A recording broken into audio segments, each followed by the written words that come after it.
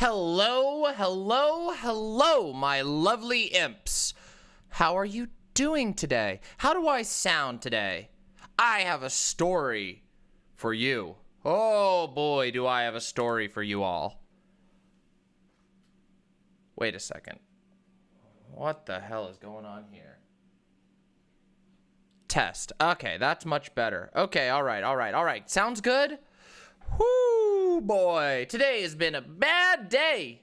Oh no, why is Impo Run broken? Whoa, Impo Run is totally broken.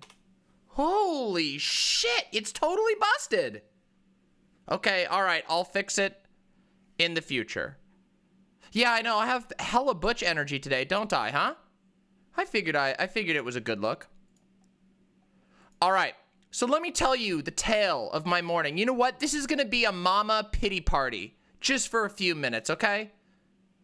Is SiteStream normally behind YouTube stream? No, is it? Is that what's happening right now? Is SiteStream behind YouTube? That's really weird. Does it happen a lot? Okay, well, hopefully it's not too bad. If it's really bad, we'll figure it out. Let me check in before we get into the bullshit. Good afternoon, Gambino, Socials, Potato, NS Gomez, Virtual Guy, Slice of Onion, actual username, Samoski, and Alora and Nofis. And likewise, from the YouTube chat, I am High J, Yataxi 786, V Noir, Comrade Cat, Pernicus, Rebecca Soul West, Ness, Yak Taxi, and Surfer Dude. Hello to all of you today. Please do not forget to hit the like button on this stream.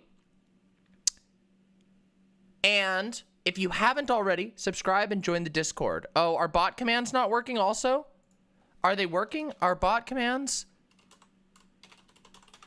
Okay, they're working. Okay, bot commands are working. Okay. Yeah, all right, so this morning's been really tough. I'm not gonna lie, okay? Pity party time for just a few minutes, okay? Listen, I woke up this morning feeling like absolute hell because I was very sick last night and I didn't mean to be.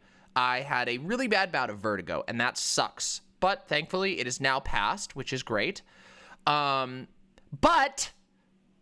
I logged on this morning with the goal of fixing my output from the camera so that I could properly stream tonight. And I accidentally destroyed my entire OBS setup. It's easier to do than you might think. Actually, believe it or not. It really, really is. It's actually incredibly easy to do. And thankfully, it won't be anymore. I've now made double backups of my setup. And on the plus side, I was able to resolve a couple of issues. Like, for example, we won't have doubled up echoing dono sounds anymore. And I should have slightly nicer audio sound. And I also, well, I thought I had made a backup, Gayfesh, but I had backed up the wrong thing. I only backed up, now see, OBS is kind of silly and it has two separate things. I thought a profile was going to be everything because that makes sense. Your profile is what you customize everything. No, your profile is only the settings menu settings and nothing else. And it is your scene collection that is everything else that actually matters. So I had to reconstruct that from the bottom up. And it's okay, now I have it. Now I know. But I spent this morning desperately, and Silent will be able to tell you this later when Silent comes around, because Silent and I were working on some research at the time. I spent this morning tearing my hair out, calling myself an idiot because I blew up my OBS setup, which was very frustrating. Hopefully, though, it will now be much better. I hope. I really hope. However, I have good news. And that good news is that tonight's debate is going to be the fucking Demon Mama Power Hour. You understand? Because I called in The heavy guns. We did a whole research session. And we've got the information we need to talk about the very, very complicated NYPD situation. No matter who shows up. So it's going to be real, real good. Between me and Vosh and Vadim and Dylan Burns, oh, is it going to be good. Oh, is tonight going to be wild. And we've got an hour to hang out, just all of us. So we're going to spend some time just fucking chilling together, you know? And I am noticing, I'm sorry to do this to you all, but we only have 57 likes on the video and 90 viewers. So if y'all could throw me some likes, I'd appreciate it. I really would. It helps me get up in the algorithm, and because we've got everybody tagged, it will also help them get up in the algorithm. So not only can you help me, you can help Dylan, Vosh, and Vadim, and technically Prime as well, get in the algorithm by just one fucking like. Just one. And you could do all of that. It's incredible. And that's all the shilling I'm going to do for now. Dylan is on the debate himself. Yeah, Dylan's debating tonight. Am I debating against Voosh? Probably not. We're both lefties, so I highly doubt it. We're on the same side. I'm sure there might be some things we disagree on. You could do all of that with just one small like. Oh, it's ridiculous. Oh, we have so much info. Look, here, I can preview it for you. Ready? I'm going to give you a 2-second preview. Watch. Did you see all that? Did you see all that shit? That's what we got prepped. Thank you, Silent, for being a great research partner.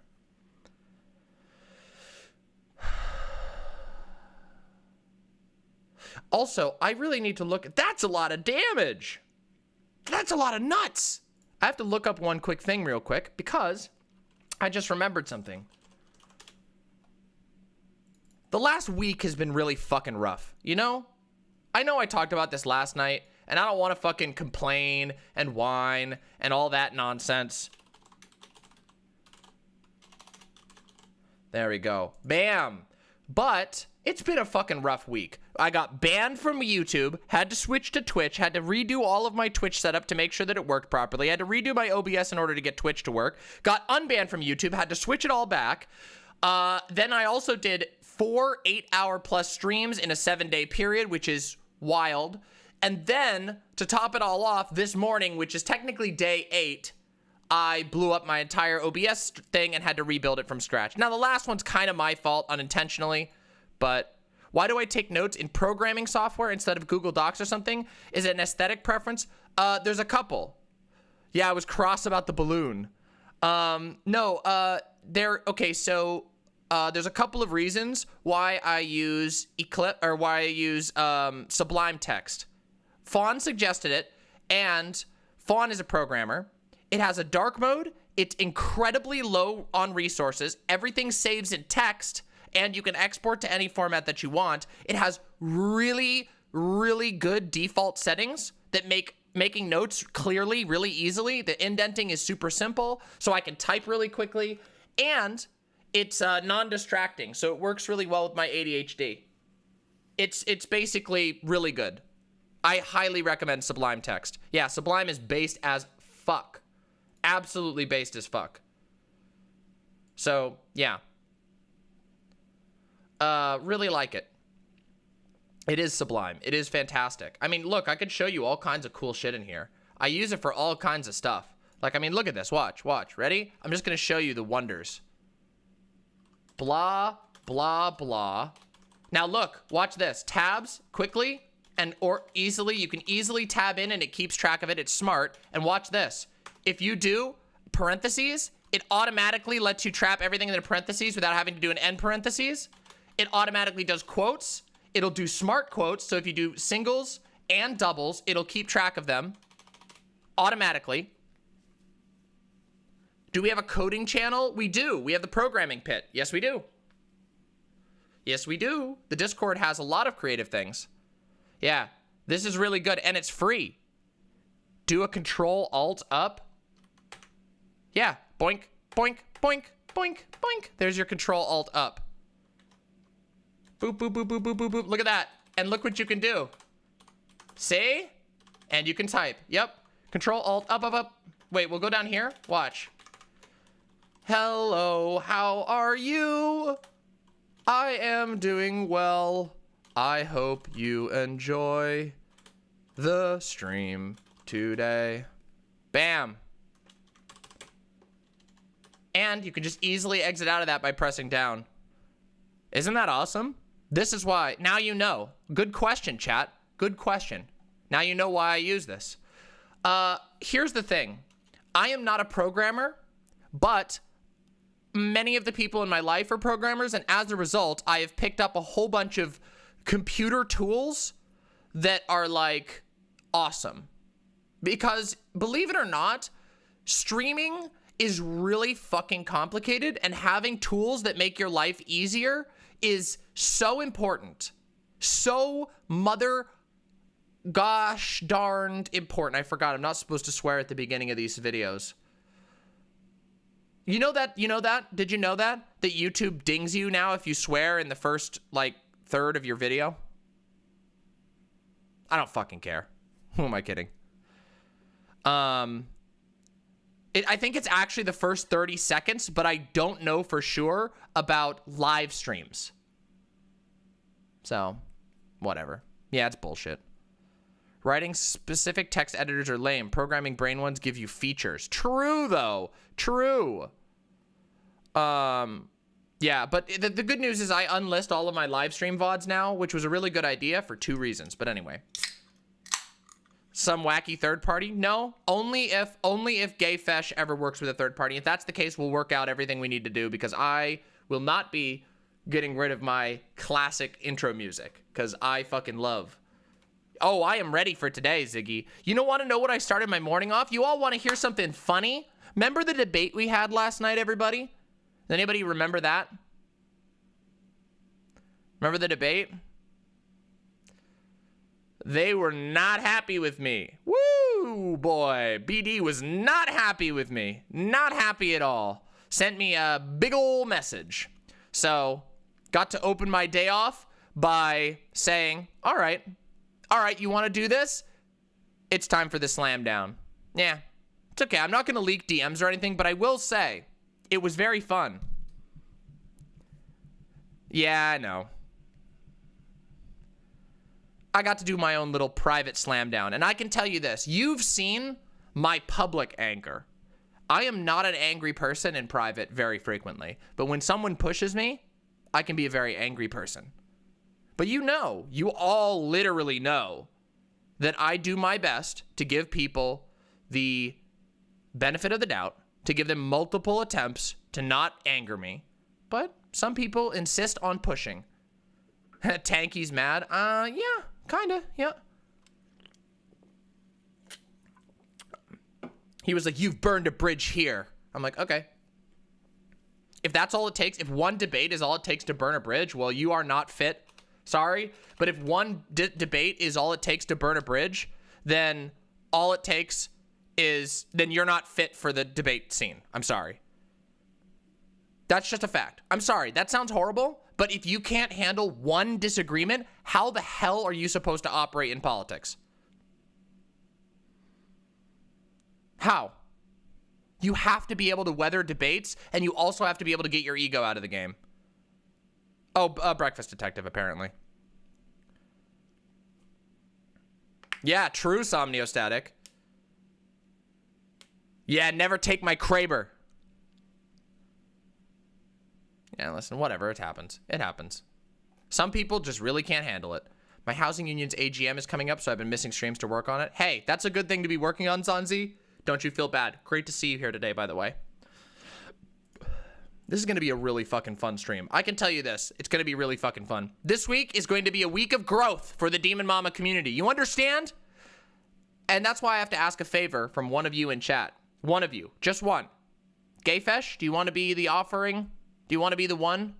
I'm calling you out because you're usually really good about this shit. I don't know. I need a mod. I need a mod who is gonna be here the whole time and is willing to post my social links over in Prime's chat and the other chats when the promo time comes. Specifically the YouTube and the website and the Discord. Those are the 3 that are most important. And the Twitter. So those 4. Blam. As my unofficial... Yeah, I just need somebody to coordinate it because my brain is trash right now. And I'm really sorry. I know I'm the streamer. I'm asking you to do something for me. But if you're willing, I would deeply, deeply appreciate it. Seriously, I would. Because I have had a lot on my plate this morning and my brain is kind of like... Hey, Lonnie, good to see you. See you soon, Martini Peterson. Happy to have you here. Okay, well, don't you worry, Gayfesh. I was just asking because you're usually really, really good on that stuff. If not, it's fine. Maybe Jeena can or somebody. Hey! Thank you, Fawn. I appreciate that. Yeah, I mean, true, Rain Tanic. How can you operate in any relationship disagreeing with everything? Yeah, true. You should be here the whole time? Hell yeah. Also, Gambino, great to see you again. Everybody, give Gambino a great, warm welcome back. Gambino is one of our mods who's been around for a long time, but had to take a break for a bit to work on school, if I remember correctly. But give a nice, warm, impo comfy welcome, whatever you want to Gambino. Very happy to have you back. And again, as always, you are a volunteer mod, and we appreciate that. Just know that, okay? I really appreciate that a lot. No, please don't. Benjamin, if you have the time and the ability, if you could just coordinate that, all we need is one mod doing it. So just, if you need to use the Discord chat to coordinate it, that'd be great. And I wanted to let you all know, we haven't done this in a little while. We haven't done a little, like, state of the stream kind of thingamajigger, but I felt like it would be kind of fun to just do it right now.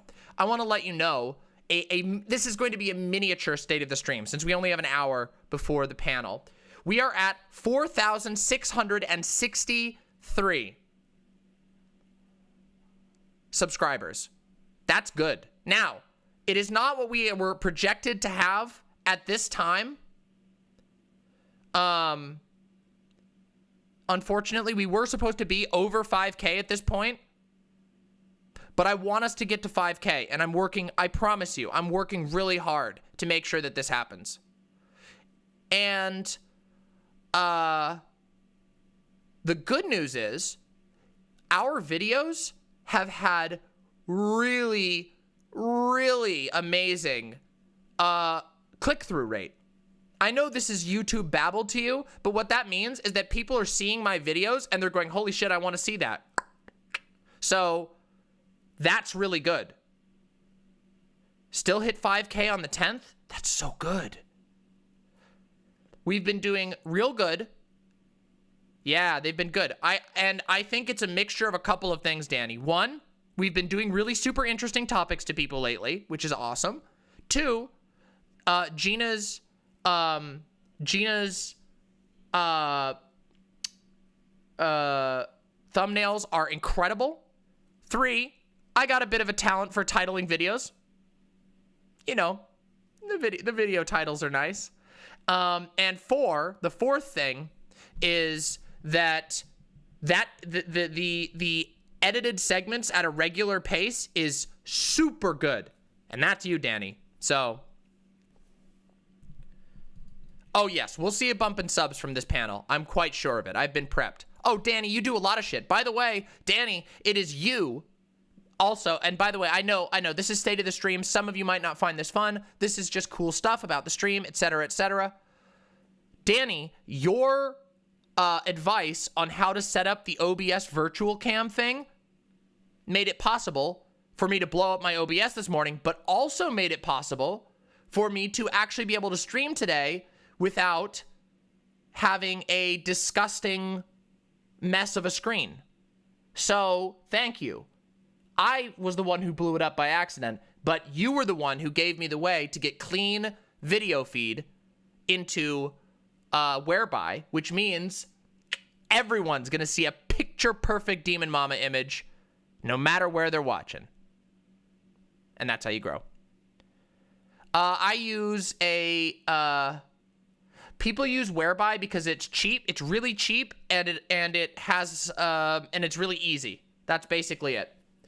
Discord is horrible to your system settings, and Zoom is basically spyware, so Whereby is the go-to. Yeah. What if you're watching on a 4-pixel monitor? Might have a little trouble there, and I would recommend taking that monitor to your local museum because they'll probably give you a lot of money for it. If you have a 4-pixel monitor, I don't even know what that would be, but it's probably worthwhile. It's probably worth money at a museum. Yeah. Discord is garbage for multiple calls. As a whole, Discord is incredible, but for calls with multiple video callers, no go. No go. Can't do it. It will eat your entire system settings. Like, I have a pretty decent computer at this point. It'll kill it. And it'll crash. So, also, watch this. I added a button. Ready? Watch this.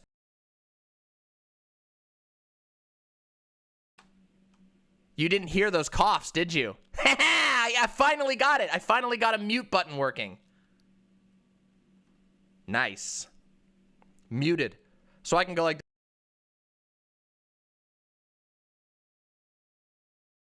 and you won't hear shit. Isn't that cool? Also, I did fix the doubled up dono audio. So donos should be working again, and they shouldn't be doubling up. I do be spitting facts. I mean, that's my job, right? That's my job, right? Hey, thank you. This is my ghost hat. I was inspired to wear my ghost hat after ghost hunting yesterday. Ghost hunting was fun. Yeah, I can yell at the house.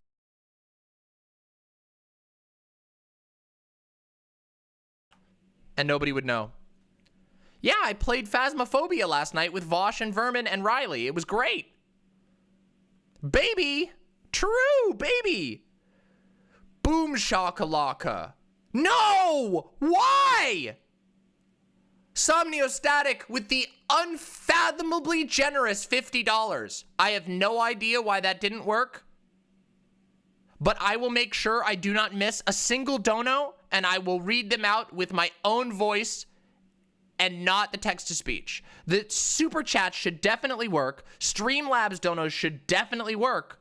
Something is wrong with site donos. You did that through the site, right? Right, Somniostatic? Ah. Yeah, okay. So it's the site. I gotta talk to White Nervosa tonight. All right, I'll do it. I'll do it tonight. Gotta add that to the list. Let me add that to my to-do list. Do-do-do-do. Do-do. Talk to White Nervosa about dono messages not being piped into the site or into OBS from the site. Look at your baby? All right, I'll look at your baby. Let's do it. Thank you so much, Somniostatic. I appreciate it so very much. You really, really help a lot. Aww. What the? What the? Oh, what a cute baby. What a baby. Baby with little sleeveys. Little cozy sleeves. Aw, he has an infected knee. Oh, poor baby. A baby.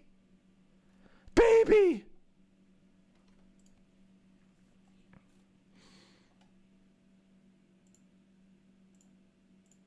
There we go. There we go. I fixed it. Now it should work. Let's see. Whip, whip, whip, whip. Yes. Excellent. Wow, we've been getting a lot of interaction tonight on Twitter, huh? Catherine, I wish you great luck. I hate those things. I've had to get them too, and hopefully you won't test positive. Did you see this god tier meme? Did you all see this god tier meme that Marinara made? How it started, how it's going. True! This is me today. This is how I started my morning, and this is how it's going.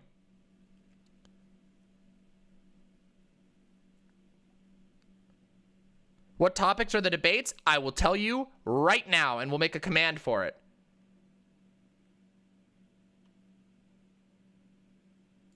Here we go. Are you prepared? Topic number 1, religion and politics. Religion and politics. Oh, I do announce my streams on Twitter. So we're going to talk about whether religion and politics are separable. They're not. And we're going to talk about how to deal with that. I can talk about this quite extensively, as you all know. 2, the second one is the NYPD has severe problems with police brutality and a pattern of using excessive force. They've been unwilling to make necessary changes. So we're going to talk about what's actually going on. It's going to be wild. And third, we will be talking about Marjorie Taylor Greene, which, as you know, I'm very, very prepared for. So we'll be talking about Marjorie Taylor Greene and free speech. A demon laser from space. True.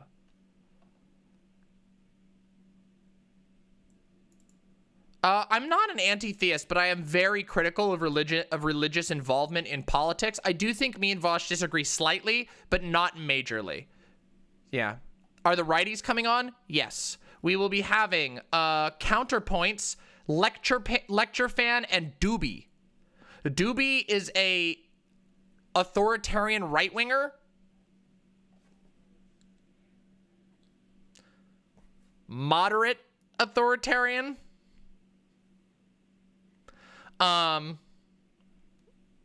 Interesting. A little strange there. So we'll see how that goes. I don't know what that even means. To me, it sounds like half-baked internet bullshit. But we'll find out. We'll find out. Yes, please politely step into the gas chamber at your leisure, please. Oh, that's so awesome, Elak.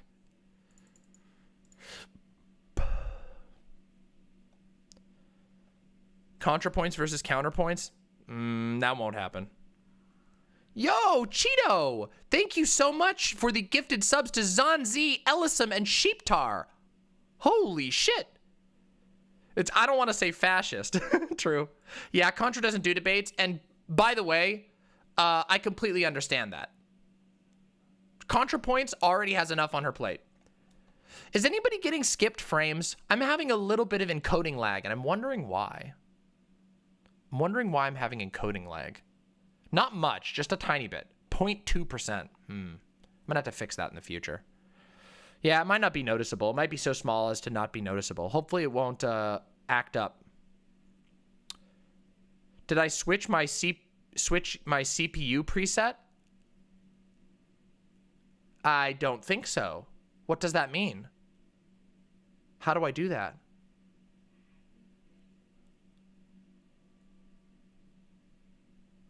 True, though.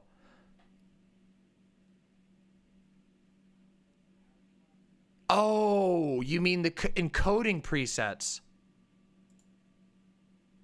Fast or very fast? Yes, I have it on very fast. Hold on, let's see here.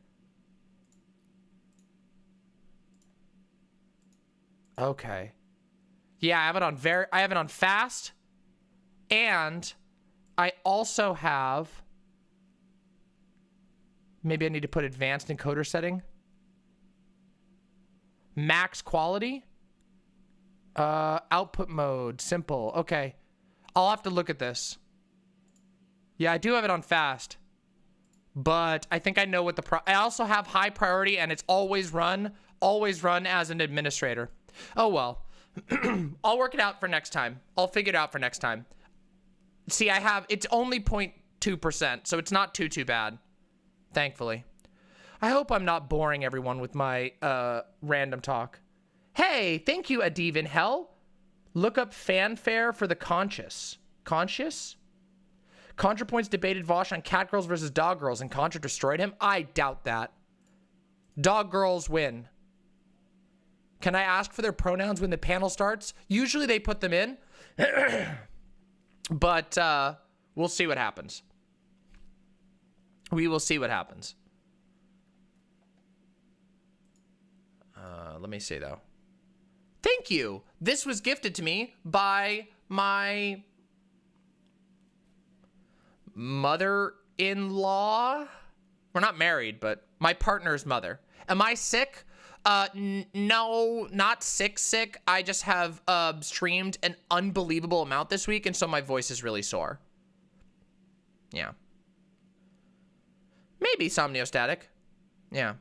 Yeah, thankfully I'm not like super sick. I just have yeah, my mother de facto in-law. That doesn't make any sense. Mother de facto? De facto? I don't know. Did you ever use the Cyclops at all in Subnautica? No, the Cyclops, yes, I did use the Cyclops. The Cyclops is the best. It's not only is it incredibly cool, but you can take it with all of the depth modules, you can take it to the very bottom of the map. It is the best. You have to build the Cyclops. It is the best part. It is the best vehicle. So good. Have I tried pouring molten honey down my throat? Secret family trick works every time.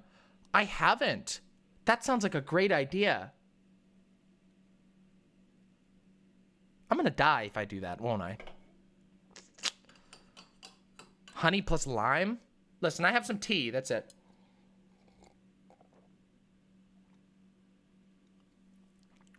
She just said nya and uwu. That will win.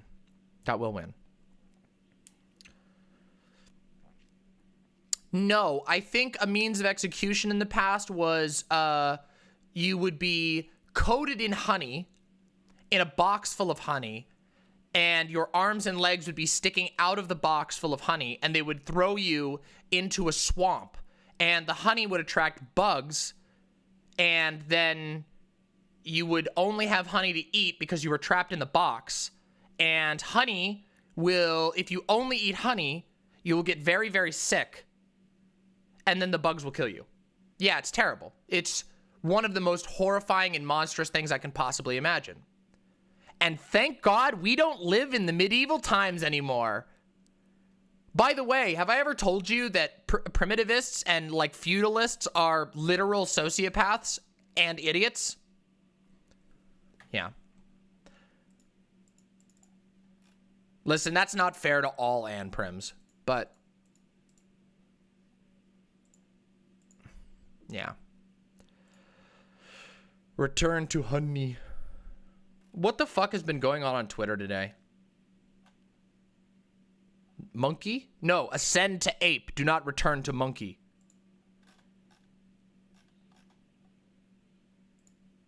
Ascend to ape. Do not return to monkey. Not all Ann Prims?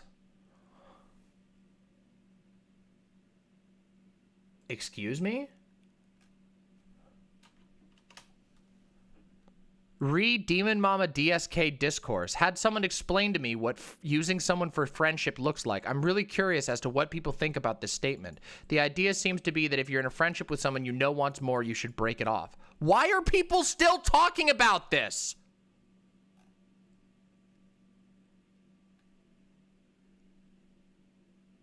Why? This was like 2 months ago. What the fuck? You people are obsessed. I told you. Da da da da da da da da da da da da da da da da da da. That's me. The content. Here's the content, everybody. Just dishing it out. Come get it. Come get the free content. Yes, you did, Alora. I'm looking forward to it. We're gonna get on top of the TikTok game. By the way, if any of you have real good ideas for TikToks, tag Alora on the Discord with your ideas, because I'm sure Alora will benefit from that. We're trying to get out a lot of TikToks lately. Did something happen? Slice of Onion, a month ago, I got canceled for the stupidest thing you could ever imagine. Literally, just imagine the dumbest cancellation possible and go one step dumber, and there you go. Yeah, we need to do that. That's one of the next big things. Can we see Yoda sometime during the stream? Yes, we will bring Yodi in at some point.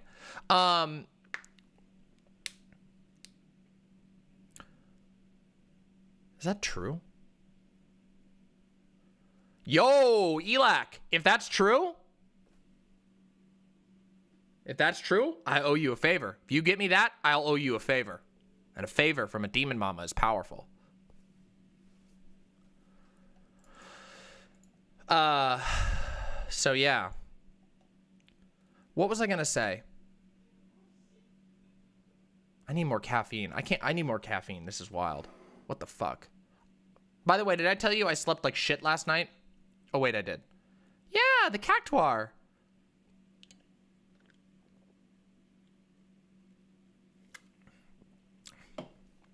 Ooh, yeah, slice of onion. That's a good idea.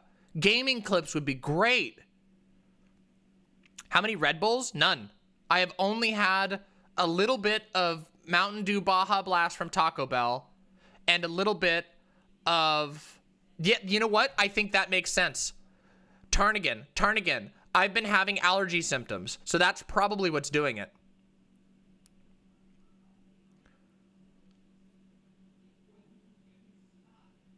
I love cactuars. Okay, I've told this story on stream before, and this is parasocial as shit, but I'm gonna tell it anyway. Fuck you. This cactuar is an original published by that was an original cactuar that was originally listed in Nintendo Power magazine and the PrimeCayes guide for Final Fantasy X, which I had when I was a kid. And when I was a kid, I really wanted a cactuar plush, but it was expensive at the time, and so my parents never got me a cactuar plush. However, 2 years ago for my birthday, Fawn, our lovely Fawn, found one on eBay and gave it to me for a birthday gift. And my other partner gave me this hat. And it was one of the most kind and loving gifts I've ever gotten. Isn't that wonderful? And that's why I put it on stream, because it's really special to me. I know. Very, very, very silly and softy. I know. Big mean demon mama got a gift for her girlfriend.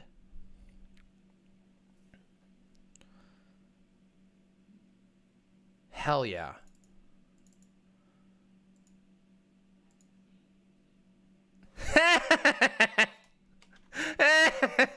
Demon Mama? I heard she sold the Declaration of Independence and made an open source fork of it. Uh-oh, what's this? What you got for me, Somniostatic?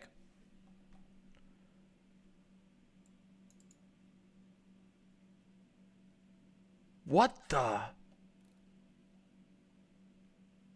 What? U.S. Republican Representative Ron Wright dies weeks after testing positive for coronavirus. Holy shit. It was inevitable, right? It was inevitable, right? Jesus Christ. Oof, oof, oof.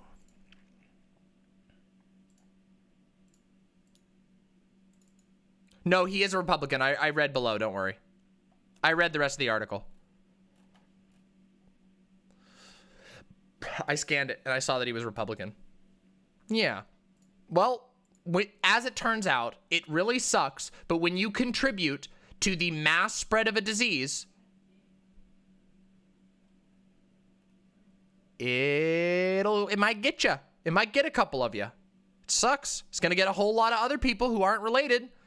Not going to be too sad when one of the Republicans who helped make it worse and also killed a whole bunch of innocent Americans also gets got by the exact same thing.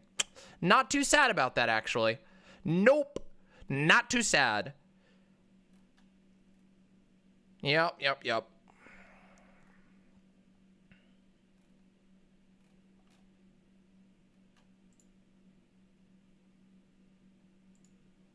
Hey, thank you so very much. Life must exist. Appreciating the great content. Thank you.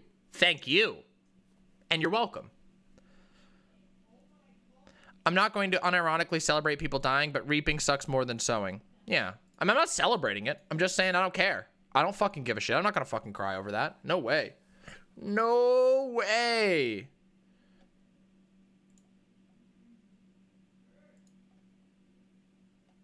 Wait, honey is molten at room temperature. You wouldn't die?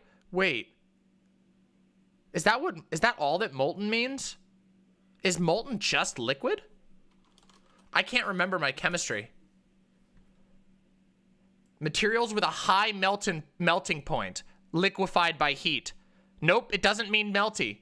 According to this, especially pertaining to materials with very high melting points. Look. Whoop.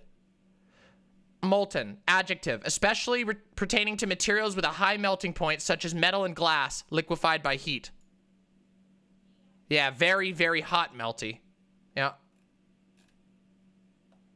Here we go. Fused or liquefied by heat. Okay. Made by melting and casing. Okay, so I guess it's not decided. Yeah, it's not decided yet. It's not fully decided, but it's not exclusively. I would say that for most people would consider molten to be something with a high melting point. Yeah. Yeah. Well, one dictionary does and another doesn't. It seems to be not 100% agreed. Relative terms are valuable, you know. Relative terms are very valuable. Like left and right. Do you know how hard it is? Do you know how hard it would be to find your way around if all you ever used was objective, or what's it called? Non-relative, what's the term? Non-relative directional things? Anyway, relative descriptors are super important. You have to. Absolute. Yeah, absolute. Yeah. Water's melting point is 32 degrees. Yeah, it is, isn't it? Yeah, it is. Yeah, it is. Well, actually, it depends. That's pure water, yes. Pure water, yes. But not pure water is not. And that's why you can make, what's it called? That's why you can make super saturated liquids. Here, look at this. Let me show you some cool science. You ready for some Bill Nye the Science Guy? You ready for some Demon Mama the Science Demon? Look at this. Watch this.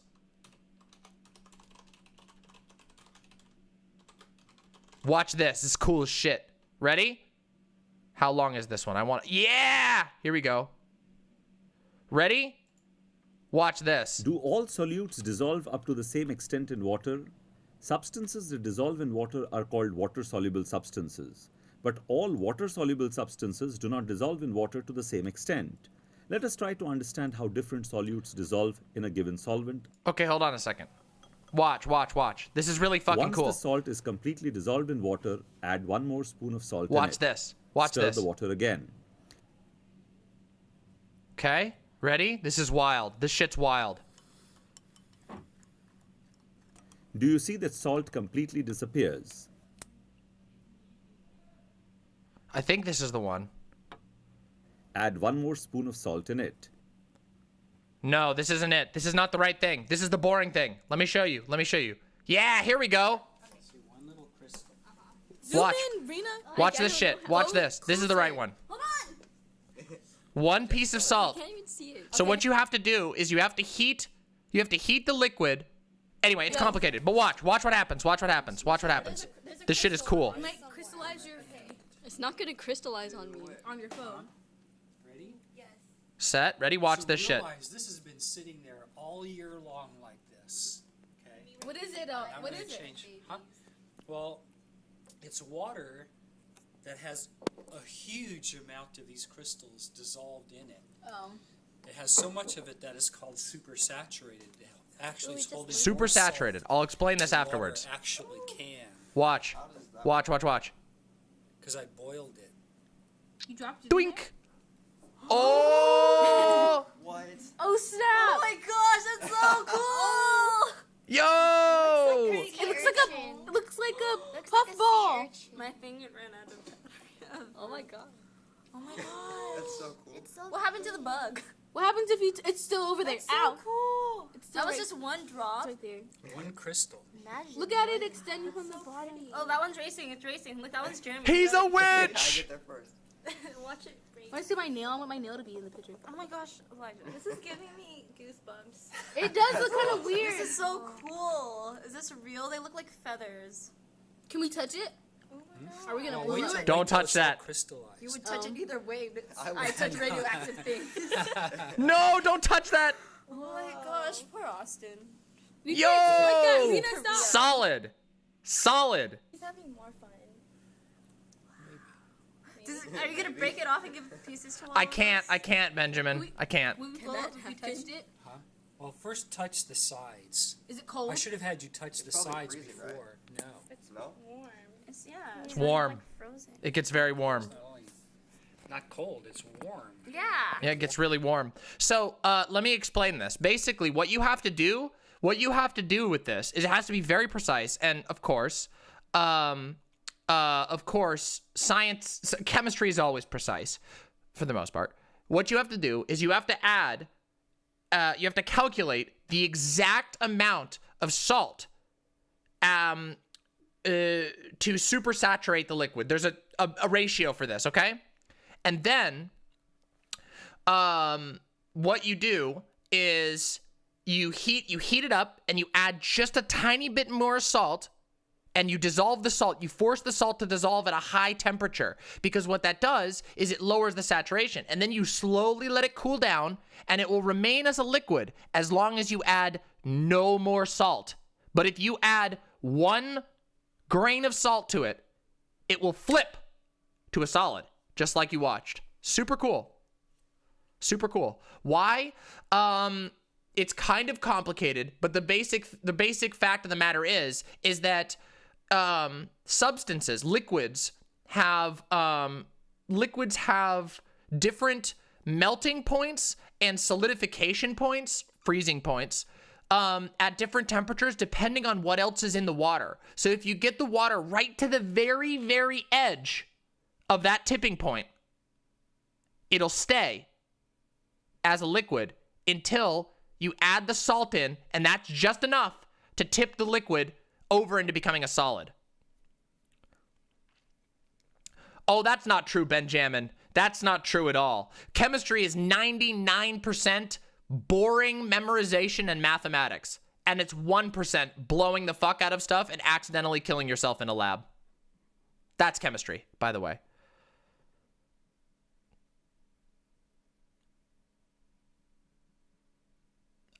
We don't really have enough time, but Gambino, maybe after. Are you alive, Hyun? Or are you speaking to us from the beyond?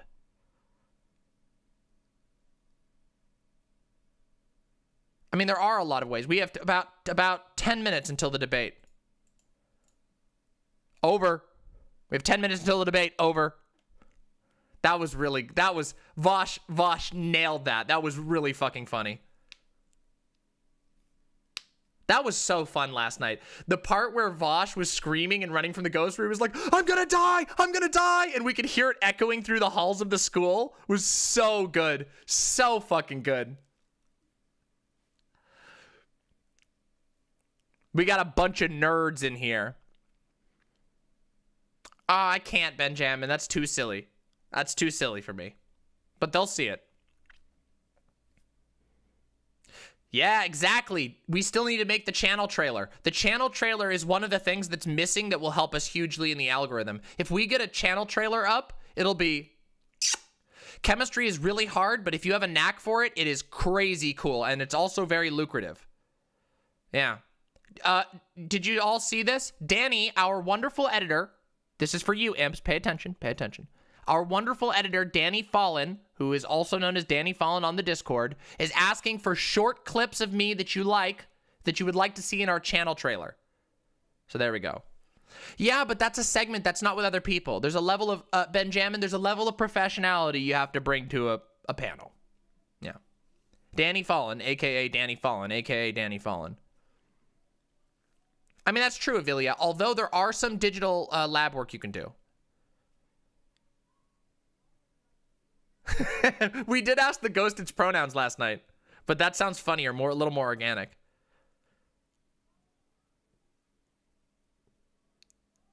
Did my dojo go through, Crabe? I don't think so. Did I miss a dono? I don't think I got one, dojo. Sorry about that. Sorry, Crabbe. I did not see it. I don't believe I've gotten any super chats. Let me double check. No super chats yet. Hey, YouTube chat, I'm looking at you right now. Hey. You found Richard Wolf first? Hannah, Lamau, Hannah, that's so on point. You found Zan before Vosh and DM from Vosh Pipeline. Very happy to have all of you Voshsters here, all the Voshites. Very happy to have you. Again, I'm an OG Vosh chatter. You've definitely seen me in chat. If you're part of Vosh's community, you've seen me in chat there. You just might not remember it, but you might have not have noticed it, but your brain did, as our friends over at Red Letter Media would say. Why can't chemistry be like Full Metal Alchemist fun? Because lots of people would die if that was the case. Yeah. Originally a voucher, but now an imp. Listen, we love it. We love the imps here. Imps win. Yeah, accurate, Catherine. Accurate. Hey, you don't have to worry about making a switch. You could be both. And the cool thing is Vosh usually streams before me, and then I stream. But today, we're streaming at the same time, and we got to get ready because this panel's about to begin. You realize this panel is about to begin, and we're about to have a debate on our hands? Are you ready for a debate? I am. Hold on, let me get my push to talk prepared. We got that. Let's do it. Here we go. Here we go. Got to get in the whereby. We got to do this. We're going to deafen and mute. And then we're going to go and we're going to join the whereby.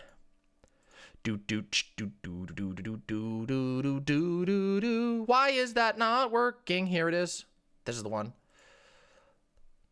Yes! Yes! It's working! It's working! Thank God! It worked! Oh! I'm so happy. Also, the limiter for my voice should be better. There should be no peaking whatsoever when I yell. When I scream, your ears should be protected.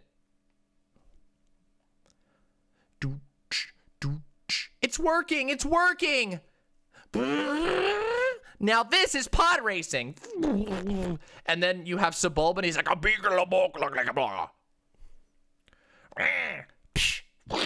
and shoots the fire out the side because he's a cheater. He's a damn cheater. Sebulba, cheating bitch. Actual username hasn't missed a stream in a while and deserves a yellow star. Thank you, Billy Mac. Really appreciate that. It's like I'm in the Star War. You are in the Star War. Yes, actually, Windleby. Do you know how many times I've watched The Phantom Menace? Listen, it's actually funny. The Phantom Menace is stupid, but it's actually not as bad. Okay. How do I put this?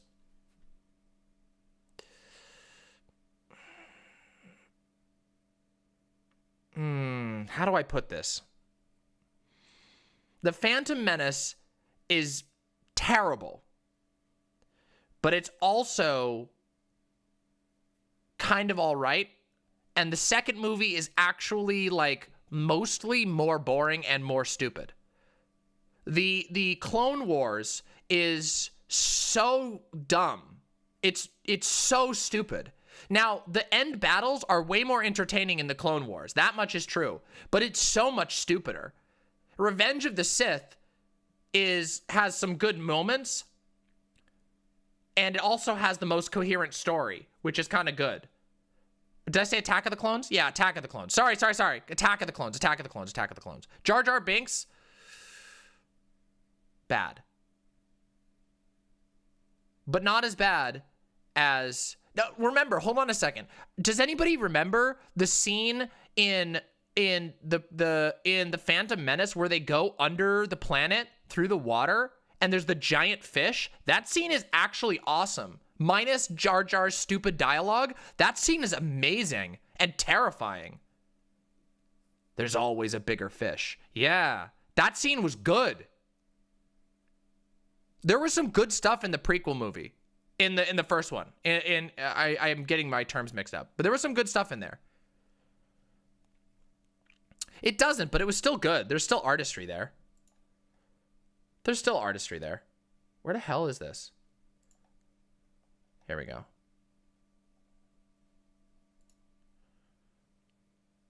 Oh, let's take a look.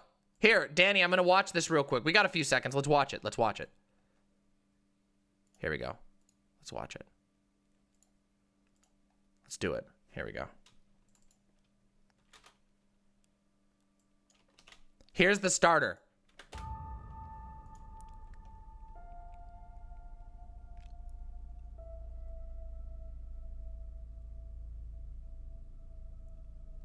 To my website, demonmama.com. Yes! Yes! Amazing!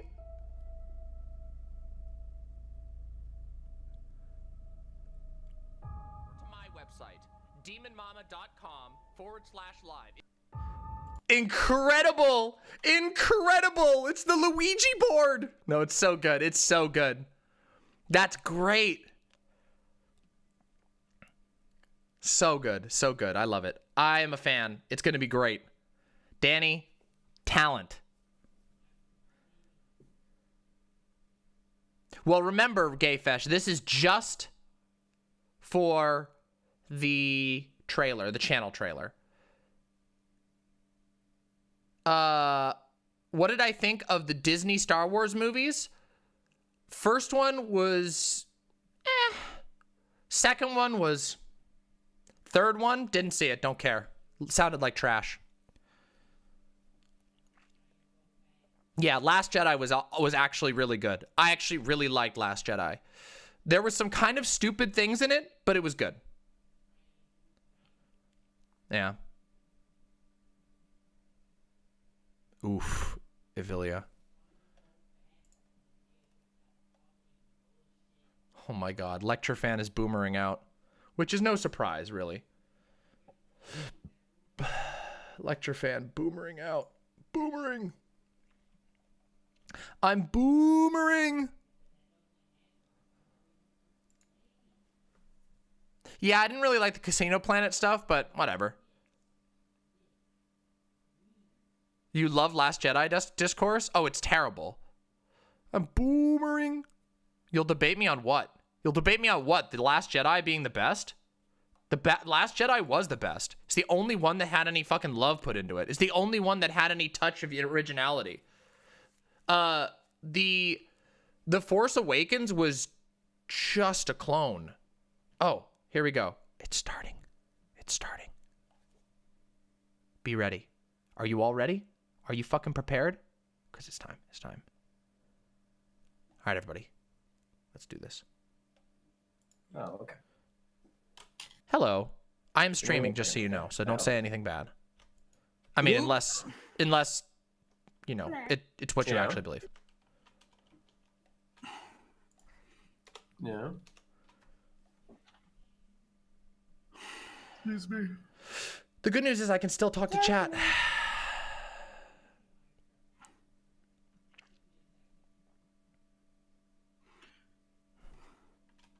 You need help? Wait. Why do you keep knocking the headphones out?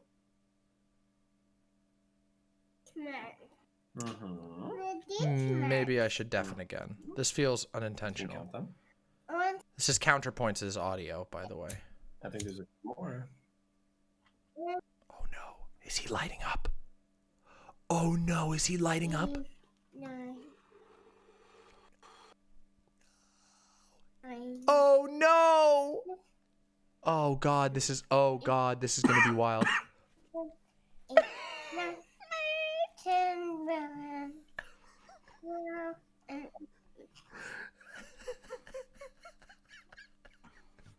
Just tell me. One idea.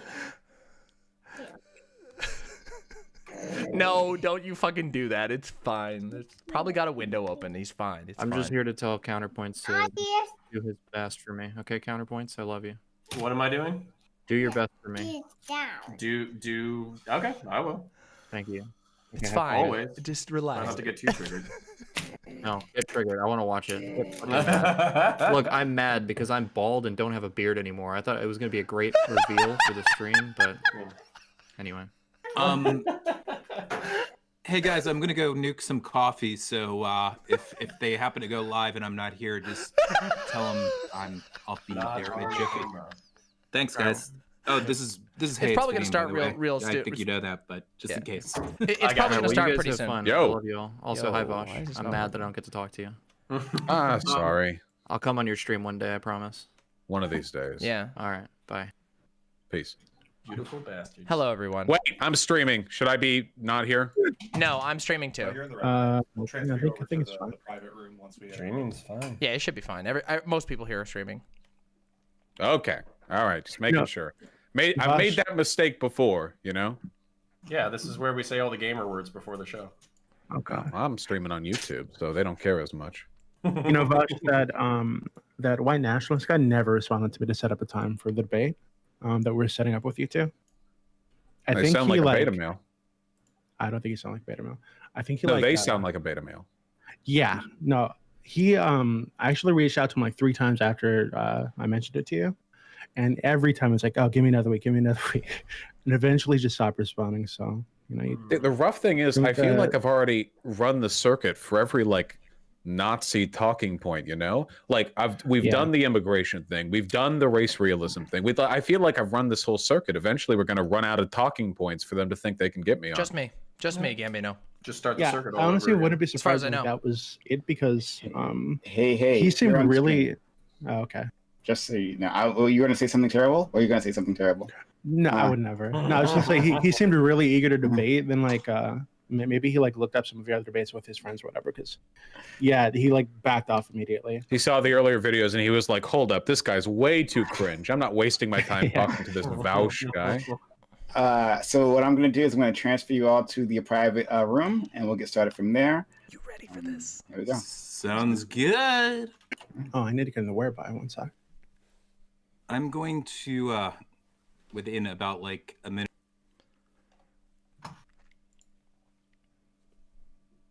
Just letting you guys know that. Okay.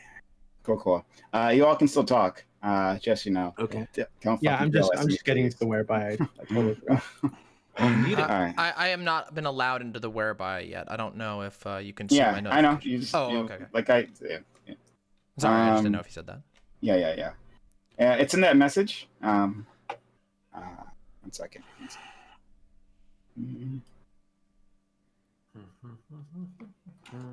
All right, and we turn that off now. Okay, hype train coming through. That's nice. Hype trains are always good. We don't get those on this site, but that's all right because we're on YouTube. All right, what do we got here?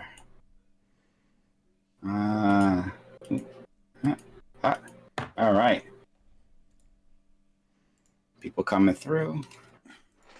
Thank you all for the level 2 hype tree. Thank you, Fighting Jack, for subbing for your Prime Gaming. That's really kind of you. And and Show Ghost as well. Yeah.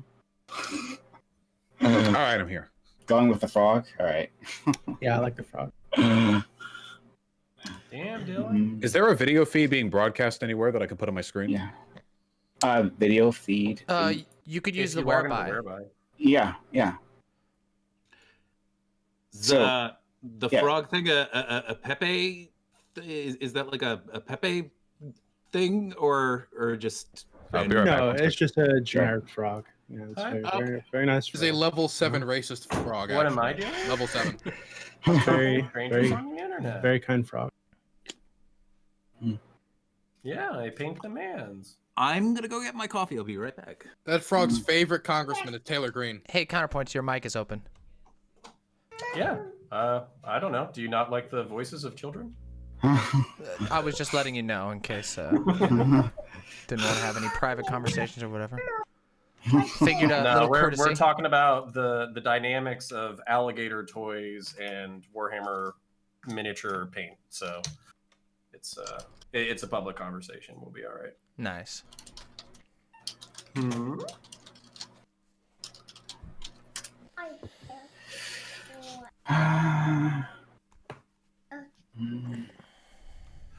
many mans? True, Gambino. 1, 2, 3, and 4. Oh.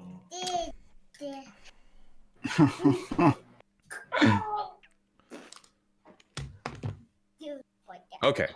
Like that? Awesome. I'm waiting on one other person. Vosh. Oh, wow. Thank you, Leah, the monster Leah, for 25 hot tier 1 gift subs. Holy crap. That's really, really kind of you, Leah. The monster strikes again, putting fear into the hearts of non-donators. But really, really appreciate that. Cowards who don't show their face. A lot of strong support. Get a big sus from me. Get a big sus from me. Also, how's the audio levels? Is it too loud? Are they too loud? Yeah, so we're at level 4 hype train. We're gonna get started soon. But I hope they're level 4 good. Hype train. So if you guys want to help out, help the channel, now's the time to do it. Now's the time to sub, to give bits. It might actually, Alora. It might. Very much appreciate it. And again, I thank you all for the support that we've seen so far. Okay, I'll Really turn it kind. down a little bit. I'll have to adjust audio as we go on. What are you doing? So, Vosh, are you you good with the whereby? You might have to DM him. I think he's deafened right now. Hopefully. Don't know if he can't hear us. Because he is. All right, so let's. I'm ready. I'm fucking ready. No. Hold on. You guys can keep talking about stuff. And thank you for the 5 high tier 1 gift sub. Some guy Tyler. Another. Wow, that's 15 just today. That's really, really kind of you. Yeah, you guys can talk literally about anything. I think That'd so. be useful. To keep the audience entertained, please. Okay. Well, then I'll do the PrimeCayes shill. So if you're new to PrimeCayes channel, then go ahead and follow. And also, if you can sub, because we do this stuff all the time. It's super fun. And there's a walk-on panel right after this. So for the love of God, don't go away after the debate because you could wait. Are you doing walk-on afterwards? I have no idea. I'm trying to. Yeah, I am. Yeah, you got a hype train going on over there. I feel like we need some energy for the hype I think train. you did it better than I do. Actually. Hello. Hello. Hi. Hello. Are you having trouble getting into the whereby? To the whereby? Yes. Wow. Now the game for a minute. The whereby? I see rowboat waiting room. I see thousands. If you go to the group DM, I sent a link to a program. Oh, here we go. Yeah, a link to a web service. It's a Whereby? Why does everyone use a different one of these services? I swear to God. The same one you used when we were doing our other roundtable, Hippy Dippy. Most people on Twitch do use this one. Talk to you about it. Some serious old man energy right now. All right. Okay, I'm going in. Boomer. The wet boy. All right. Making an appearance. Thank you so much. If you could, mute yourself in whereby. There's a mic button on the bottom of your screen. I already got it. Awesome. Excellent. All right. I'm ready for this. Are you all ready for this? I'm ready for this. I'm fucking ready. Waiting on one other person, and I believe they will be here soon. We'll do that real quick. How's this? Sound good? All right. Hopefully this will be nice and Hey, comfy. Vosh, do you remember the baby that you talked to like 2 years ago when we first had our discussion? I think it was 2 years ago. I think it was a little more recently than that, but of course I do. Chat remembers too. We'll do this. Okay. We'll fix it. His mom doesn't want me randomly posting it or like showing him on the internet, but if he comes back in this room, then I'm just gonna punish her by just saying, "Hey, there's a baby," and I'm gonna be like, I'm gonna do the Lion King thing. Gotcha. Whoa, Well, for we my got a part, my VTuber? community has sworn not to dox your baby. There's a I appreciate it. VTuber? All right. So if it does happen, then we'll know to go after other people. That's fair. We have a VTuber on here? What the? All right. Thanks, man. I appreciate you. All right. Interesting. Seconds. This is interesting. Should I be VTubing too? Can I get this? Is this something that I can get set up quickly? The first cross VTuber political tuber panel we've ever seen. Hold on, wait. I think I can do it real quick.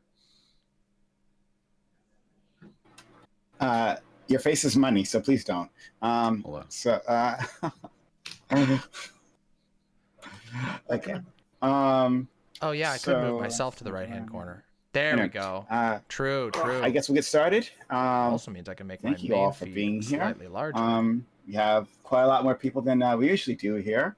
Really do appreciate that everyone stopping by. Good call. Thank you for this event. So we are at the doing the Reverie Roundtable here, coming at you Mondays at 8 p.m. Eastern, like usual. So we're going to start by introducing our amazing guests, and starting with our good friend, who I'm very happy to have back, Demon Mama. Demon Mama, thanks for being here, friend. Really nice to have you. Is this the same room, but just like a different camera angle? Yeah, I've upgraded my background a little bit, had an upgrade to the camera, and well, it's not completed yet, but yeah, slightly different angle. But yeah, listen, COVID makes it really difficult to get furniture, okay? So, all right. But yeah, thank you so much for having me on. I'm really looking forward to this conversation today. My name is Demon Mama, for those of you who don't know. I stream on YouTube. You can find me at my website, demonmama.com. It's right here on the screen. You can see it yourself, and we would love to have you. We have our own really awesome website chat. And we always do Q&A after the stream, so if you have questions for me or you're mad at me or whatever, you can talk to me then. But again, Demon Mama, happy to be here. And Prime, thank you for having me on. Sure, absolutely. Okay, next. Everything has changed on my screen. All right. Thank you for being here, Vadim. Great time. Once again, great timing to call on you. Yeah, I was just having a lovely sip of coffee there. My name is Vadim, also known as Hey It's Vadim.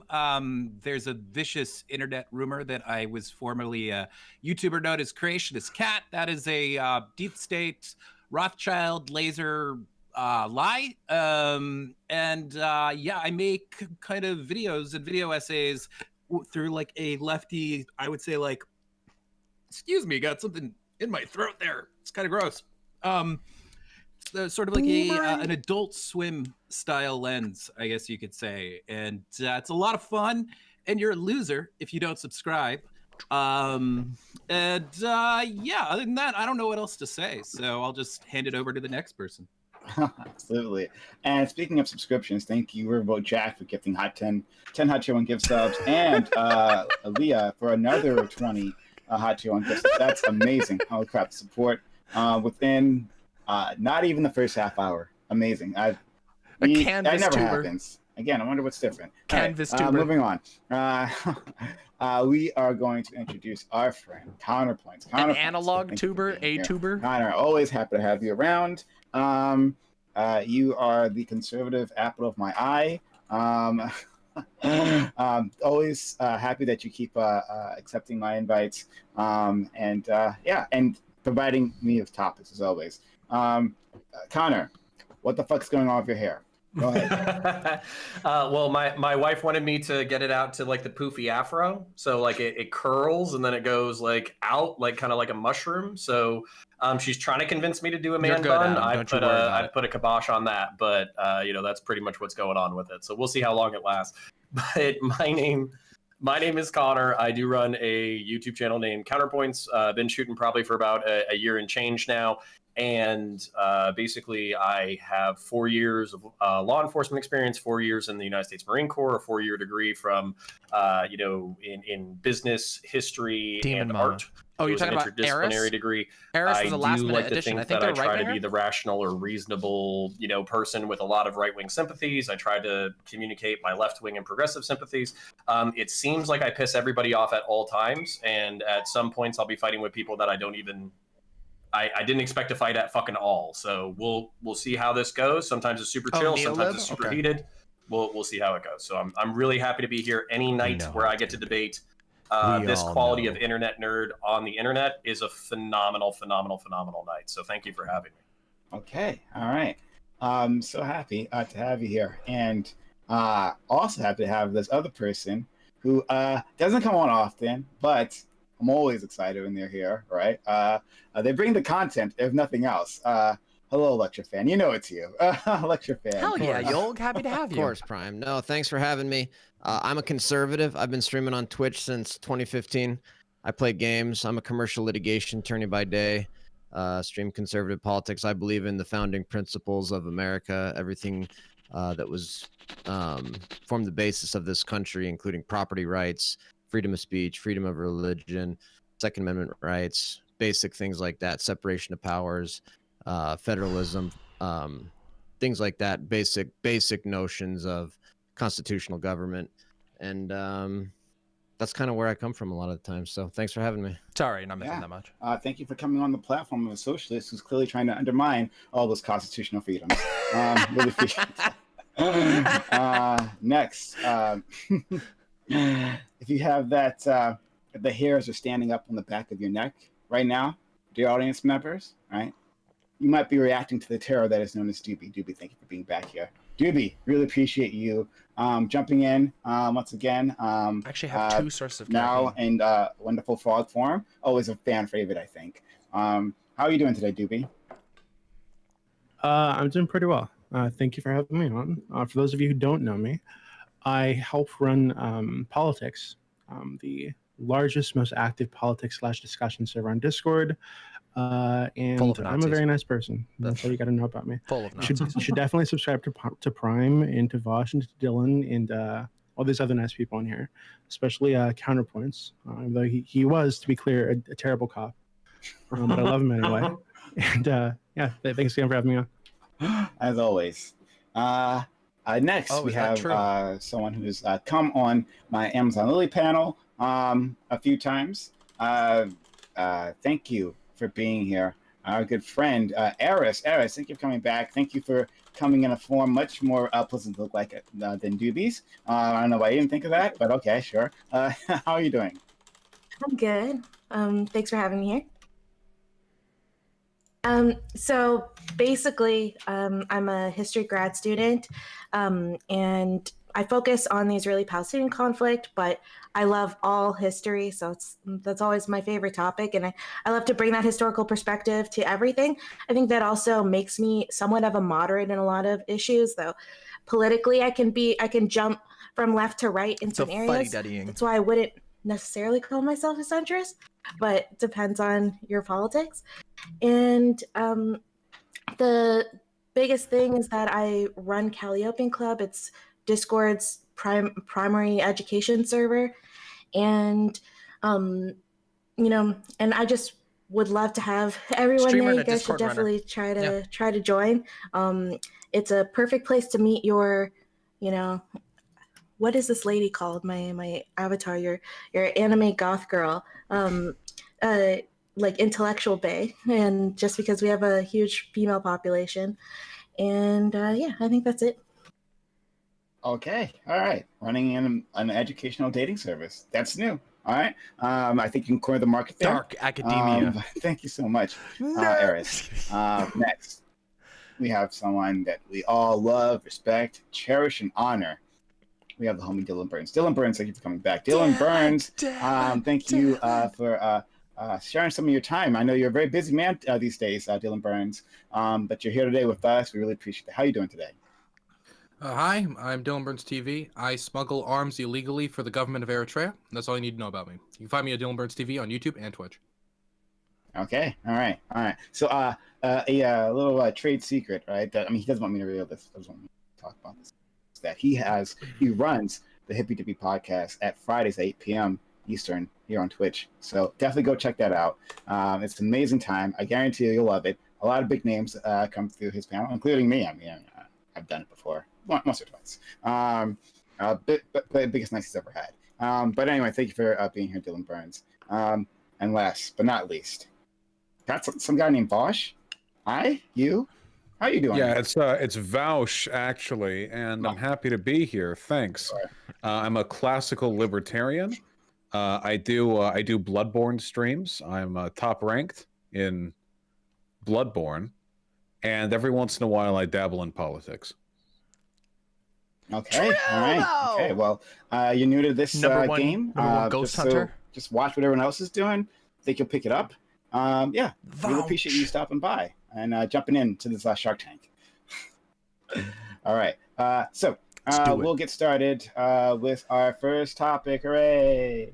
Topic 1. Religion is often talked about separate from politics, but the two are closely tied. Zionism is rooted in the Torah.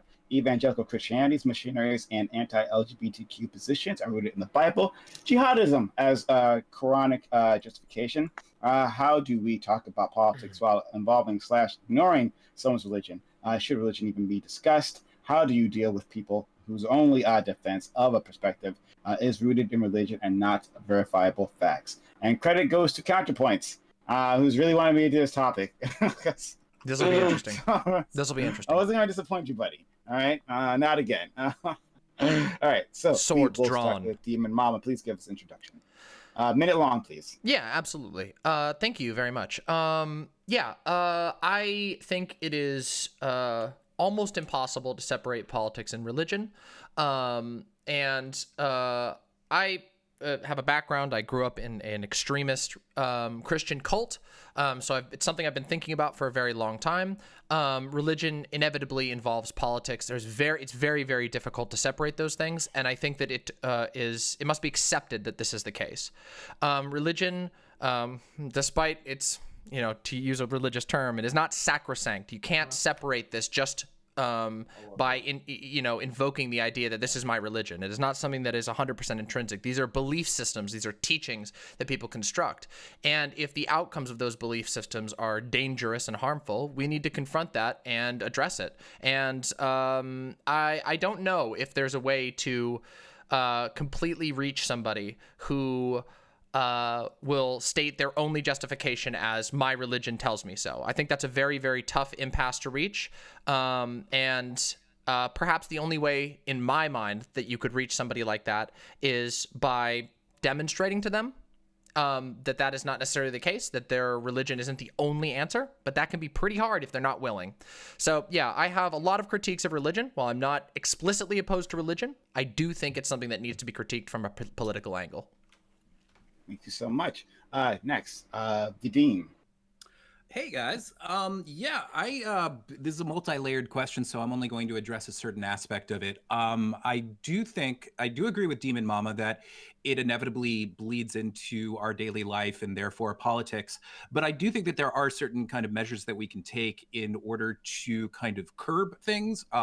One would be prohibiting the invocation of religion when people are on the Senate floor, when people are in Congress. This sort of stuff happens all the time, usually on the right, but also sometimes on the left, in circumstances where they're not actually in happy to have you, a political atmosphere, or like when they're campaigning or something.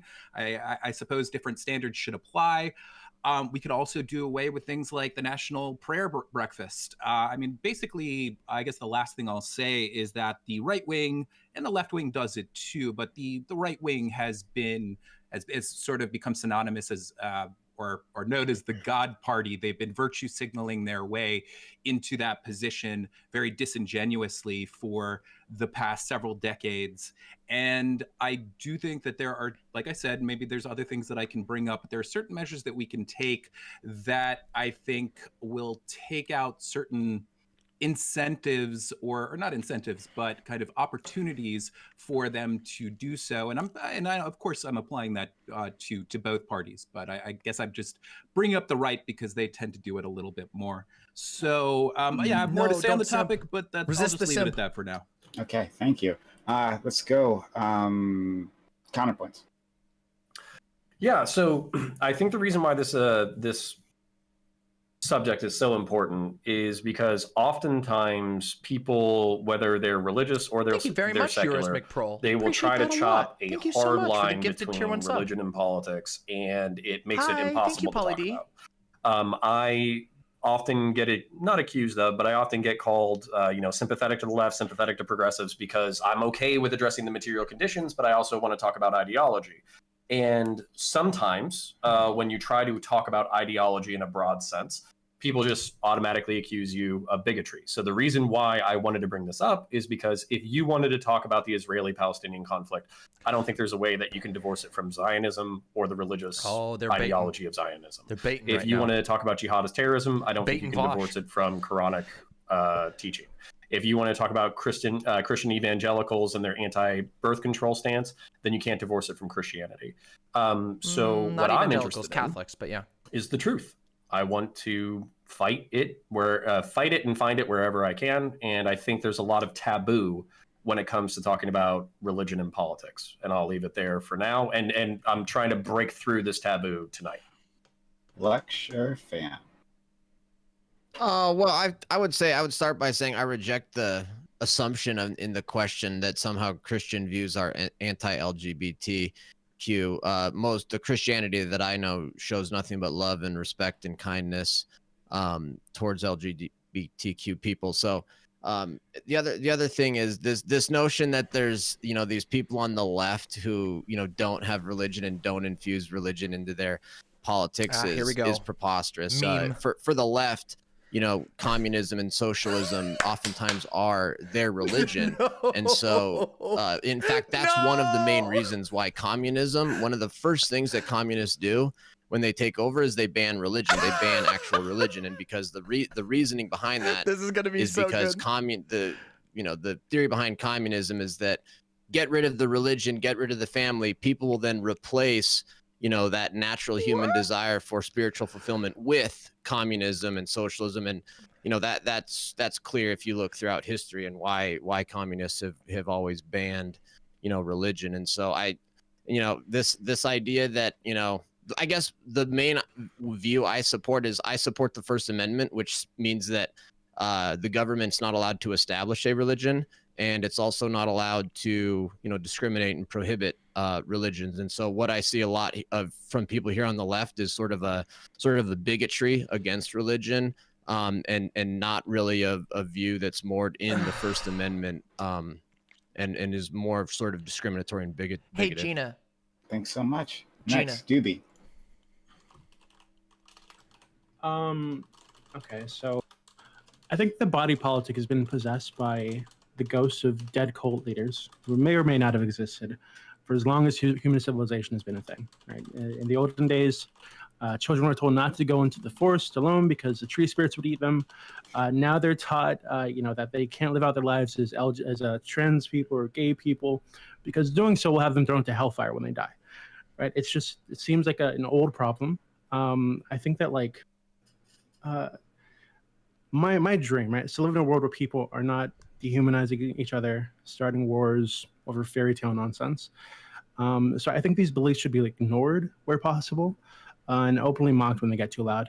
But unfortunately, given the reality we live in, a lot of these institutions can actually be pretty useful allies, right, when it comes to certain issues, not all issues, obviously, but certain issues like racial justice. True, Black churches, for example, very, very good at spreading those messages.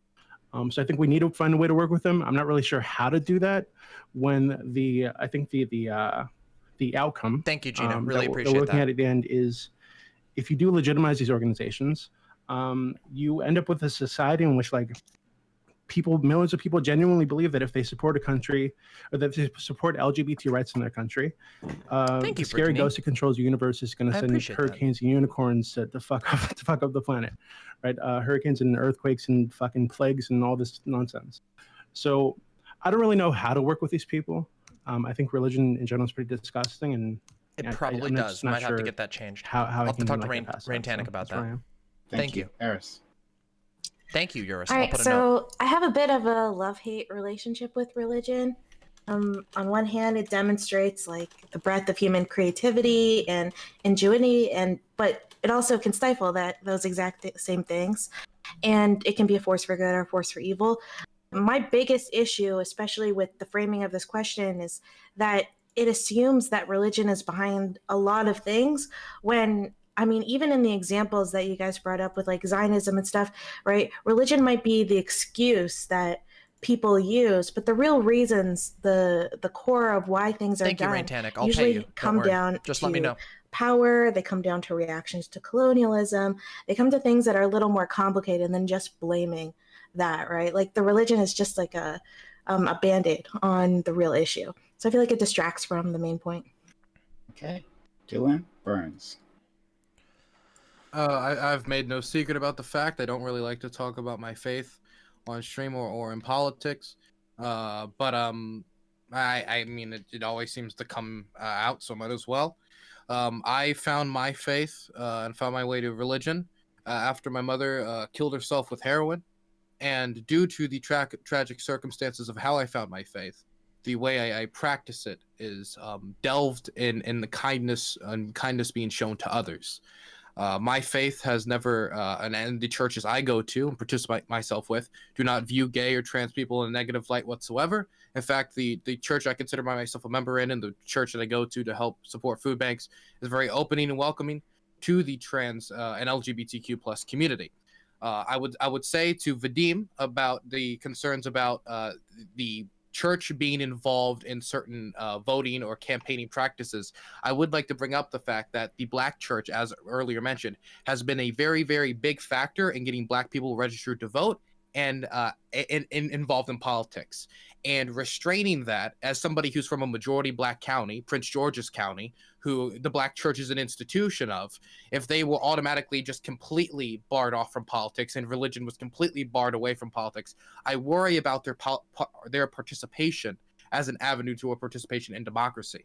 And I would also say that me personally, how I use my faith to help others is I see my politics in the way I am an activist, as part of my faith, as part of helping others. I want to get more people who are destitute on social programs to help them make ends meet. I think that the idea of being like the party of family values, quote unquote, with religion can mean helping your neighbor through social programs, universal health care, and also being supportive of trans and gay people, which I am extremely of, even though extremely religious. It depends on how you use the faith.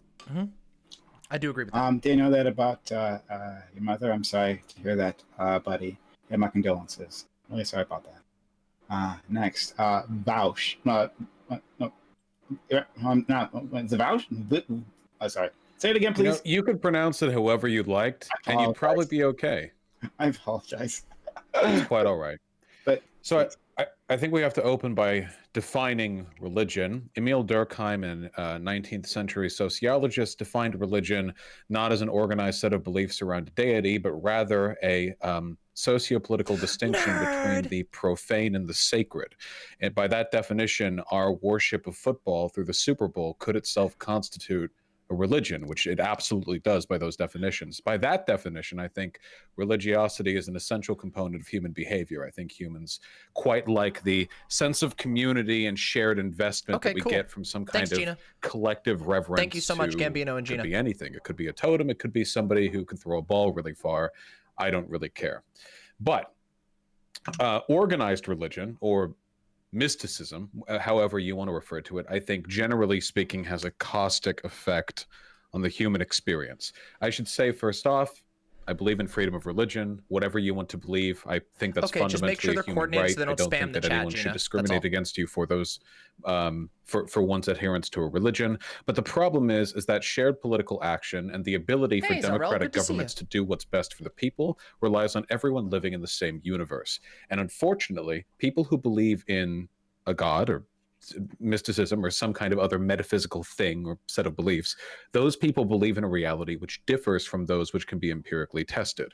And at the end of the day, if a person believes that X is good or bad because God tells them to, the process by which we advance political aims isn't really capable of addressing those concerns. That is the shared reality is essential Mr. because Krabs. Only through shared reality, only by all of us having the same pieces on the table together, can we acknowledge the best way forward. If different people are playing with different answer hands, that more. I'm going to take different sets of questions for us beliefs, to do different afterwards. We always do Q&A preconceptions about after the way the panels. universe works, it's more difficult. The complications get more exacerbated. The equations get harder and harder to solve. And that's my main concern. It is an undeniable historical fact that, generally speaking, the church has been at the opposite end of virtually every civil rights struggle that we've seen in this country and quite a few in Europe as well. The church, by the way of its organization, tends to be a fairly conservative one. There are, however, religious people and religious organizations that have done tremendous good. I think that the human spirit is capable of doing good, regardless of metaphysical or spiritual belief. But I think that there are many bad things that can only be compelled through a belief in the supernatural, which is why I'm concerned about the effect religion has on political engagement. Thanks so much. Open to the panel. Okay, yeah, I'd like to, just because Dylan kind of mentioned some or called me out a little bit, I just want to say I agree with you for the most part, dude. What I was saying was not that I think that religion should be barred from the political process altogether. And I totally accept exactly what both you and Vouch just said about, like, not only it having a significant key role in, I don't know, the abolitionist, maybe you didn't mention this, the abolitionist movement and civil rights and whatnot. Like I recognize all of those things. I'm just talking purely when senators, congresspeople, and our presidents are maybe talking about establishing laws and things like that, when they invoke Bible verses in order to do so. I think it just should be something that is like beyond the pale. Like it's not in those kind of circumstances. It's just not a valid argument to bring that in. You know, that's just, I don't know. Maybe you could change my mind on this. It's not really. I would say it's not really an argument. They're not really making an argument. It's rather that they're reflecting the population. And in fact, if you go back and like you look at, for example, George Washington's Thanksgiving proclamation, it's almost exclusively about giving thanks to God. And it wasn't because, you know, he was trying to make some argument or political argument about we need to give thanks to God. It was because, no, that's how most Americans felt at the time. And so I think when you see politicians today saying things about God and stuff, they're not making any arguments or saying it should be this way because of this. That's what they believe, and that's what a lot of Americans believe, and so they should be free to say it. And this hatred for religion and let's excise it out is completely wrong. And Vouch is, you know, you can attack the church all you want, but the fact of the matter is that most of the positive developments that we've had in terms of humanity has come from religious beliefs, and particularly Christianity, in terms of equality, you know, justice, you know, fairness. All of these things come out of sort of a Christian worldview. So I agree that the church itself as a formal institution has done some bad things, but to sort of throw all of that in and sort of reject all of the wonderful advances that humanity has made as a direct result of Christian theology, I think is a mistake. Like, so wait, I need to directly respond. Can I respond to Vadim though? That was. Yeah. Okay. So the one thing I would say is that members of, like, for instance, Reverend Raphael Warnock, right, is somebody who's extremely religious and somebody who is doing a lot of work and has always talked politics in this church. He has talked politics on a campaign trail, and I'm sure in the future he will incite his faith as a reason to why he's doing what he's doing. And what I am concerned about is if we have freedom of religion in this country, but then say people cannot use the religion, which is an outlook on the world, to influence or they cannot bring that to the public sphere when debating these issues. That is what I have a concern about. I have no debate or no question about whether God should be cited within the laws and saying, like, well, the Bible said this, therefore this is banned, right? Of course, that shouldn't be allowed. There's a separation of church and state. But if somebody is debating an issue, and one of the things is, well, I believe in kindness, and on the debate floor, whether it's to their constituents or to the public, they say, well, you know, they say to help thy neighbor, and I believe part of the Social Security plan here is to help thy neighbor. I don't see how them bringing up part of their background, which is them being a reverend in that faith, could be inherently harmful to an effect. I don't see how it's constructive, or that it's not an argument, because but if it's not harmful, you ban things that are harmful, right? So if it's not harmful, but it's often bigotry. Used. It's often used to promote. I mean, like, do you know anything about Project Blitz? Do you know anything about, like, I mean, I can name so many examples. You know, there was James Imhoff, who was basically made an argument against global warming and he invoked Genesis and stuff like that. I mean, it's done all of the time in extremely disingenuous ways. I think I can have a lot to say about this. Sometimes these people genuinely think that, and sometimes it's a virtue signal to their constituents. And I just don't think that there is anything that it really proves. They should be using other types of arguments that are not based in their religion in order to substantiate why their laws are or their takes on a certain bill are just, because of the fact that we have a secular society, and yeah, I just all laws are designed to be moral. You know that. I feel like there's wait, wait, morality does not come from religion. It can be exclusive from religion. Go ahead. Hold on. Okay, lecture fan. The modern conceptualization of terms like egalitarianism and fairness and equality came out of the Enlightenment, which was also the rise of secularism in Europe. The church had, for millennia beforehand, been the most powerful institution in ordaining hierarchy and aristocratic control of the peasantry. It was the secularists who rose up and argued against that principally. The church has, and this is such an empirical point that you can't really argue against. The church is a conservative organization. Of course it is. The way the church is organized. You would agree with all of this, by the way, if I was talking exclusively in the Muslim world. It's only because we're talking about Christianity that you would disagree with this point. But the church as a conservative organization generally stands against social progress. And because egalitarianism, as we understand it, was only really made a social priority a few hundred years ago, they stood against that too, until they had to move with the times. Well, my comment wasn't directed towards your comments about the church, quote unquote, the church, as in the Roman Catholic Church. It was about, my comment was directed towards sort of the entire civilization that was based around almost 100% belief in Christianity, and people that were Christians mostly, and with the Protestant Reformation starting in the 1500s and all the stuff that came out of that. I mean, I'm not debating you about the official organizational, the Roman Catholic Church. I recognize that was, a lot of so our understanding of egalitarianism. I'm talking about rejecting religion and Christianity as a whole and saying that it was Christianity's fault or it was the religion's fault when it was really a religion's organization. I think I can add some nuance here that might be useful. When I talk about religion, and I've been talking about religion for a long time, and again, this is obviously anecdotal to my own personal life story, that I grew up in a pretty extreme Christian cult. When I talk about religion, I tend to agree with Vosh's initial statement that religion is a very broad term. And that's why when I'm talking about religion, I tend to focus on dogma and traditionalism. And these are two things that I identify in a lot of religious structures that are, in my opinion, very, very dangerous. And it doesn't really matter whether you're talking about the Catholic Church, the Roman Catholic Church, or many Protestant spin-offs, like, for example, the cult that I grew up in. These churches utilize dogma and traditionalism, often very, very twisted and manipulative, in order to control people's thoughts and behaviors and to influence politics. And I do think that that's incredibly concerning. For example, I mean, there are many, many Protestant cults that exist all across America, and also Catholic ones, by the way. I mean, we covered extensively on my channel one of these recently.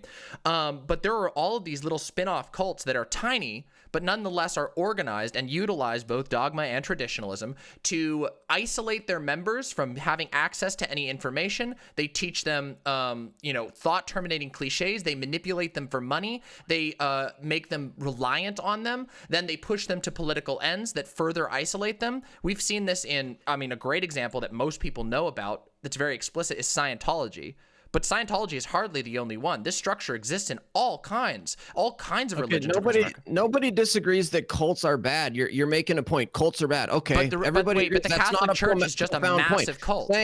Saying that cults are bad is not some profound point. So then what? We're not talking about cults are bad. I'm pointing out where you go wrong. You weren't even is listening, were you? You take a single anecdotal experience with the cult, or you take the existence of all these cults, and then you take this next step, which is very prejudiced and bigoted, to then say, oh, because to me at all. Wait, okay, hold on. Now I'm going to throw out all of isolate religion this and point. all of Christian belief and all of these other beliefs that people have. No. I never. Wait, hold on a second. I want to clarify something because wait. We need to isolate a point here really quickly. Lecture fan, this is the third or fourth time you've bitched about persecution against religious people. What persecution? What bias? What are you talking about? Good point. Good point.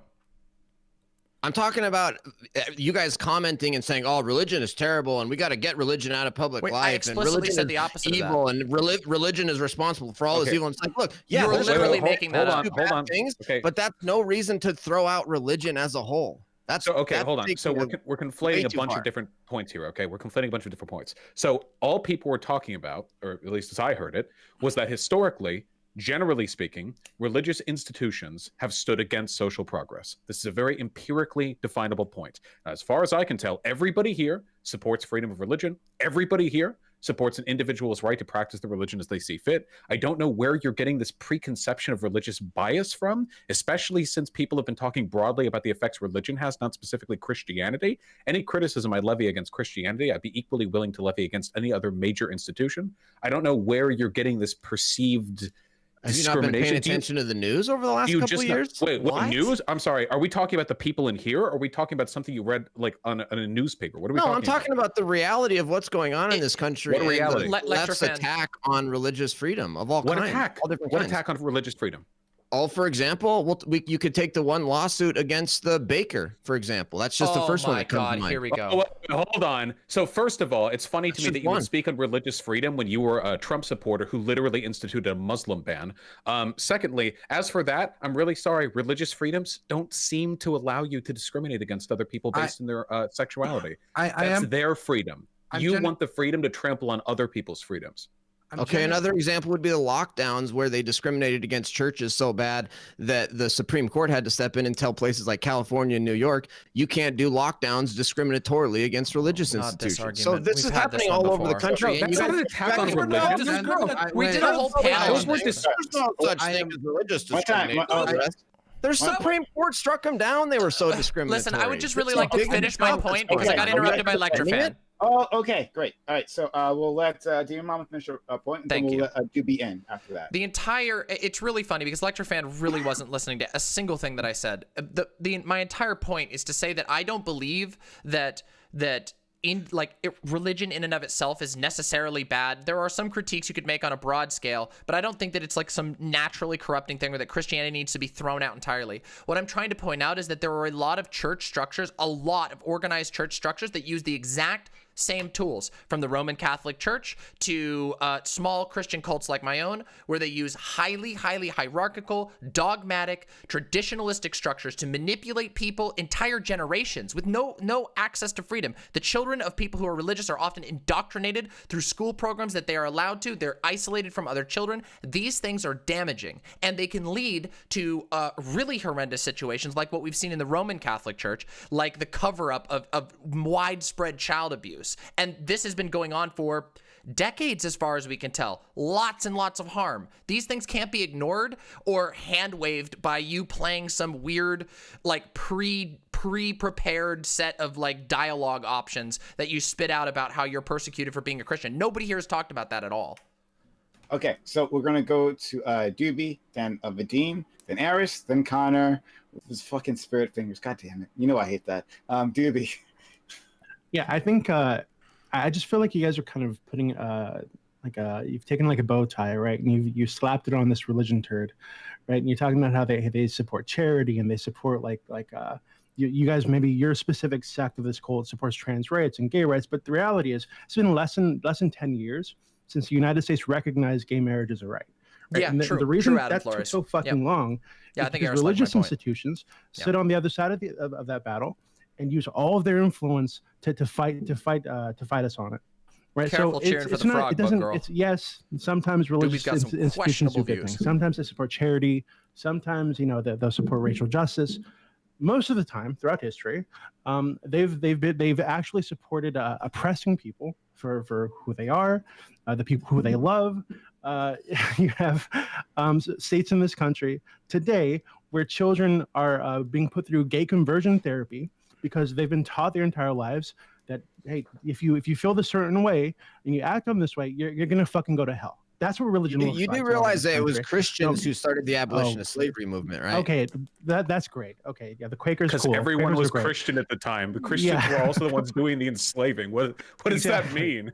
Yeah. So in the South, you also had preachers preaching that black people are literally subhuman. These were animals, and therefore, the white race was meant to rule over them because God had given them the earth and all the creatures within it. This is so. Yeah, of course. Sure, the Quakers existed. There are also plenty of fucking racists that's religious. Out of all the people to go after, all I'm saying, wait, out of all the people all I'm saying go after is that I don't think the toxic. No, I'm not gonna let that slide by. Doobie, out of all the people on the planet to come out and say, "Wow, I can't believe all this whole sect over here going after black people and all these minority groups." You run the politics server, dog. Your server's fucking full of Nazis. You're gonna come out and pretend to be the fucking high and mighty on that shit? Get the fuck out of here. Come on. Yeah, man. I am. So my server is very politically diverse. This is true. We have plenty of anarcho-communists. We have normal communists. We have fascists. We have conservatives and liberals. We have every fucking thing on that server. Okay, we have a channel on the server dedicated to a Buddhist monk who comes on every week and does a guided meditation, teaches people about Buddhism, right? From Burma, by the way. I think he is. I think his internet is shut off right now because of the takeover or whatever. So yeah, my server is very politically diverse. I'm very proud of that. How am I So, talking yeah, to I chat? am going to be the guy. I always talk to so chat. that hey, The Holocaust say that, denial talks or like yes, when yes. I think the way that you fight these people is you get them out in the open and you tell them how fucking stupid their ideas are. So yes, we do have Holocaust deniers on the server, and when they come out, they're shit on by everybody, and it's great. I love it.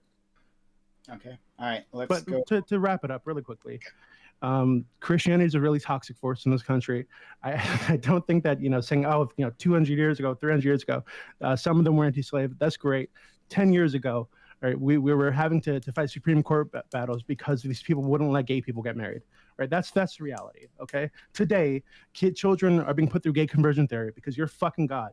Your cult has taught them, has indoctrinated their parents and their parents before them, and now their children to believe that if they act on these fucking natural urges that they have, they're gonna be tortured forever by some kind of like demon. Right, that's pretty fucked up. So yeah, I would like to totally wipe out the influence of your religion, of your fucking cult. It's pretty gross. I don't think it's gonna happen anytime soon. So yeah, in the meantime, I think that we should minimize it wherever possible. Okay. Wow, the religious bigotry is strong with you. Holy cow. Okay, wait, hold on. I want to be really, really clear. Religious bigotry means being prejudiced against people for their religion. If you have an institutional opposition to religion as a concept, that's not religious bigotry. That would be like I forgot. What does he mean when he says he wants to wipe it out?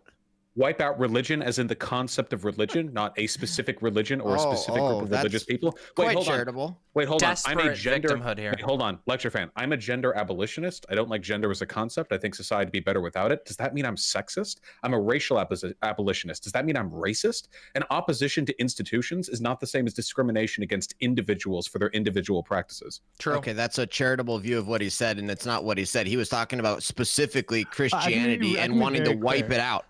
Lecture fan. Hold I'm sorry. on. Okay. Let's ask them. Did you just mean Christianity? No, I mean just about every religious institution. Yeah, I think they're good things that religion teaches, right? Be good to your neighbor, don't kill people, don't steal. That's good, right? But I think all these things can be taught through secular means. I don't think you need a god or a demon on your shoulder ready to bite you on the neck and send you to hell to teach people not to steal, not to hurt people, right? So I'd prefer if those things were taught through some sort of secular means. I think it can be done. I've seen it done. See you soon, Adam. I don't think you need to abuse children by telling them that they're demons under the bed. They're going to grab their feet if they lie and shit like that. So yeah, I do want to wipe out your religions. Totally. I think that they're toxic forces in the world. I don't mean that I don't want to hurt religious people. I just think that we shouldn't allow people to be indoctrinated to fucking toxic. So you want to teach people about all of these values and principles that came from religion, but you want to get rid of the religion that brought you those values. Everyone, I just want everyone to remember real quick. This is really quick. I just want everyone to remember the point that was brought up. Hold on, please. Vadim has been waiting extremely patiently. We'll get back to you. Sure. Wait, thank you, Prime. I really appreciate it. So yeah, I want to backtrack a little. LCT are fan. Am I saying that correctly? What the hell are you talking about when you're saying that Christians were discriminated against with the lockdown? That was applied evenly everywhere. And it wasn't. Nope, it was not. It absolutely was not. And I can explain it. You want to ask? Do you want me to explain it to you? Because you're asking me a question. I can actually explain it to you. This is a moronic conversation. Preferably, I'd like to continue what I'm saying. Oh, I thought you were asking me a question. Well, I am asking you a question, but I'm just kind of emphasizing the fact that yes, this was not. I mean, first of all, there are no. It wasn't just Christian I do look like I'm in a churches cubicle, that don't I? you know Weird. mosques. Just every religious institution was under the same set of rules. So it's not discriminating against Christianity. I mean, maybe we literally give tax exempt status to religions. The idea that they're discriminated it's called free. against. Yeah, that's because the Constitution says free exercise. Free, not tax. That's not free. Free exercise of religion doesn't mean you don't get taxed, dog. Yeah, that just it means does. that you don't get. Yes, No, it does. No, it doesn't. That's Have what you studied oh my the Constitution? Again, just remember. I probably know more about it. Lecture fan. We just brought up the fact that lecture fan. The like arrogance. Full The arrogance is out of full-throatedly control. supported a guy who advocated a blanket ban on Muslims. The hypocrisy, the fake victimhood is hilarious coming from you. Did you know the Constitution allows freedom of... But I just really like to finish the last thing that I wanted to say, maybe, Benjamin. which is you haven't given us one genuine example of religious oppression yet. Wait, can we talk about how the against Constitution... Christianity? Can we talk about how the Constitution guarantees freedom of movement, but there's still a gas tax? How fucked up is that? Are toll roads even constitutional? Oh my God. We need to. Well, we need the truth clear is, inconsistencies. Vouch, the truth is that nobody in American history has ever thought to try to tax churches, and so we don't have a U.S. Supreme Court precedent. About it all the time. We don't have a Supreme Court precedent striking down that tax. Just like we never had a Supreme Court precedent saying you have a right to bear arms as an individual and to carry an actual gun until recently, because only recently have extremists and radicals who hate the Constitution ever proposed such preposterous ideas as banning guns or taxing Muslims. Religions. And if you if you got anybody to institute a tax on for no reason, religion, everything you're saying is meaningless. It would be struck down as unconstitutional. And Demon Mama, that's really cool that you like to just accuse people of supporting everything of any politician that they once voted for. You like that's Donald pretty Trump's biggest cheerleader? Pretty childish, really. Wait. Did you support the Muslim ban, lecture fan? No, I didn't. Really? Okay. All right. Thank you. So I feel like we could find some clips support on what he that. put in place that was not a Muslim ban, which was. Oh wait. He So actually you don't support said the Muslim ban, but you do support the free speech designated by the Obama administration. when he did it when he did it when it was focused on terrorism, then no, I had no problem with it. When he said we want to ban Muslims, I was against that. Okay, wait. Wait, hold on. Is this like a courtroom trick? Like, no, Your Honor, I don't support the Muslim ban, but when he banned the 8-country immigration that were majority Muslim populations that were laid out by the Obama administration, that I was in favor of. That was upheld by the U.S. Supreme Court. You probably don't know that, but the Supreme Court upheld that. Stop. Thank you. All right, we got people waiting. All right, so we got. That's Eris, because we lecture got fan is Connor, like we got literally Dylan, all like right? soup Eris, brained. go ahead. His head is a bowl of soup. My comments are from so long ago, so they're not really relevant to the specific topic. But what I wanted to say from a little bit ago was that, on one hand, lecture fan was correct that Christianity has contributed some positive things to like human rights and stuff. I think the first person that called out the atrocities committed against the indigenous people of the Americas was a friar, and that was supported by the Catholic Church. However, right? Nope. There were other claims they made that were just not true. Like equality doesn't come from a Christian worldview. Democracy was founded by Greek paganism, and the American government system was also inspired by the Iroquois Confederacy, and they were not Christian.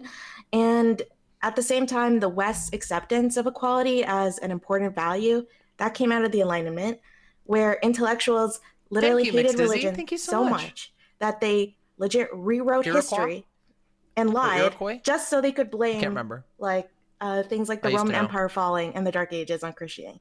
So like, I don't think it's fair to just associate those things together. Okay, Connor. Yeah, so basically what I'm going to do is I'm going to remind you guys of the prompt, and then I'm going to make a fucking promise to you.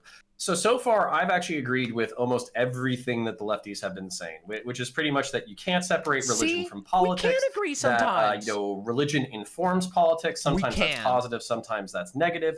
That's basically what I heard. And not only is it our duty to acknowledge that fact, it is our duty to diagnose, judge, prescript negative policy implementations that are the result of any religious influence or any religion at all. So Demon Mama, I'm very happy that you and I had a good debate a few weeks ago. I'm very happy about it. I hope that we can consider ourselves good faith participants. However, a few debates ago, we had a ugly thing where I basically brought up jihadism in general, and I was accused of overt bigotry just for bringing up the concept of jihadism, the statistics brought up by Pew Research polls, all that kind of bullshit. And so basically, I'm going to hold you and I'm going to hold every lefty on this fucking panel to this standard. When we're talking about Zionism and we're talking about Judaism, we're going to bring up the religion and the politics. When we're talking about jihadism, we're going to bring up the religion and the politics. When we're talking about fucking Christian fucking, like the anecdote does not apply, by the way, guys, like Dylan Burns and Lecture Fan.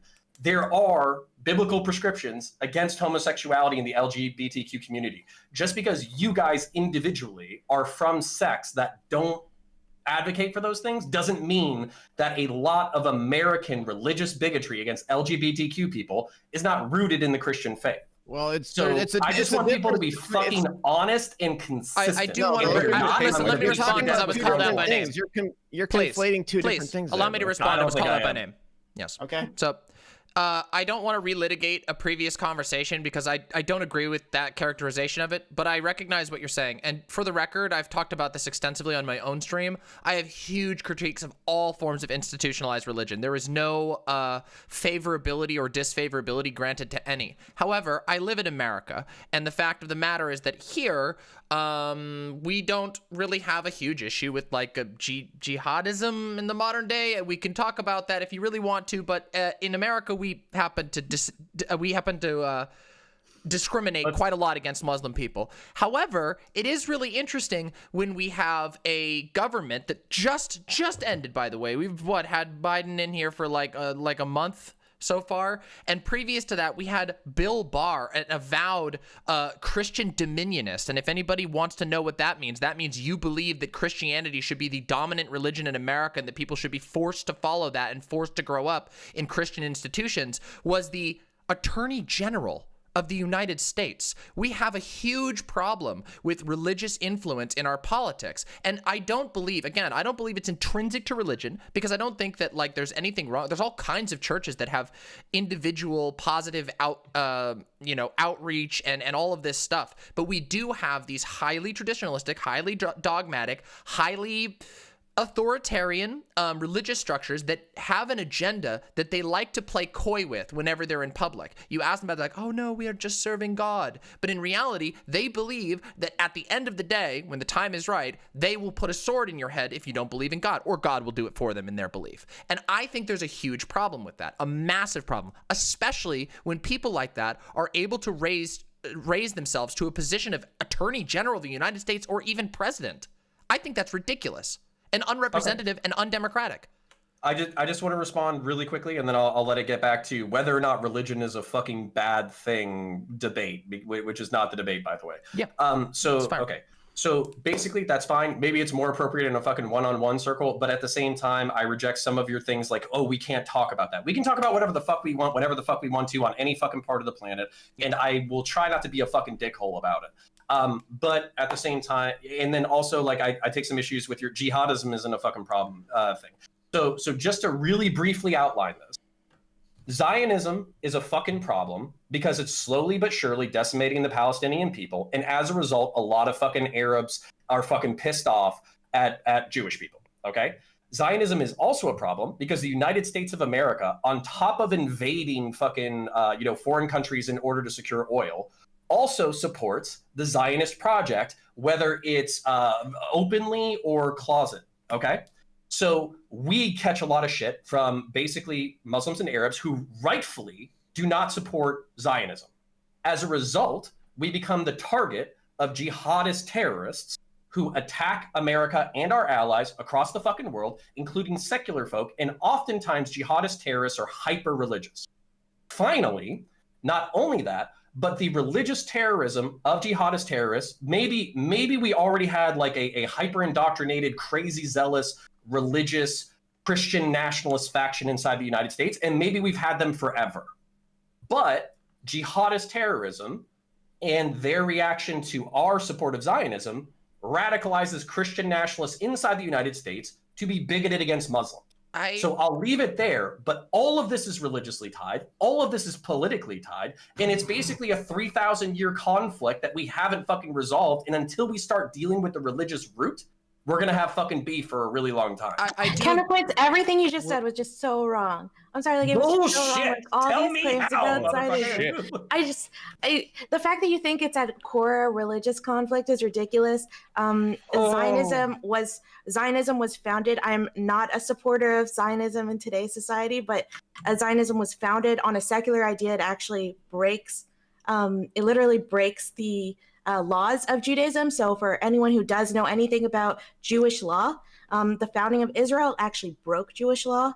So and to this day, it's often still not supported by the very religious. Please explain, because you said everything I said was wrong, and I can't believe that you're literally telling me that part of the Jewish faith is not to fucking, at one time, the prophecy is that the Jewish people will occupy between the fucking Tigris and the Euphrates and the fucking do you know when it says Nile.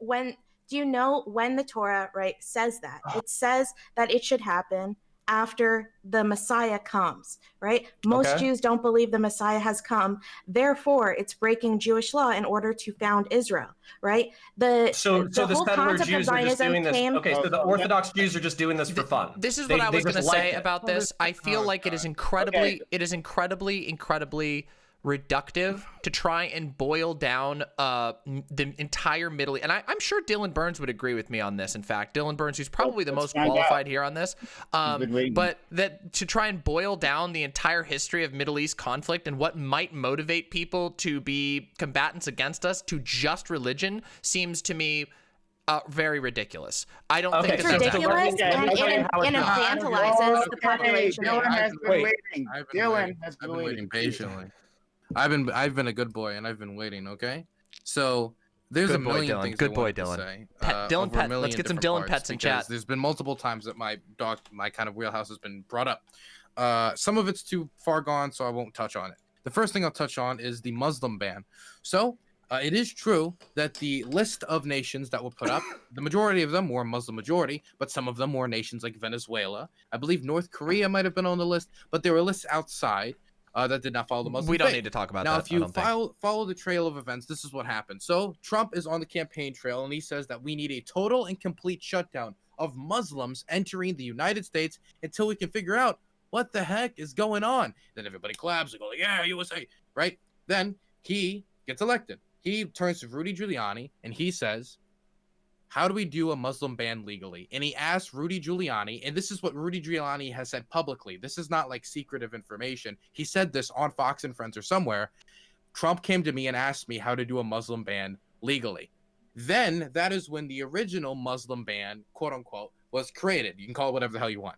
That original version was then rejected on the exact grounds, I believe, of it being discriminatory on a religious level. And then a second version was created, which then included nations like Venezuela. And since it had nations like Venezuela on it, then it got through. So basically what happened is that there was we're going to do that someday, call Villia. for a Muslim ban. We're going to make a Demon Mama conversation VTuber about someday. a Muslim ban. A Muslim ban was created. It was rejected purely on the level of like, this seems inherently discriminatory. Then a second version was made, and that one got through because they threw on some non-Muslim nations. So to say it wasn't a Muslim ban when he did everything possible to make it a Muslim ban and then like skirted it through at last second by adding a few other nations, I feel that would be inaccurate. Now to the other thing, when it comes to the Israel Zionism debate that's going on right now, I'm not Jewish. I'm not going to get into a debate about the Jewish faith of the Torah, what the Torah says here. I don't know. Eris, are you Jewish? I'm unaware if you are. I was raised Jewish. Okay, raised Jewish, so I'm not going to come up here. There is a large debate in the Jewish community on different sections. There's certain Jews that say, hey, the Israeli military can't recruit me. There's certain Jews that say, actually, the creation of Israel is anti-Jewish, and they stand with the Palestinian community for that reason. There are certain Jews that think, no, actually, this is 100% within law. It's a huge religious debate, right? Like many other issues in religion. It's a very complex issue. It's extremely complex. I do think, of course, boiling down the entirety of the Middle East, that's kind of like it's the Israel and then everything else is reductionist. And I don't think that's what Connor was saying, though. I don't think that was, but of course, that would be a reductionist analysis. The Middle East is the way it is for a lot of different reasons. Tribal conflicts, resources, power-hungry individuals, and of course, I guess part of it could be religious conflicts, but there's a million reasons that go into why the Middle East is the way it is, and I don't think just by removing the factor of religion, the Middle East would be greatly changed. He's trying to get attention. Yeah, if I can jump in on this, I just want to say, to be totally real, I don't actually think that the contents of religious book really dictate the behavior of its practitioners that much. I mean, you have, let's take like Christianity, Islam, Judaism, and the Hindu faith, and like they all teach different things. They have different holy books, different deities, and what do we get? Christianity has been used to support like white nationalist regimes. There are Zionists who do the same with their holy book. There are Muslims who do the same with their holy book. There are Hindus who do the same with their holy book. The Shinto religion in Japan, they still have a very strong ethno-nationalist streak in there, which they've justified in part with like the cultural supremacy that they base Shintoism in. I don't know anything about that 404. It just seems like no matter what the actual text of the holy book is, people tend to gravitate in pretty predictable ways. I think generally speaking, the actual contents of a religious text are almost irrelevant. Usually they're just a way of spiritually bolstering the desires of the conservative wing of any given civilization. That's my guess. That just seems to be a very accurate predictor based on what I've seen historically. There are still some differences, and especially, by the way, the less you involve politics in it. If we're talking about individual faith or individually practicing one's religious beliefs, then I think this is much less applicable. But when we're talking about the way countries interact, I think it tends to boil down pretty similarly. Okay. I just want to add one small thing. I gotta go. There's also secular Zionism, and also Vosh talking Israel first stream back. Very bold. Just gonna put it out there. Okay. I need to go or I'm gonna fucking lose it. Can I just slip one small thing in, which I do want to add something to what Vosh was saying. It's very specific, which is just that I do tend to agree that the actual texts of the religious books are totally wild. They're often contradictory. There's ways to justify just about everything. In my opinion, the structures of churches and the structures of particular organized groups of religion is much more influential. So I do agree with you on that the text of the book can be used to justify almost anything. However, if you notice, a lot of these highly authoritarian religious groups, they will use that to push supremacy. And we see that right now, by the way, in India, with Hindu nationalism being represented massively and to horrible, devastating effects by Modi. And in America today. I gotta go because I promise you that I was basically gonna beat the fuck out of you with your own points. So this is my problem. Okay, so you guys all had meticulous, detailed, studied, historical criticisms of Christianity and how it very specifically influences Christian followers and how they negatively act inside American society. Now, I can concede that there's a dualism to most religions. It says one thing, it says the fucking other. You can pick whichever fucking one you want in order to fucking justify whatever. But at the same time, the second that I bring up Zionism or fucking jihadism, it's, oh, hold on a second. You're being reductionist. There's geopolitical factors involved. There's, tribal factors involved. There's ethnic factors involved. Are we going to give the same concessions to Lecture Fan right now? Are we going to say, Lecture Fan, it's not your fault that you're a religious zealot. It's actually like an inter-ethnic, very nuanced discussion about European immigration and white supremacy. So actually, it's not your fault that you're a fucking, you're not personally a bigot for LGBTQ stuff, but it's not your fucking fault that the book that says specifically, very specifically, anti-LGBTQ shit. It's just a fucking roll of the dice. Wait, hold on. That Like, people believe what they I believe. think you're being really. No. I'm not done yet, because basically I'm trying to not have a fucking stroke over the fucking lack of consistency. Calm down, please. Here. It's all right. Be consistent. I'm really Be confused. consistent. So wait, as I understand it, nobody was saying Christianity leads to these side effects because of X or Y in the book. When people were talking about the effects that Christianity has in society, they were pretty geopolitical or pretty like just this is what religion does generally. Okay, so this is your point. Christianity hates the gays because of geopolitics. That's your point? No, Christianity Wait, I can explain allows this to you. I can explain this. spiritual justification. I just want to answer. Go ahead. Christianity allows for a spiritual justification for anti-LGBTQ values. You will see this in almost every organized religion in all of human existence. Generally speaking, religion tends to bolster conservative thought because it allows you to metaphysically defend positions that aren't in line with things that you could empirically defend. I think that's the case. And I can also weigh in on this. Hold on. Dylan, then Vadim. So I would say that when you look at Christianity and when the book was written, I think there's multiple factors that can. This is my own personal interpretation. People can call me stupid. They can call me whatever they want. I don't really care. My personal interpretation. Hey, Silence, good to see you. We're doing great. I would like to said you wouldn't care. This is why I left the left. Okay, You said you wouldn't care. I left the left. This is I'm leaving the left. But the thing is, I think is partially, is the word of God, and then man translated the word of God on the paper. And if you are powerful individuals translating the word of God, a few of them might put their own personal beliefs from a personal time, a time long past, into that book or into the sector around the religion. There is a lot of debate over religious texts for this reason, among other things, with complications with translations and other things like that. And I think a lot of it has to do with people who lived back in the day, looked at this opportunity and was like, you know what? I can just put what I believe in here. You know what? Shellfish? I don't like shellfish. You know what? I'm putting this in here, right? I could see that as being a heavy influence on that. A lot of Christians, when I say this, they don't like that. A lot of people see it's me just like picking and choosing. You can say what it is. You can call it what it is. You can call it what it ain't. I don't care. But at the end of the day, I think that the time when certain books are written or certain things or rule books are made, the time it was created is going to have a heavy impact on it. And so if you are somebody who lives by the Bible or lives by the word of God, and part of that is saying a negative thing about homosexuals or certain interpretation or mistranslation from one book to another version, then that can have a heavy impact on movements like the gay rights movement.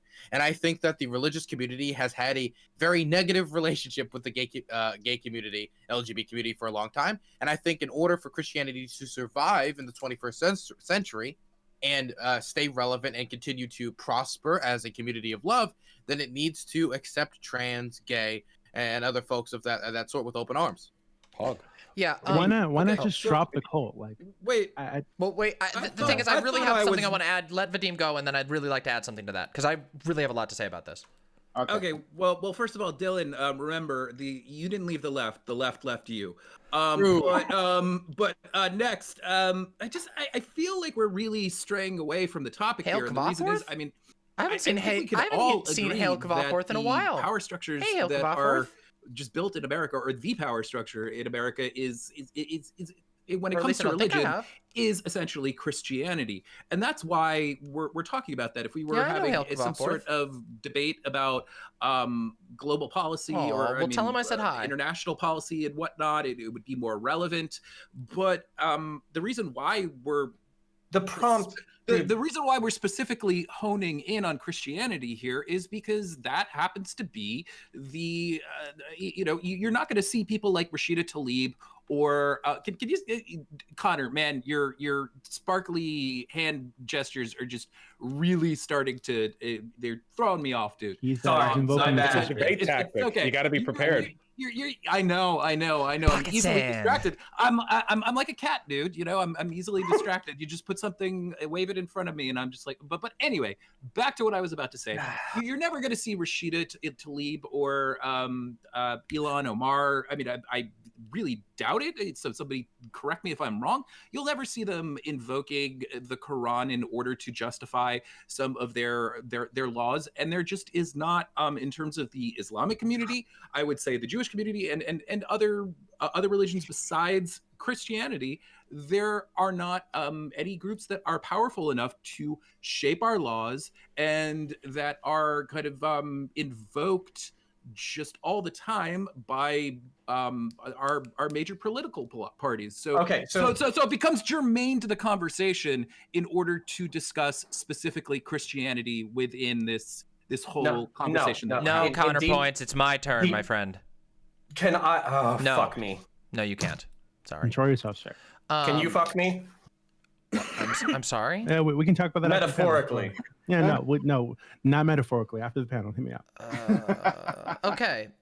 Weird. Okay. So the thing that I was going to talk about here is that I do agree with Dylan in the idea that like interpretation of religious texts is a wild thing. And I know this because, just so you know, I've read the entire Bible cover to cover multiple times in my life. I've annotated the cover. I have a Bible right over here, the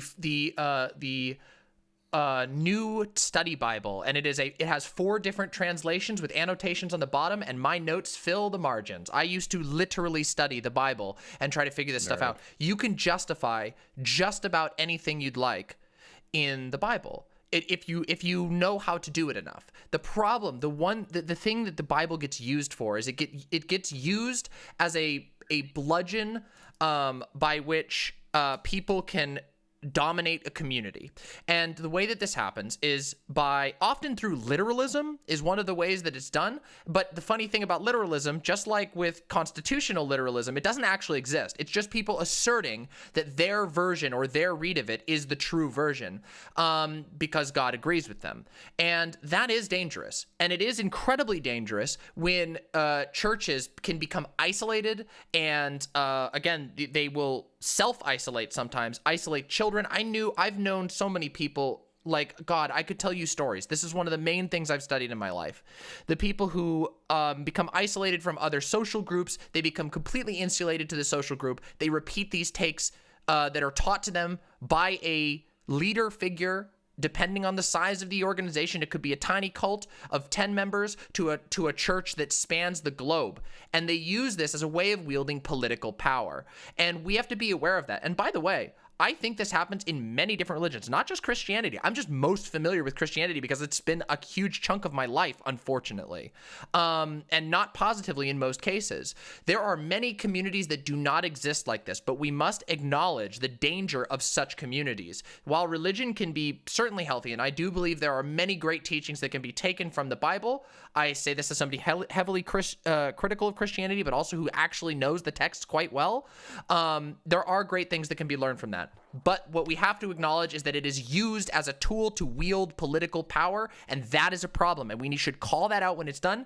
And also, to grant you a little bit of an olive branch counterpoint, I do agree that this happens extensively in Islamic organized religion as well. I literally just brought up Hindu nationalism for a very good reason for that. Yeah, there's tons of examples of this, but we have to pay attention to the way that it's used and the way that it influences politics.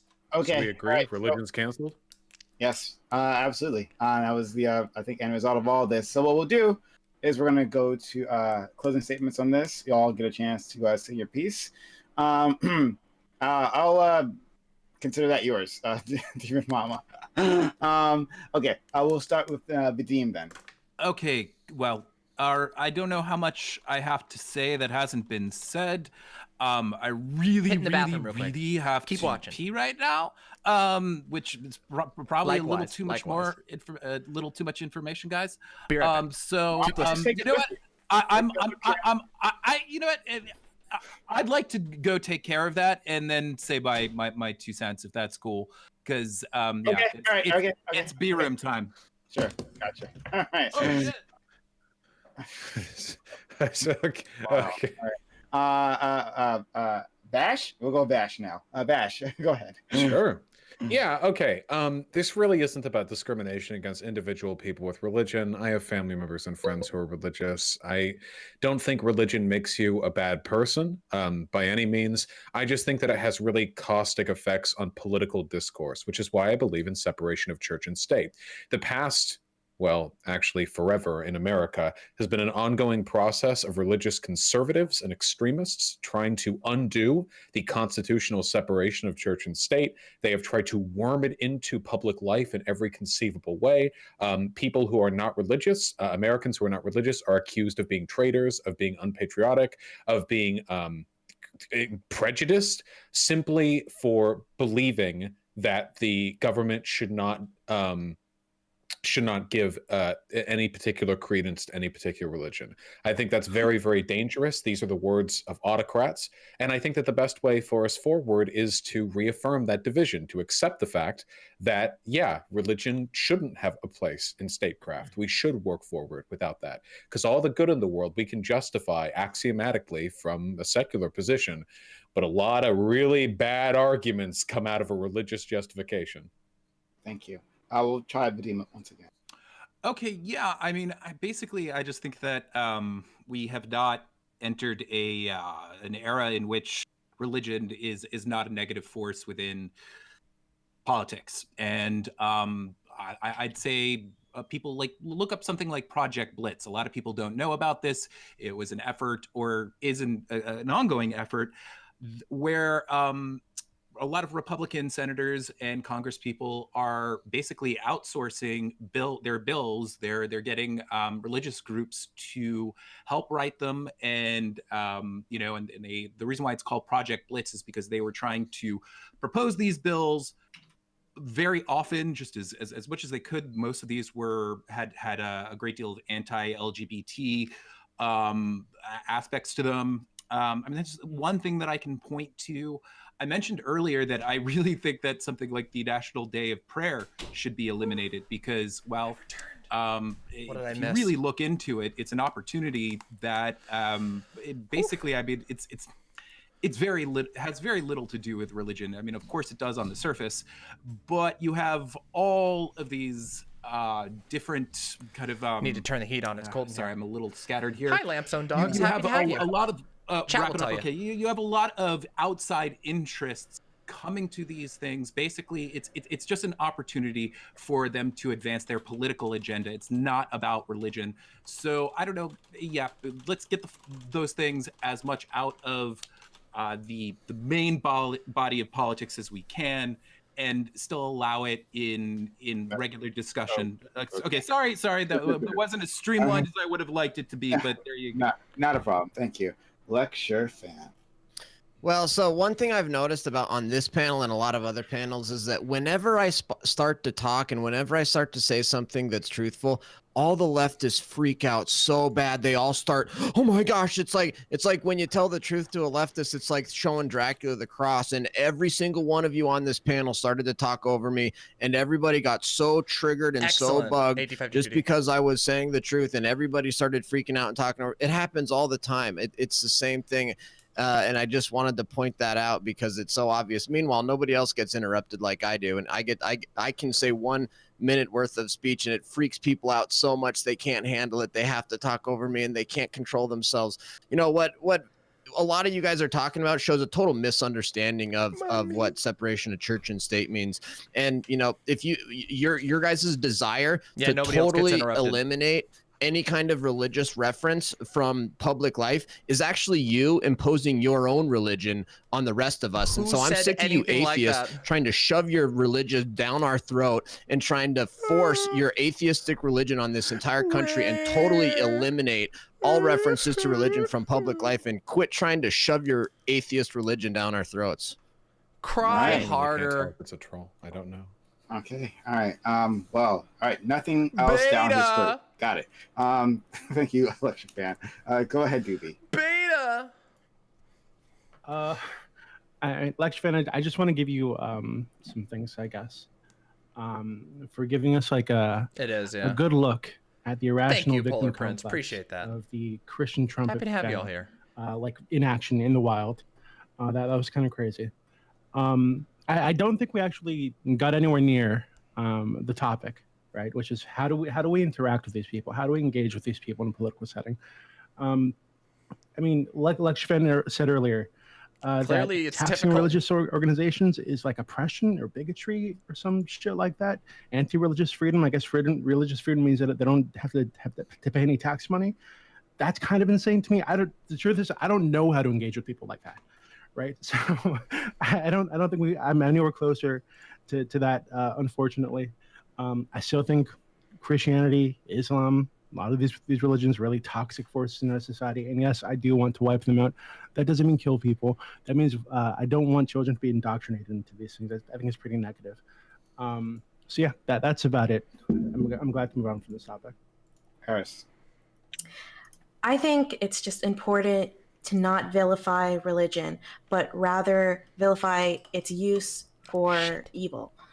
Would you say that the war in the 40s was caused by the tanks? Religion is used as a tool, and just as any tank can be used to stop the Holocaust, it can also be used to commit atrocities. So legislating those tools is the way to go, and educating people so they can be critical of when their faith or their religion is being used as propaganda for someone else's ends is also important. The core of the problem here, and what people have been talking about, is greed, bigotry, inequality. And the truth is that if we didn't have religion, those things would still be here, and it would not solve our problem. The homie Dylan Burns.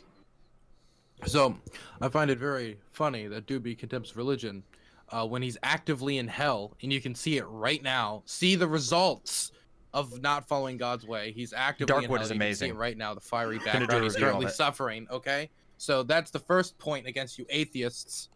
But besides You that, should, Benjamin. Pretty It's sure that's amazing. just Phoenix, It's terrifying, Arizona.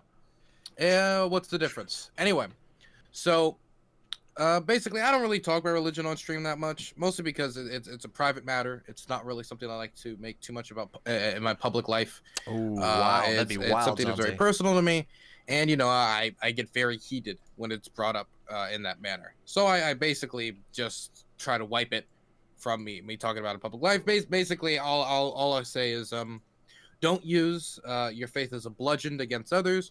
Use it as an inspiration to help others, and I think that's the best way to get more people to join the faith.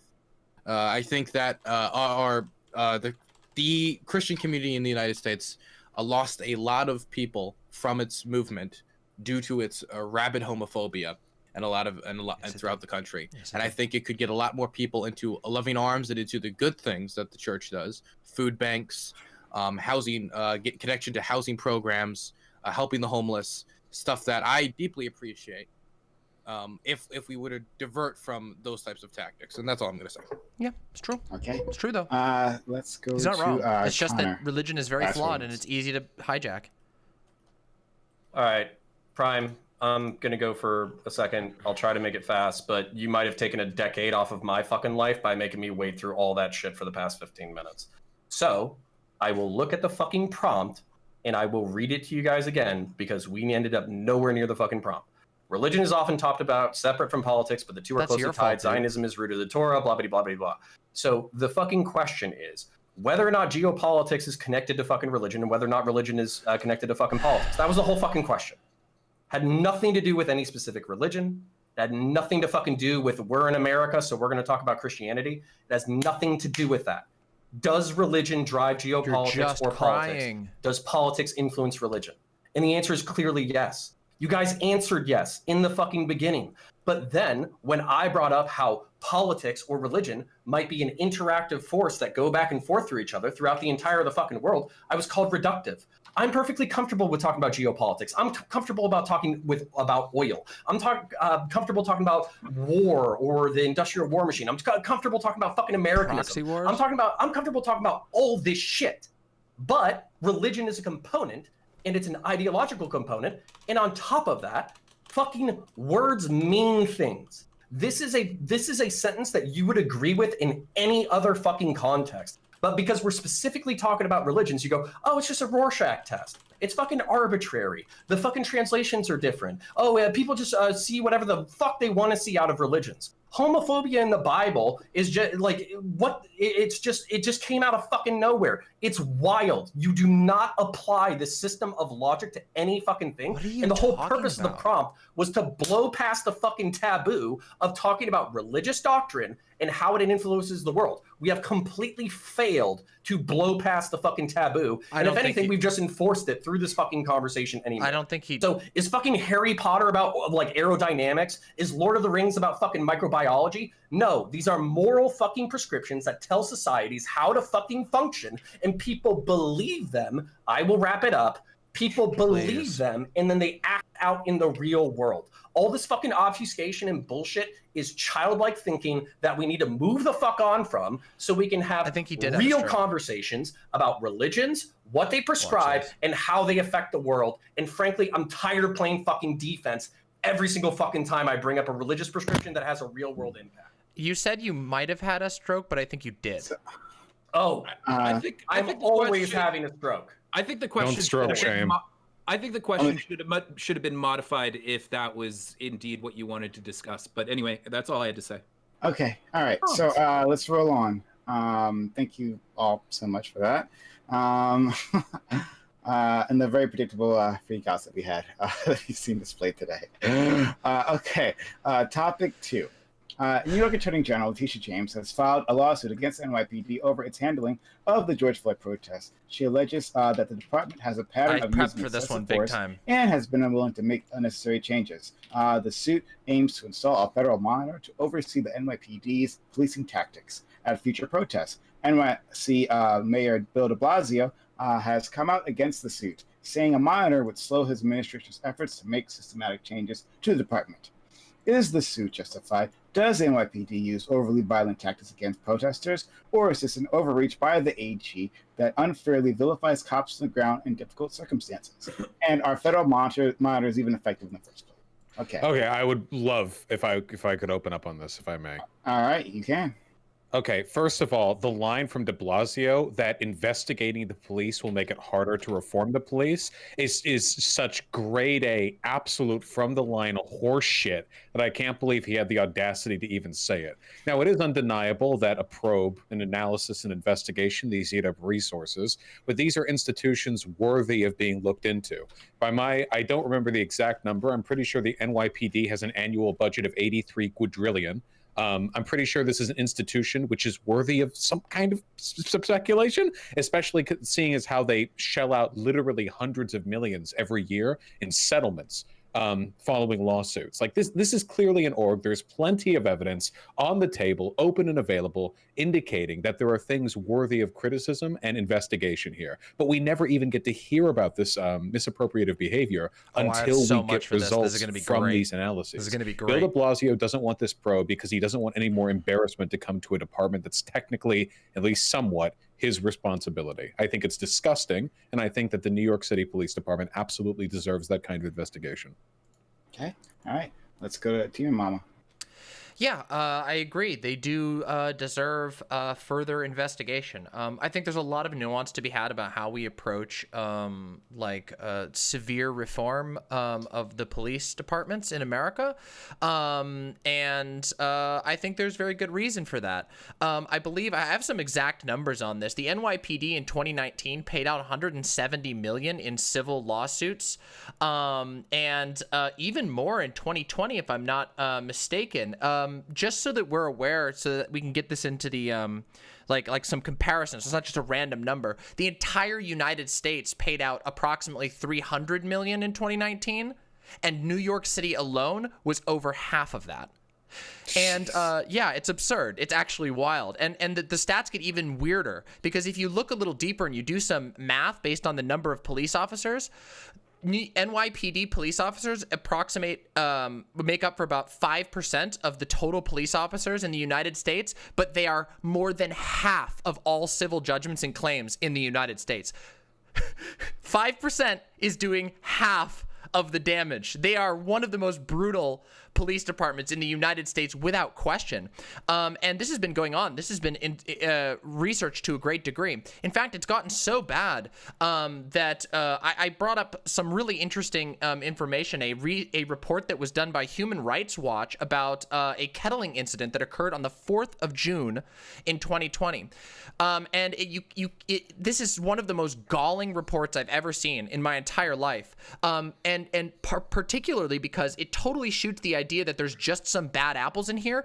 The chief of the NYPD was present with over 25 supervisory officers as they beat protesters who were peacefully protesting. And by the way, even if you wanted to discount the human rights issues with beating, kettling, and arresting mass amount of peaceful protesters, the cost of this was so ridiculous for a peaceful protest that didn't do any damage. Okay, Vadim. Yeah, I think overall this is pretty based. Like, I think it's a really good thing that they're going through with this. I hope to see more suits like this because I think it's basically a good tool to try and start holding police accountable, getting actual reform. I agree completely with Vash. It's both disgusting and very just overall disappointing. De Blasio, I believe that he, in the run up to his election, he was kind of criticizing things like stop and frisk and talking about kind of just bad police practices in general of the NYPD, and now he's doing this. Why does it look like I'm muted? It just sucks. I haven't been keeping track of the dude because I'm no longer a New Yorker. Oh, it's because of Whereby. That's it. I don't know what else to. We don't use audio in Whereby. We use it in Discord. Both what Demon Mama and Valsh said, but I've been subject to I've been at protests in New York and seen it firsthand. I've seen my friend get kicked in the balls for really no reason. So I don't know. I know anecdotal, so grain of salt and whatnot. But yeah, these problems go much further than just the way in which cops conduct themselves within protests, and hopefully this can start addressing both how they conduct themselves within protests and beyond. Okay. We will go to excellent Lecture Fan. Well, I'm against the AG in New York doing this. Policing is a local issue. It should be handled at the local level. This is the city police. They can handle They can handle their city police at the city level. I think the bigger issue is this is obviously part of the sort of internal war going on in the Democrat Party over defund the police and hate the police. And if you want to know why the Democrats lost all 25. Every single toss-up race in the House, the Democrats got wiped out in the House. If you want to know why Democrats lost governor's mansions, you want to know why Democrats lost state legislative houses in 2020. Yeah, Joe Biden won, but if you actually look at the election results, it was actually a wipeout for Democrats in a lot of ways. That's because of this defund the police nonsense. And there's a big group in the House, Democrat House, who is pushing back against this crazy stuff. And so I love to see it. Let's get these radical left-wing AGs out there attacking city police departments. I love to see it. I love to see a left-winger Democrat mayor in New York City going after a left-wing AG of New York, and they're going to fight each other about who hates the police more and who can screw up the city more. And it's like abuse. Funding the police. I mean, New York is in so much trouble anyway because they've been ruled by everybody's leaving New York to go to red states. I mean, if you want to see success in this country, you need to go to red states like Texas and Florida and places like that. Meanwhile, California and New York are emptying out. So, love to see just a complete disaster in these blue states. Absurd. Let's go to DB. Literally insane. Yeah, I basically agree with Vosh, Dimam, and Vadim. I don't see. I can't imagine a scenario in which oversight is a bad thing. I think if you're conservative, I'll answer that afterwards, Lampstone Dogs. We'll talk about that after. I'll put it on the Q&A. Stick around. We do Q&A after. As people say, you should probably want this investigation anyway, just so that at the other end, the police are proven to be like angels or whatever the fuck, right? But my hunch is going all the way back to like Occupy Wall Street. We've all seen the videos. We've all seen the reports of protesters being brutally beaten by these people. There's probably some shitty shit going on, right? So I don't see how this is a bad thing. If there are policies that need to be changed, if there are people that need to be held accountable, hopefully charged. We're probably not going to see that. I want it to happen. So it's pretty straightforward. It's because of tech And jobs. I just don't understand, Lecture how you could possibly think this is a bad thing. But I mean, I guess we'll get to that. We know why. All right, Eris. Honestly, I'm not too educated on this topic, so like, yeah, you can just pass over me for this. Sorry about that. Okay, Dylan Burns. Oh damn. Look, I don't understand how anybody could look at the facts of this and really just stand back and say, like, maybe there shouldn't be any monitoring of the situation. If you look at the Attorney General's investigation, there are over 155 instances just from the protests alone, the George Floyd protests, not going all the way back to the start of the BLM movement, just George Floyd protests of excessive force, use of beating protesters, punching protesters, kicking, use of mace in a aggressive manner that did not need to be used. Not only that, but when the 8 p.m. curfew was eventually instituted, people that it did not apply to, medics, observers, etc., they were getting arrested too, which is a violation of their rights. As somebody who respects the Constitution, and that is I'll stand by that too. I can source that if you need me to. As stands by the Constitution, the First Amendment is 100% something I care about, and not giving the most powerful institution in this country. Anything you give a gun is an extremely powerful institution if it literally has the right to kill you in a certain situation. Not monitoring that situation very closely. True. I don't understand how this is a big versus small government thing if the small government, which is still a government, is abusing its power against the people. And this isn't the only probe into this matter. There was a separate probe by the city's Department of Investigation that found that a poorly prepared police force used overly aggressive tactics that heightened tensions around the protests. The NYPD's response has also spurred several lawsuits, including I think Dylan's already run for office federal before. civil rights suits. I mean, this police force seems to be just not having a great time recently with when not to beat the protesters and when to beat the protesters. In fact, I think he holds so office I don't in his think town. a federal monitor, someone literally just saying, "Hey, let's make sure you don't beat all these protesters." When you think don't he need holds to beat all office these in protesters. his city. It's Yeah. really that City out of council or line. something? So used I to. don't really Or tried to, understand I can't remember. why there would be much opposition to this. And He if is you super think young. that these police are acting 100% appropriate, I can talk about it after and if you want all to. I'm sure Dylan 155 would talk instances about are it too. fine, and all the instances of arresting them Yeah, after the fact Dylan's are run for fine, office, then yeah. a monitor will just prove that you're right and you can call me like a lip cuck after whatever. Oh, I'm so Absolutely. sorry. All right, yes, call him a lip cuck. All right, open to the panel. Okay, Yeah. wait, just want to say really quick a disclaimer. So just to make sure I looked up, made sure that as I expected, everything Lecture Fan said was incorrect. People are not fleeing blue states. Red states are not seeing a giant population boost. The only two states that are seeing a precipitous decline are New York and California. The most likely explanation for this being that they are coastal cities with cities that have a very high cost of living, but heartland red states are not increasing at any particularly impressive rate, and blue states on the coast, like say for example Washington, are still increasing very, very quickly in spite of the fact that Seattle's a pretty expensive place to live. In other words, this is just another attempt at a snowflake trying to cram a narrative into a set of data he doesn't understand. Additionally, I don't think the counterpoint's got. I'm sorry, Vosh. I'm Thank sorry. you. I don't think counterpoint's got an opener, so I the feel counterpoint. like, Oh, then please, yeah, sorry. yeah. So I feel. Yeah, can I please, because I'm gonna outflank all of you centrist cucks. You guys are all not asking for enough. You want the federal government to do a one-time investigation into the New York Police Department? Fuck that shit. How about you have an independent investigative arm stuck in the state police who has basically works with the Attorney General specifically off of one of Vosh's ideas, which I'm going to keep repeating until the day that I fucking die, enforcing a series of laws that uniquely apply to law enforcement. So for instance, as an example, if you lie on a police report in order to get a conviction, you spend 10 years behind fucking jail. If you plant fucking evidence in order to secure a conviction, you spend 30 years behind fucking prison. If you fucking conduct, basically excessive force, then obviously the situation is going to dictate what you do. But at the same time, you could be brought up on battery charges if it was unwarranted.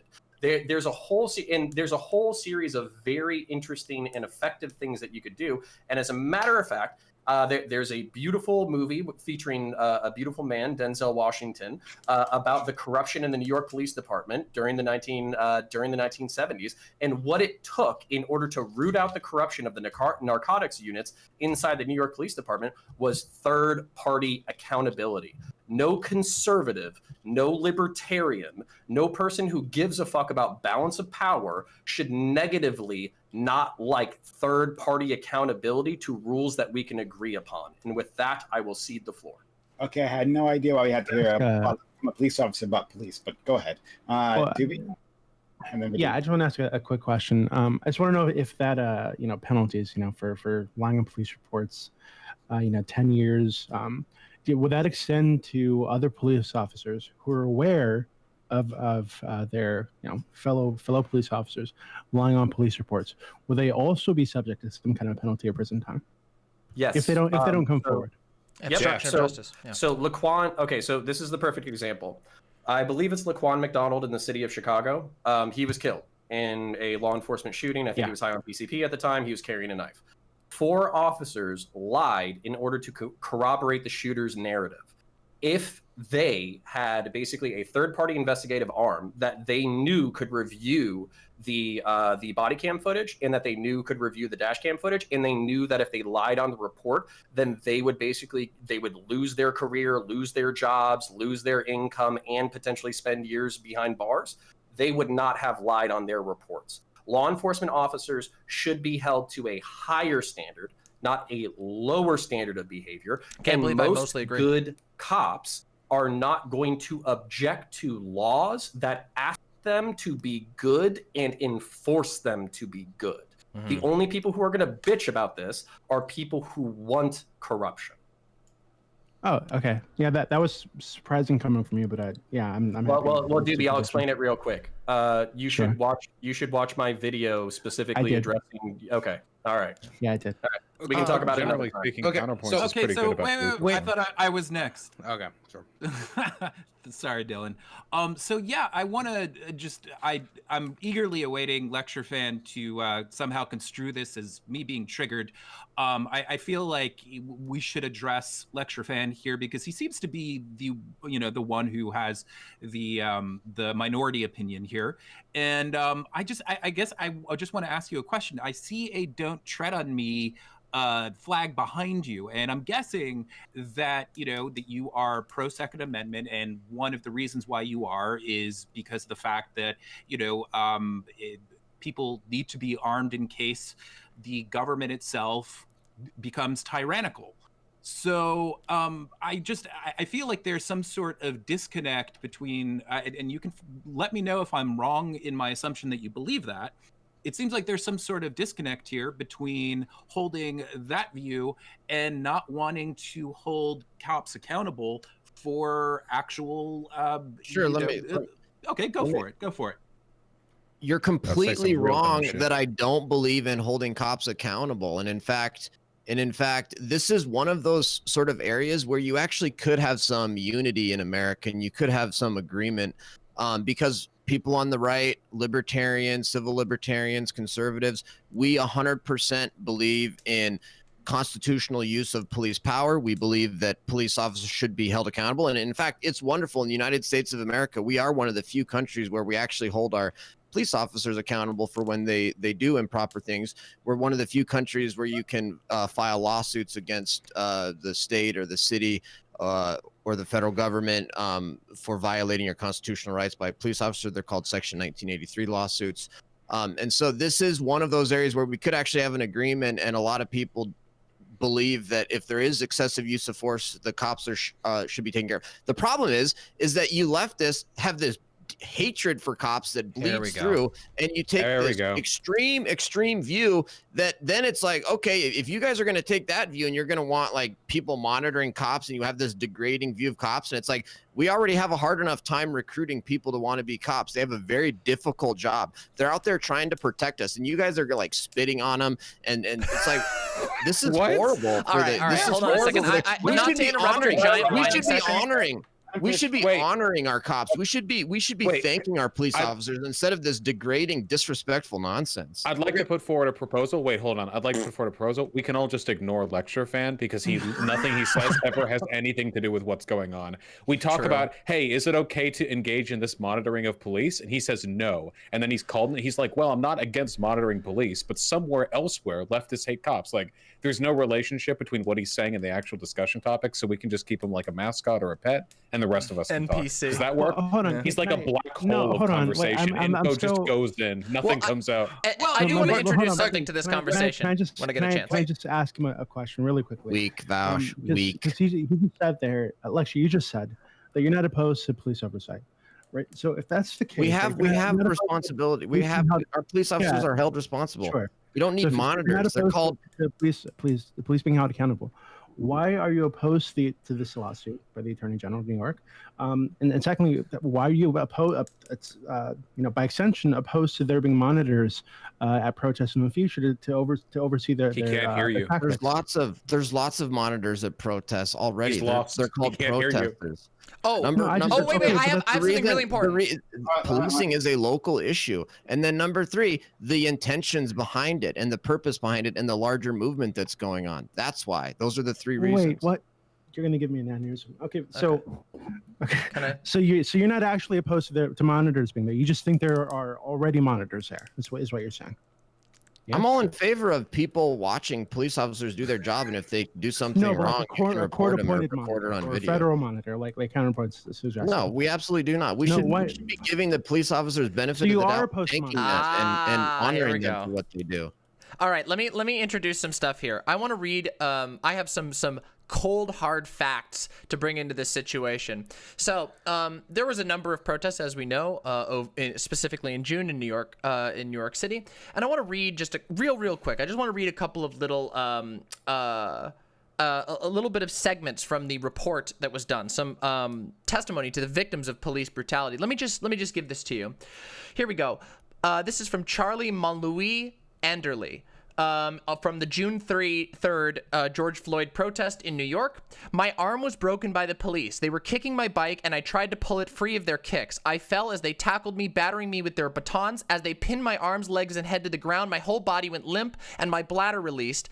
I felt grateful that my backpack held my bike helmet and shielded my spine from their blows. They pulled my arms back, zip-tied my wrist, and tightly bound the straps of my backpack so it swung upside down behind me as they lifted me from the ground. I yelled, feeling a sharp pain in my right arm, and I had the acute sensation my right arm was detached from my body.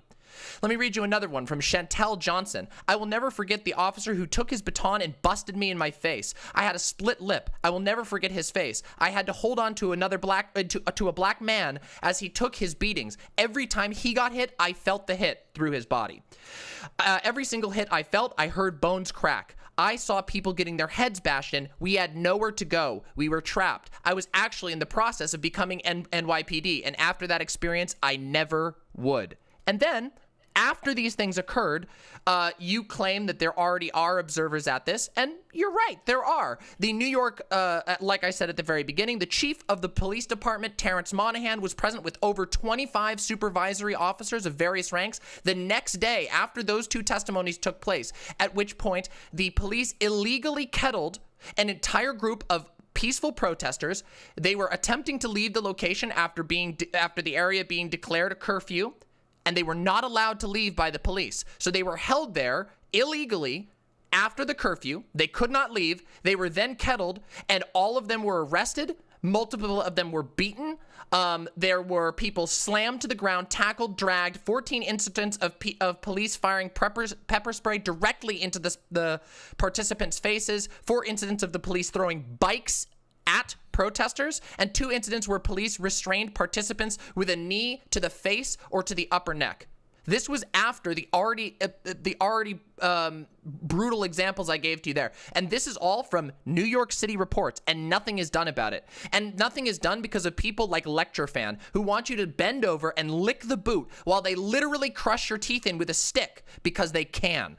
Wait, really quick, Demon Mama, do you have any examples of white people suffering police brutality? I think it might be more effective here. Oh, yeah. Sorry, I didn't look into the race of all of these individuals before I brought it up. But sorry, yeah. Okay. Yeah. Just a tip from one content creator to another. You're probably this right. type- Yeah, should have been a little more careful. Yeah. Go ahead, Dylan. Okay, so actually, I wanna back up here and actually talk about police brutality and the lack of investigation in Hong Kong. Sorry, I okay, haven't been looking for at a second chat. here. Apologies. For an example, I was because, reading. we I wanna was prepping. Talk about the example of not having investigative power in other countries in the world. Okay, so the Hong Kong police force was established by the British Hong Kong government in You're welcome. 1844 and is under the service of the Security Bureau of Hong Kong. And here's some stories I wanted to bring up from here. Right? You got it Here's just in some time, stories Silent. from Thank when you the so much. main Hong Kong protests were going on. He attacked me while my hands Thank were you, high Suck up in Demon. the air. I was no threat. I was not being aggressive or hostile, but still I got assaulted police. This talks about a protester go look at having it, their Benjamin. mask yanked off and pepper spray applied to them while they Stop had stealing the my mask, they ads. tear it off Thank and you, apply it to Benjamin. them. Here's another instance. Another person said he was walking to the subway after leaving the hospital when a police was beating someone on the ground. He began to record them with his phone. An officer then charged them, pushed him to the ground where several officers beat him, causing a bloody head wound that required 7 staples to close. When he said he was just trying to get home, he then said, "You picked a wrong time to do that." The person, of course, said he was terrified. One last one.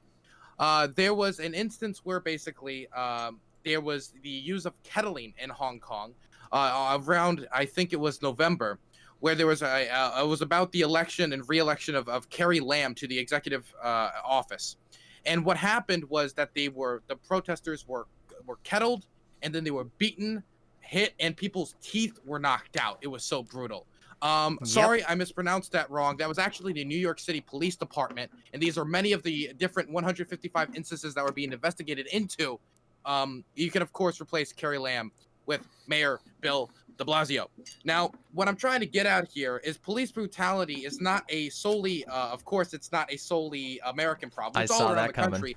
But many of the instances, we have extreme views with an angry face over the world, right? We'll look over at Hong Kong and we'll say that's horrible what's happening to the Hong Kong protesters. We'll look over to Russia, that's horrible what's happening to the Navalny protesters. But then we look at our own country, and all of a sudden, we find ways to justify it. We find ways to say, well, no, we need to look at the specific, those 155 cases, I'm sure there's no need for a monitor. And of course, if there was any other example of this, if we were in Hong Kong right now and we're having this conversation, and the idea of we found 155 instances of the Hong Kong Police Department beating protesters or being abusive to them, we have instances of people who their rights to monitor are 100% protected after curfew, and they're being arrested, people's teeth being knocked out. And we having all these civil lawsuits and multiple monitors being proposed and rejected by Carrie Lam. It would be nothing but immediate outrage by the wide swath of American society, which it should be, and we should be outraged at police brutality around the world. But when we don't show that same amount or even more outrage domestically when it happens here, it undermines our credibility as Americans to speak about police brutality in Hong Kong, in Russia, in Bolivia, and anywhere across the world. So I want to get Connor a chance, and then I want to go back to Lecture Fan because a lot has been said. To Lecture Fan, about Lecture Fan. I Lecture Fans, look at this sad man's face. Mind. Go ahead, Connor. Yeah, so basically, this is my problem because I'm literally trapped in my own very unique experiential and philosophical and legal bubble. There is no correct way that a citizen is going to agree to getting their ass kicked. There's just no good way to beat someone's ass. Okay, people don't enjoy getting the shit kicked out of them. They don't enjoy being thrown in handcuffs. They don't enjoy being pepper sprayed. But at the same time, there are some legal situations in which cops do have the need to intervene. Now, I'm not saying that any of these things are justified, unjustified. I don't fucking know. I wasn't there. But at the same time, what we do need, the reason why you need third-party accountability is because you can suss this out. If people are wearing body cameras, the cop is saying, hey, this is an unlawful assembly. You need to leave at this point. And the guy says, fuck you, I'm gonna kill you and your entire family. And it's like, hey, I told you, if you don't fucking leave, I'm gonna arrest you. This is why body cameras are good. This is why third-party accountability is good. This is why having an independent judiciary or an independent AG is good, because they can look at the laws as written and the use of formants agreements as written and translate whether or not things are fucking reasonable. And they don't have the perverse incentive or conflict of interest of supervising their own I'll answer people. that afterwards, because Sock basically Demon. they're put gonna that in the Q&A clean doc. up their own fucking messes, and they're gonna cover up their own shit. So that being said, basically what we need here, because we're never gonna agree on a lot of shit, is we have an opportunity, especially with all the people who are watching right now. We have an opportunity to educate the public on what use of force is, on what the laws are, on how you interact with police, on how you conduct yourself in a fucking traffic stop.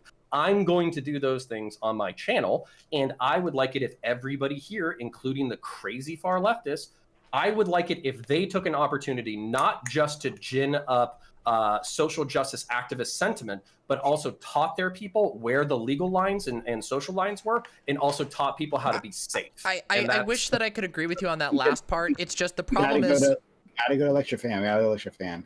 So wait very patiently. We'll go back to all of you. Okay, I just want to say, I don't know what your problem is with me, Vaush, but the personal attacks and then that last comment you just made a second ago was very inappropriate and rude and uncalled for. Comment? And you don't know me, and I'm really sorry that you felt that you had to go there and go that low. And I hope that you reconsider how you treat people. And same to you, Demon Mama. You guys have been very, very rude and disrespectful to me. Cry harder. And I don't think it's please. Very nice. And I hope that you guys reconsider how you treat people. You're asking us to accept police crashing people's teeth in, and then you're gonna cry here because people got a little spicy on a panel. Just cry, please. You've just been whining this whole time.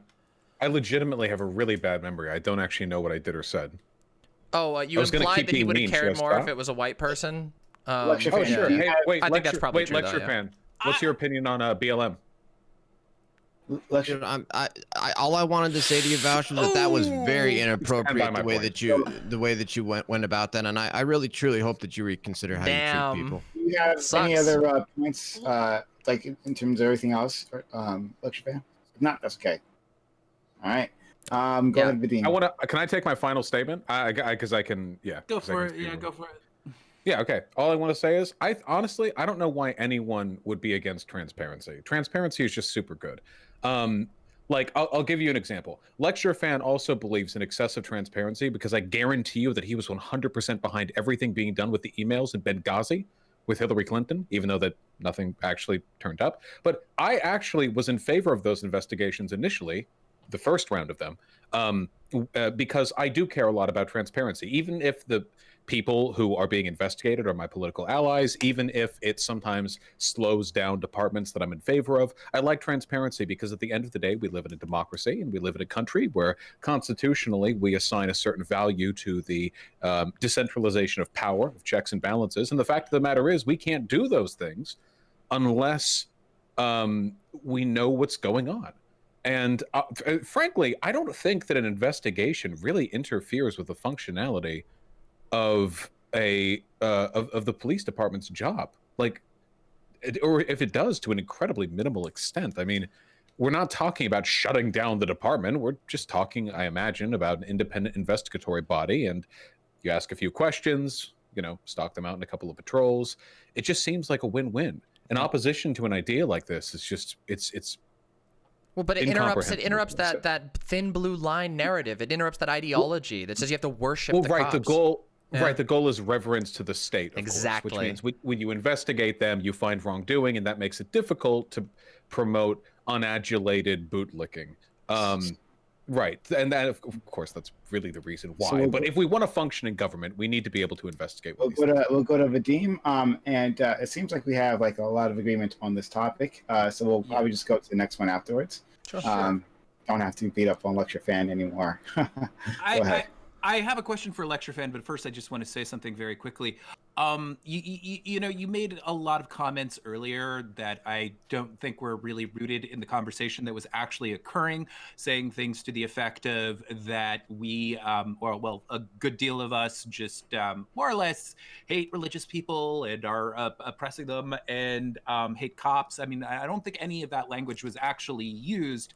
So I don't think any of that. I think that the bad faith with which you are operating there is at best no worse than anything Vaush said to you.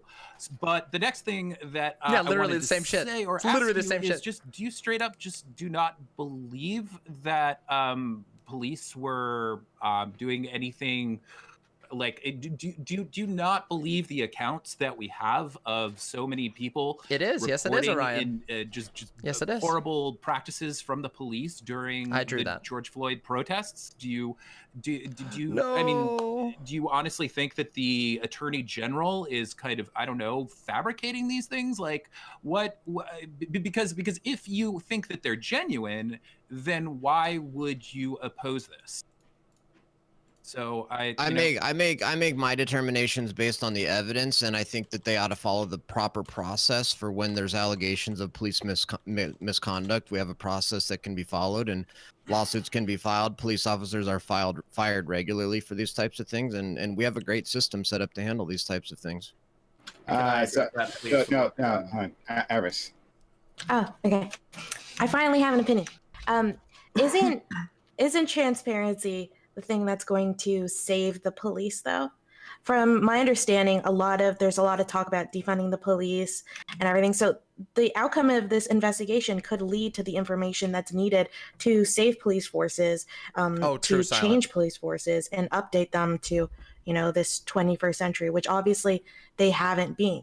So I don't really see why anyone would have an issue with that. I'm seeing in Canada, there's a lot of moves towards transparency with our police departments. So I just don't understand the issue. Especially if you believe in law and order and you don't believe in defunding the police, and this is a viable answer. Okay, I'll get counter. I can do it as a part of a closing statement if you want. Yeah, sure. And then we'll just move on. Sounds good. But I didn't do a closing statement. Oh, you want me to start? Yeah, Shit. Sure. Okay. Holy shit. Okay. So here's the reason why, very specifically, I think that the current system that we have is bad. So what'll happen is a police complaint will come in, and if it's of a minor nature, hey, your cop was speeding, he pulled out in front of me, he told me to fuck off during a heated situation, all that kind of shit, it will actually typically go to a shift sergeant who will decide arbitrarily whether or not that complaint goes up to the next person in the chain. He's living on the edge. So if it's not that serious, they can talk the person down. The person doesn't write a formal complaint, or if they just say, you know what, I said my piece, I'm not interested in Goldfish is pursuing just the matter further, milkless cheese then the complaint cereal. dies at the If you sergeant. think about it. If there's a serious complaint, like, hey, somebody beat the fuck out of me or raped me or some shit like that, that's going to get reported up to the lieutenants and captains, and then there's going to be an investigation. But at the same time, what that investigative arm is going to be the IA. So basically what's going to happen is going to be a cop who's a member of that police department, who's investigating the police officer, who's deciding whether or not to file charges with the state attorney.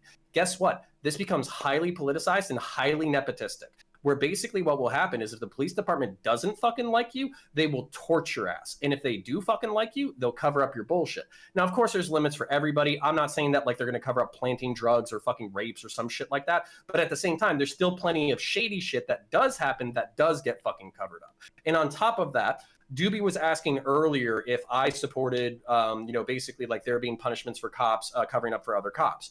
The reason why I said yes is because if we had an independent mechanism, if we had a independent investigative arm, if we had a, basically somebody that I, as a cop who was uncomfortable with the conduct of another cop, was able to report to without inflicting a whole bunch of personal career damage on myself. I'm not saying that I would have used it in the specific instance that Doobie is alluding to, but cops would be infinitely more likely to do that. It's just and I'll wrap this up, but it's just a question of how you structure power.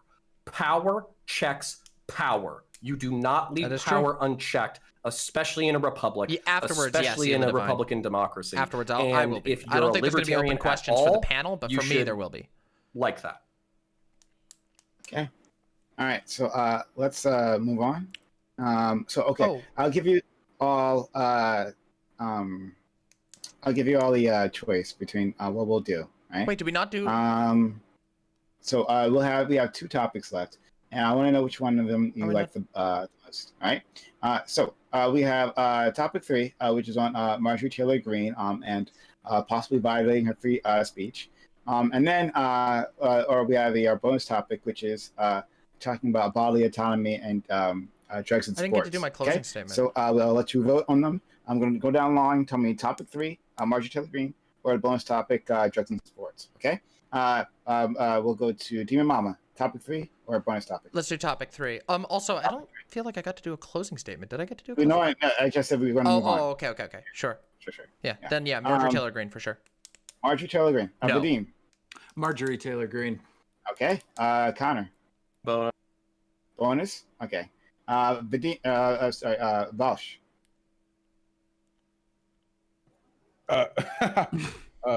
Sorry, you caught me mid-bite there. Sorry. I got up to get a protein bar. Why are we saying Marjorie Taylor Greene?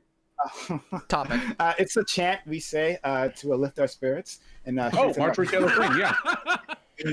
Blessed be her name. Many be the Jewish space lasers. Yeah. So what we're doing is we're voting between which of the next two topics to go to, since we probably only have time for one. So the topic 3 is the Marjorie Taylor Greene one, and then bonus topic is the drugs and sports topic. So which one would you prefer? I feel like everybody but Lecture Fan is going to be on the same side with the Marjorie Taylor Greene thing. True. That's how every topic's been. Yeah, it's rough out there being a dumb fuck. Oh my god! I leave it up to you guys. All right. Well, That's keep a that in vote. mind. Lecture Fan. Woo! Like anything? Which one? MTG. MTG? Really? Okay. All right, we're going MTG. Yes. Let's go, Doobie. Topic 3. I think sports is boring. Okay. All right. Eris? The sports one. Oh, sports. Okay. All right. And Doobie. Oh, sorry, not Dylan. First I want to condemn Vosh for being a bully, a meanie, and very, very mean, very disrespectful, hateful left. He's Hateful so left. triggered. He has the same amount of hate for police that he has for Lecture Fan. Another proud, God-fearing American. I just wanted to throw that out before anything else. And I want to talk about the True, Patriot, Chad, you're correct. Major Taylor Greene. We did kick it. Okay. We did kick All right, ass. It's 1984. The Patriot, is that what your mind goes to when you think of MTG? I mean, it takes a lot of bravery to call out the Jewish space lasers, you know? I mean, you would know about. I mean, I'm not. I don't know nothing about nothing. Okay. All right. All friends here. All right. Topic 3. Marjorie Taylor Greene, a congresswoman from Georgia, had her committee assignments stripped by the Democratic House of Representatives. This was due to statements she made previously that threatened Speaker Nancy Pelosi, among others. Damn. Should these past comments be held against her? Are the actions against her a violation of her right to free speech? Should apologizing and disavowing her statements be enough to move past this? If we acknowledge that individuals can change their minds, why not give Congressman Greene the benefit of the doubt? And I want to thank both Connor and Vadim, because you both suggested this topic. Thank you both for submitting it. All right, we will go to Demon Mama. Yeah, no, I don't believe that Marjorie Taylor Greene's First Amendment rights are being damaged by her being stripped of her committee assignments. That's a ridiculous stretch. There are consequences for the things that you say, and as it turns out, Marjorie Taylor Greene has said a lot of very horrible, very dangerous, very false things. Everything from the oft referenced Jewish space lasers, which is one of the funnier ones, to the more sickening and disturbing sign-offs on things like killing other politicians, on things like wholeheartedly and full-throatedly supporting QAnon and all of the QAnon follow-ups to supporting the actions of the insurrectionists on the 6th.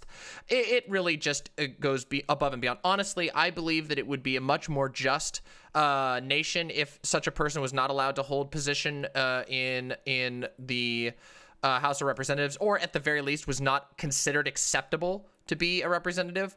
But as that's not the case, I think it's perfectly fine for her peers who she has threatened, who she has supported, people who have threatened their lives, don't feel comfortable trying to collaborate with her on committee appointments. Yeah, no, this is just mostly, again, it's just a bunch of whining from right-wingers who need to feel like they're persecuted for everything, even when there's like basic responsibilities that are given to them about their position in public office. Okay. Connor. Yeah, I don't have too much to say. I think the precedent set by defending MJT is a bad precedent to set. There's plenty of things that I would find deeply uncomfortable if a left-wing politician was advocating for. If AOC was saying, "Hey, all conservatives need to be gunned down in the street," and basically like any conservative who's basically a piece of shit, you should go ahead and try to take them out. There's a whole bunch of hyper-conservative Christian nationalist Nazis who are going to take over this country unless you act right now. I would be deeply uncomfortable with the organs of government not taking action against that person. I am a Republican in the fact that I believe in a republic. I think a republic has to have rules and norms that support itself in order to sustain itself into the future. Okay. Let's go to Vadim. This hits a little close to home because I was once in a debate with a 9/11 truther who believed that Jewish space lasers were responsible for taking down the World Trade Center. I was wearing this shirt and I was dubbed "Run the Jews" by his audience.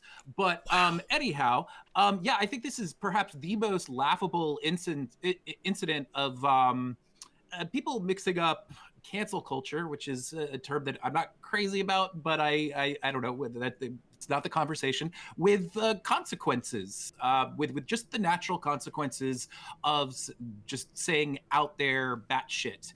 And I think that her views do not conform. Really, this is the main problem. Her views, the things that she has said, they massively do not conform to reality, and they do beg the question isn't right, but it demands the question, like, is this person mentally sound cheese is good. Cheese is based. to Milkless be in cheese office? cereal, And yum, the yum, last yum. thing that I'm going to say is this, which Says is run the that jewels. one interesting thing that I hope that we can touch on, because I really don't know where the line is. Like where do we draw these lines? Like, for instance, General Flynn, who is working under Trump, I love was cheese curds. tweeting out Pizzagate shit, and I think that that's pretty crazy. So I'm not saying that necessarily yum, he should have somniastatic. had the same treatment. You'll be done by the end of the night. Where's the cutoff? I'm kind of interested in kind of maybe discussing some of that if people are up for that. All right, let's go to Vadim. Sorry, fuck. Oh, okay, I can go again. No, Vadim, don't let me steal your glory. I take the hard line on this. While presently there isn't really a system for doing so, Marjorie Taylor Greene should not be allowed to hold office for a number of reasons. I mean, we can dance Lonnie, around that it all sounds we awesome. want, but Marjorie Taylor Greene is the future of the Republican Party.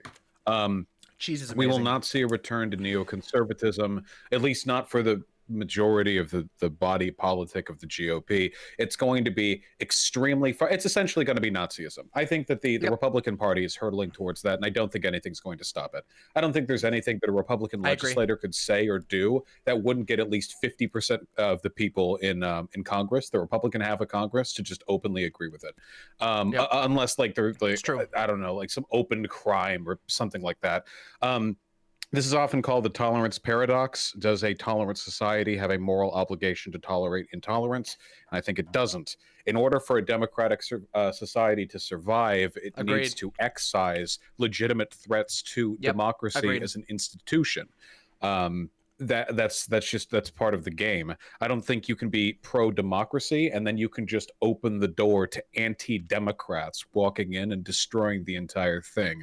And MTG is, I think, one of the most open and blatant anti-democratic, anti-freedom, anti-sanity candidates we've seen gain public prominence for some time. But this isn't the only time. I think it was Louisiana where the front runner for governor was the Republican front runner, I should say, was David Duke. I think back in 1990, the shift on the part of the Republican Party towards radical the white separatism, white nationalism, neo-Nazism has been broiling up for a long time. Yes, it has. Yeah, and David Duke won that gubernatorial seat too, former Grand Wizard of the Ku Klux Klan. This isn't anything new, but we need to find a way to deal with it because America really cannot survive continued Republican rule. Yep. Oh, I agree so much. Couldn't agree more. Couldn't agree more. Well, to talk about this issue, you really have to separate out whether or not you agree with what MTG said and did versus whether you think she should be stripped of her committees by Congress. And so with that in mind, I don't support those things that she said or did. However, I think it's preposterous that they would strip her of her committees. This is the elected representative of the people. This is another example of Democrats truly not believing in free speech whatsoever. I mean, the Senate is now going to go forward with a trial against the president for doing something that was squarely protected within his First Amendment free speech rights. I wish the Democrats and the leftists would just come out and say, no, we don't support free speech. And this is just moreover, it's like you guys have a new Congress, a new presidency, and this is what the Democrats are spending their time on. The Democrats could be doing a bunch of different things right now to try to help the country. Instead, they're going after a random Congress person to try to strip her of her committee, and then they're trying to impeach a president who's already left office. This is outrageous stuff. And by the way, people only do personal attacks when they've lost the argument on the merits. And I could also engage in personal attacks, but I'm not like that. So even people who are rude and disrespectful to me, I am so kind to them. Dylan. So I'm gonna do this in the nicest way possible. Awesome. It's hard, but the first thing I'd like to say is that I understand where lecture is coming from here.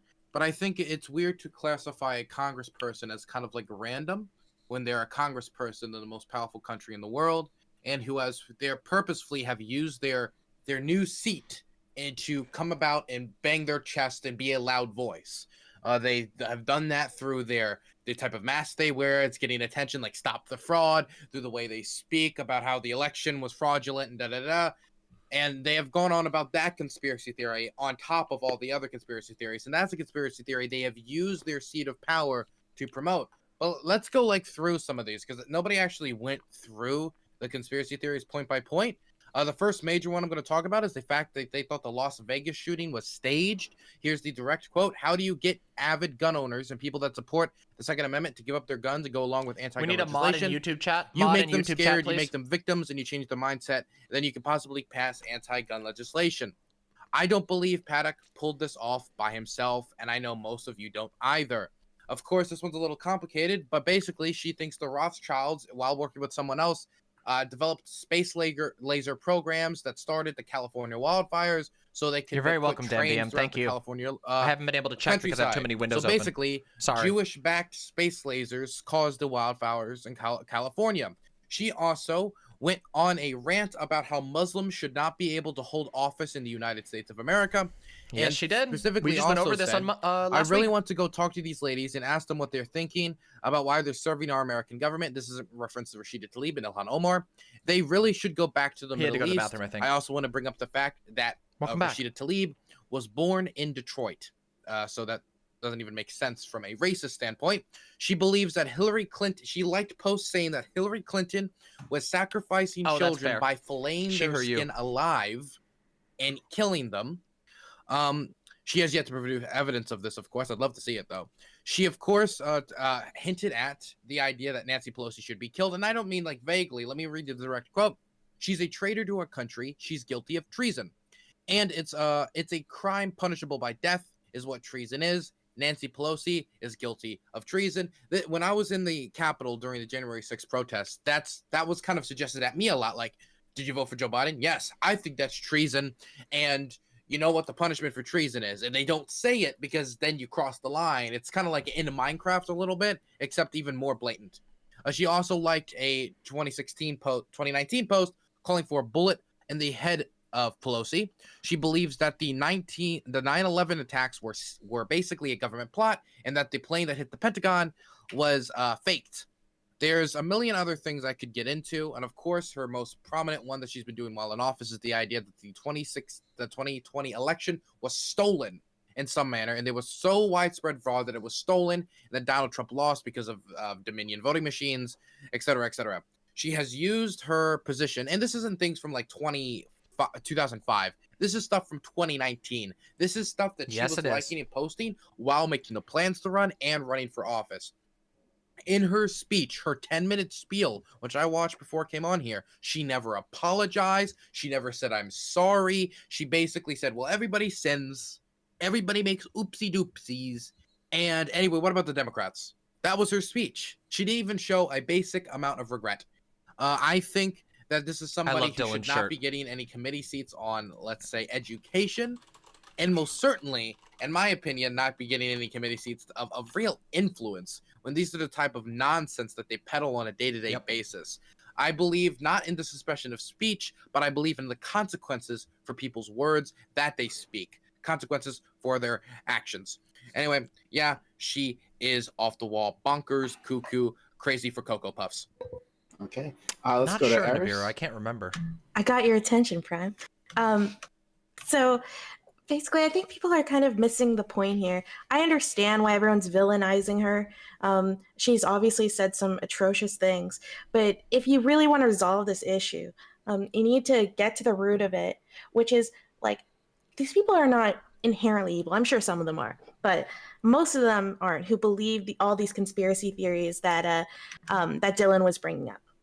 But they genuinely believe this stuff. So just imagine if you put yourself in their shoes and you genuinely believe in all of these conspiracy theories, They do that how because of her. terrifying that is, especially if you value your country, you value like where things are going.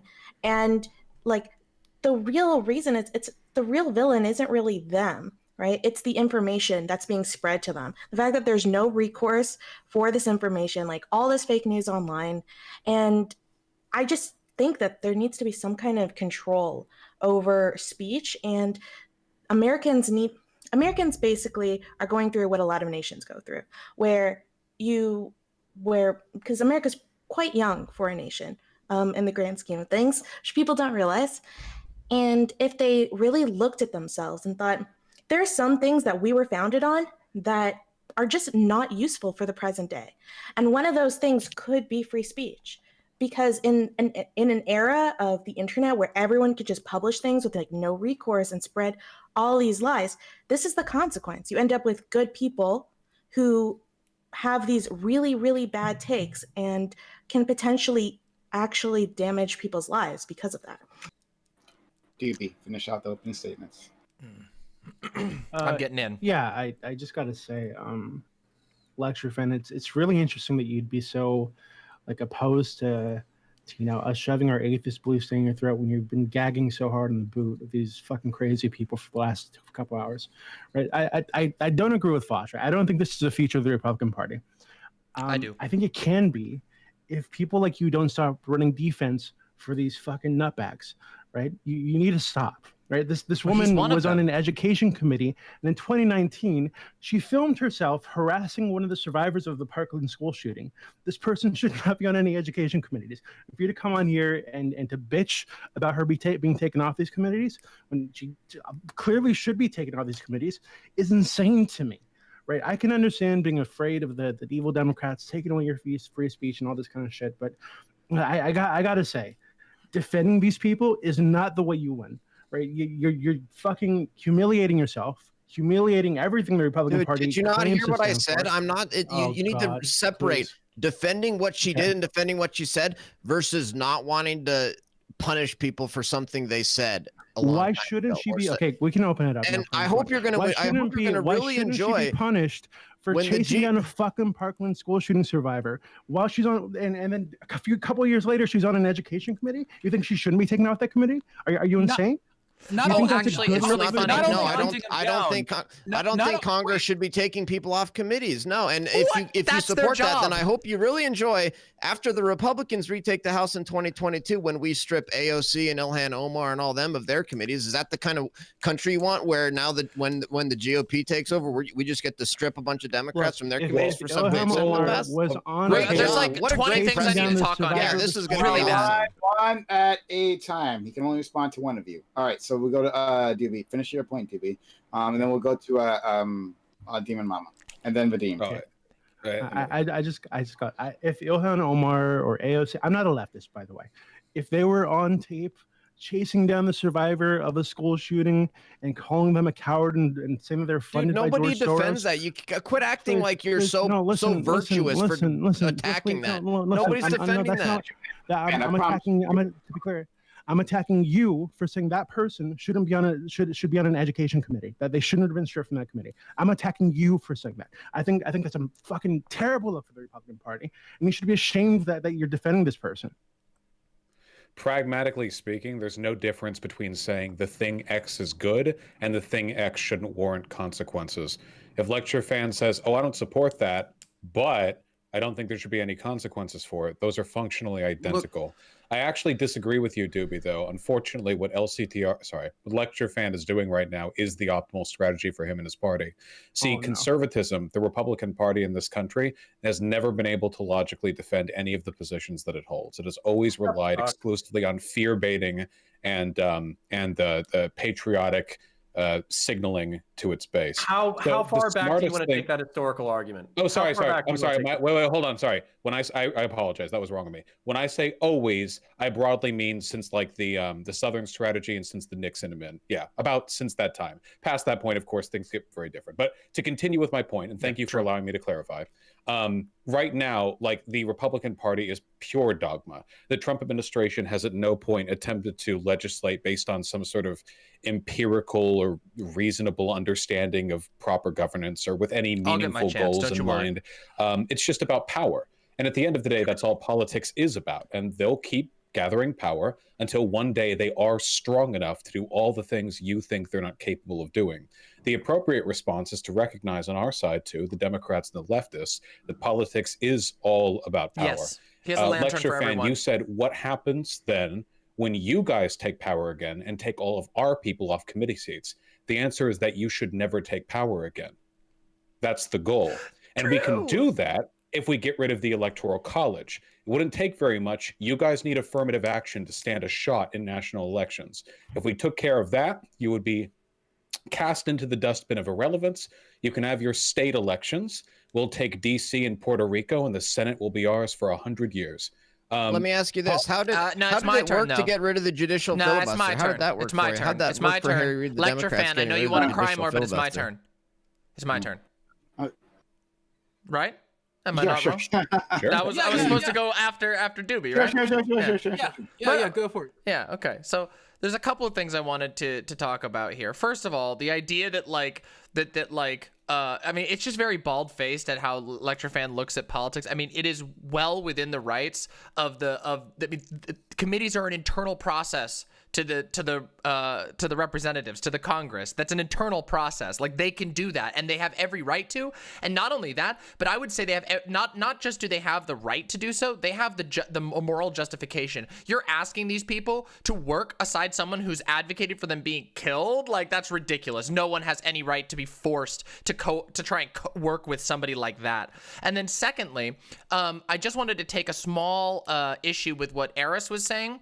I don't believe that people like MTG deserve any sympathy whatsoever, because MTG, if you actually look at the record of her posts, the blogs that she was writing, she is the one who helped manufacture this. No joke. QAnon became largely popular because she was pushing it from her blog, which had a lot of readership, and then that spun out from there. Marjorie Taylor Greene is part and parcel with everything that is wrong with our country right now, with the creation of fake newses and alternate realities. That's her. And yes, while I do have sympathy for people who become roped in by these incredibly manipulative ideologies, I do not have sympathy for those who create them, for those who use them to self-enrich like Marjorie Taylor Greene does, and for those who use them to undermine democracy in its entirety. And I do tend to agree, by the way, with Vosh when he says that the modern Republican Party is a totally obsolete and complete, almost unsalvageable institution. 60% of the party just recently polled that they would go and they would literally leave the Republican Party to join the Trump Patriot Party. These people are in a cult that worships Donald Trump, and that is not democratic. What you are advocating for, Lecture Fan, and I know you're one of Trump's biggest cheerleaders. I know that's like your main thing, is you fucking love that guy.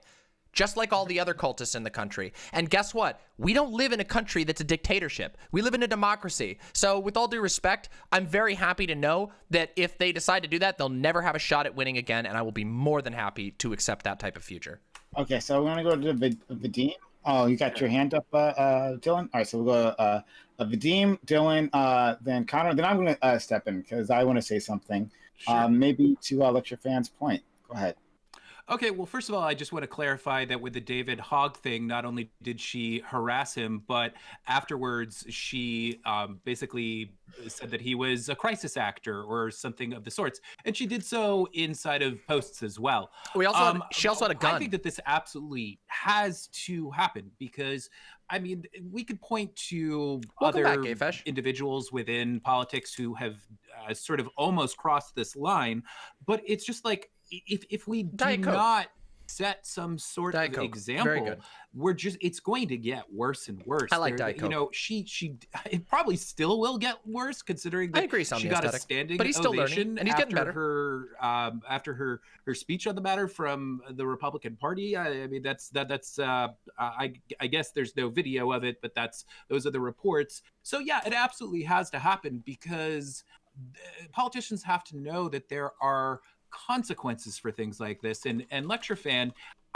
what I'm hearing from you throughout this entire conversation is that you are just like very opposed to consequences, and you will twist these things around to be either, oh, you're anti-free speech, or you just hate cops. When these are it was fantastic, Pennis, we crushed them. These are not kind of unjustified demands from people who have a loathing of freedom of speech. It's just it's an absolutely bad faith argument, or just a fundamental leftist Peyton, thank you so much.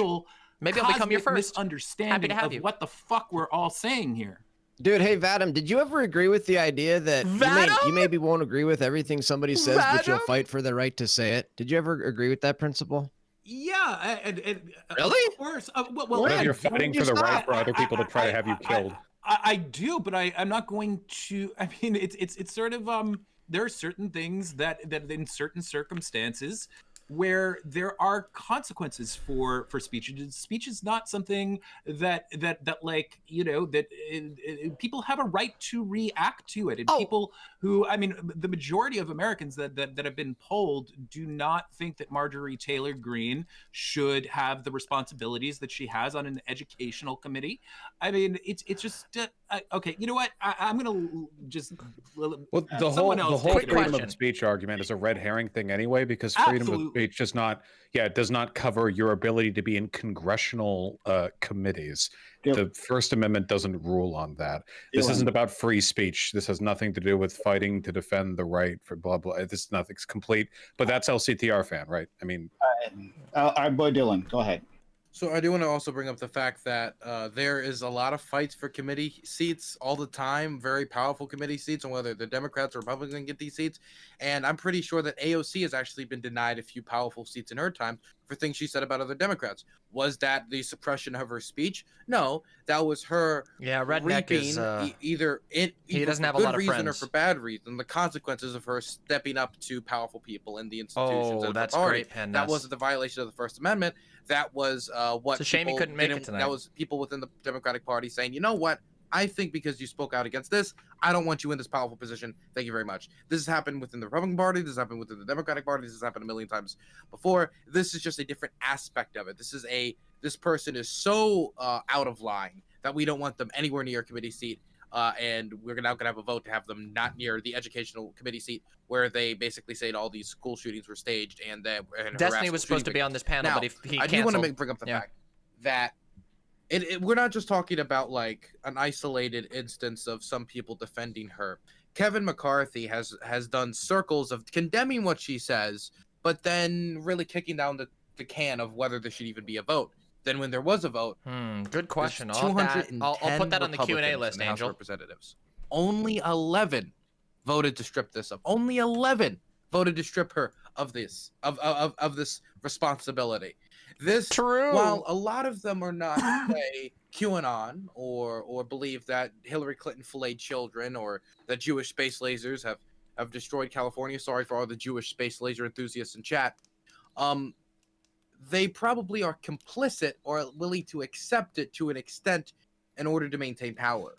They're willing to accept that type of action or dialogue or talk within their party and with those people having committee seats, because those committee seats are strong enough and powerful enough to want to just grab them at all stakes. And when you have such a close vote, when you're so close to having a majority within the House, you're going to want every single person possible to get that majority. And Taylor Greene's part of that effort to get that majority. And I do want to say that when we talk about percentages of the party, like 60% will leave, or these many percentage of Republicans, over 70% think the election was widespread fraud or any of this. I mean, FDR in the 1930s, 83% of Republicans thought that FDR could possibly bring about a dictatorship because he was doing the New Deal and all these new social programs. Due to the demonization of I'll check that out figures, afterwards. Here, I'll put it on the quickly list. Thank polling you, can just escalate to a point where you can get ask ridiculous questions and get ridiculous answers because we've been having ridiculous dialogue around our politics. With FDR, of course, the demonization of him as some dictator coming about when he was just doing the New Deal, or with Nancy Pelosi and Hillary Clinton being pedophile, satanic torturing of children, Jewish space laser, mass shooting organizer, evil individuals. I mean, this is just the end result of the dialogue we've been having in our country. I think Major Taylor Greene is one of the people who would push that dialogue please to get do even worse, not better. DM that to me. And so therefore, I don't think Maybe she we'll should react have to it committee after. hearings. And I hope she, as soon as possible, gets voted out of her. Because he's an idiot, out of her Hawk. seat. He's so and I would stupid. hate to be somebody who And had her repugnant. represent me in Congress, because I would be extremely ashamed. And now I give Vosh Save that one too, permission the to tooth. talk because I'm such a gracious Wait, individual. what about counterpoints? It's counterpoints. I just want to be fair. Damn. Yeah, no, Vadim, I actually appreciate the consistent backup. I don't, I can throw elbows if I need to, but there's plenty of big egos here, so I don't want to be rude or shitty. So here's the thing, kind of about like Demon Mama and Vosh's perspective that like conservatives are just going to be the new like fascists or whatever, and that the future of the party is the they're the old Trump fascists too. Hold on, I'm fascist too. No, I said they're the old fascists too. Oh, okay, gotcha. Okay, so basically, like, this can become a self-fulfilling prophecy, and the way that it becomes a self-fulfilling prophecy is we don't inject like a level of nuance or charitability or like anything into fucking public discourse. We automatically assume that people are like either interpersonally or systemically racist. We close our minds to new ideas. There are plenty of ideas that 4 years ago I would have been calling people inside this room commie fucking scum that I am more receptive to now. I still have my beefs with it. I'm going to yell at you about the parts that I have fucking beefs with, but I'm a lot more receptive to these ideas. So discourse actually does have its role in here. And politics is not just about power. Like, I do understand that it's about power, but it's also about reciprocal power. There is my belief, and I think it can be substantiated, is that people are temperamentally different, whether or not they're the nature or nurture doesn't fucking matter. Some people are liberal, some people are progressive, some people are conservative, and these things are rooted in both environment and like nature and fucking nurture. So to just demonize an entire category of temperament, it's not going to fucking work. You have to live with these people, you have to convince these people, you have to use rhetoric in order to convince these people. And then on top of that, I'm going to shout out 2 fucking people and then I'll shut the fuck up. Number 1, Endernax is probably fucking shitting blood in the fucking, the comment section right now, because basically he is fighting for the fucking soul of the right. He is saying that there's a new path forward besides Trump MAGA or corporatist Republicans, and there's a way to fucking fight on the right in order to make it a better fucking thing. But we need to have he's not that a fucking Nazbol, dialogue but in you know order what I to mean. do it. And then He's being finally, used by those people. I just want to point out, banning the Electoral College leads to a Republican downfall. That was actually countered by my very good friend, best friend, LSP, Liberty Sanity Project, who basically said what happens once you ban the Electoral College is political institutions, through their very nature of needing to seize power, will change their strategy. So basically what would happen is the Republican Party would have to become less racist. They would have to become more inclusive. They would have to fix their fucking arguments, and they would have to pitch it to a new generation of fucking people. That's the advantage of Republican democracy, is that you have to go where the fucking people go. That's also the danger. I know I went all over the fucking map and didn't make any coherent points, but I hope I at least gave people some mental food to chew on. I just the thing is, like, I understand that you want to advocate for us communicating with the Republicans and not generalizing the Republicans, but the fact of the matter is that the Republicans fall in line with their worst elements every single time, and this is a problem that we have to acknowledge. And keep in mind, they don't win. They just don't even have the numbers to win. They have to cheat to win, and they do that. And by cheat, I mean they have to fudge the numbers, not literally cheat. They have to use things like gerrymandering, technicalities that are obviously unethical and unjust in order to gain positions of power.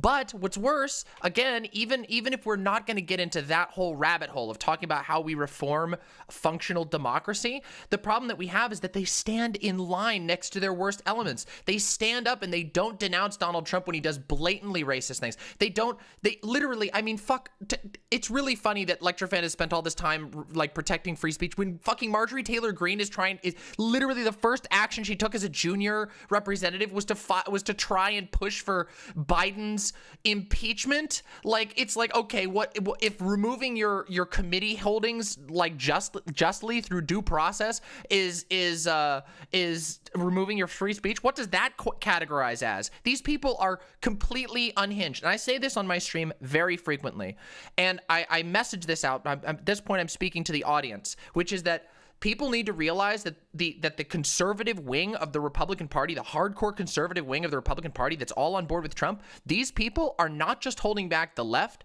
they're holding back everyone. Every other type of worldview that's not a weird pseudo-feudalistic Trump cult, these people are weighing down everyone. They're weighing down the moderate righties. They're weighing down the moderate lefties. They're weighing down the extreme left. They're weighing down everybody. And if we don't recognize that, then you're going to get stuck with people like Lectrofan running our country, who will make excuses for people spreading conspiracies about Jewish space lasers and advocating for their coworkers to be fucking strung up. It's ridiculous. We have to be able to say no. Enough is enough. And if we want to have a functional democracy, we have to say no to fucking fascists. And guess what? That means if the moderate Republicans are going to stand next to those fascists, well, guess what? They're standing in lockstep, and we gotta focus on them too. They're just as bad if they do that.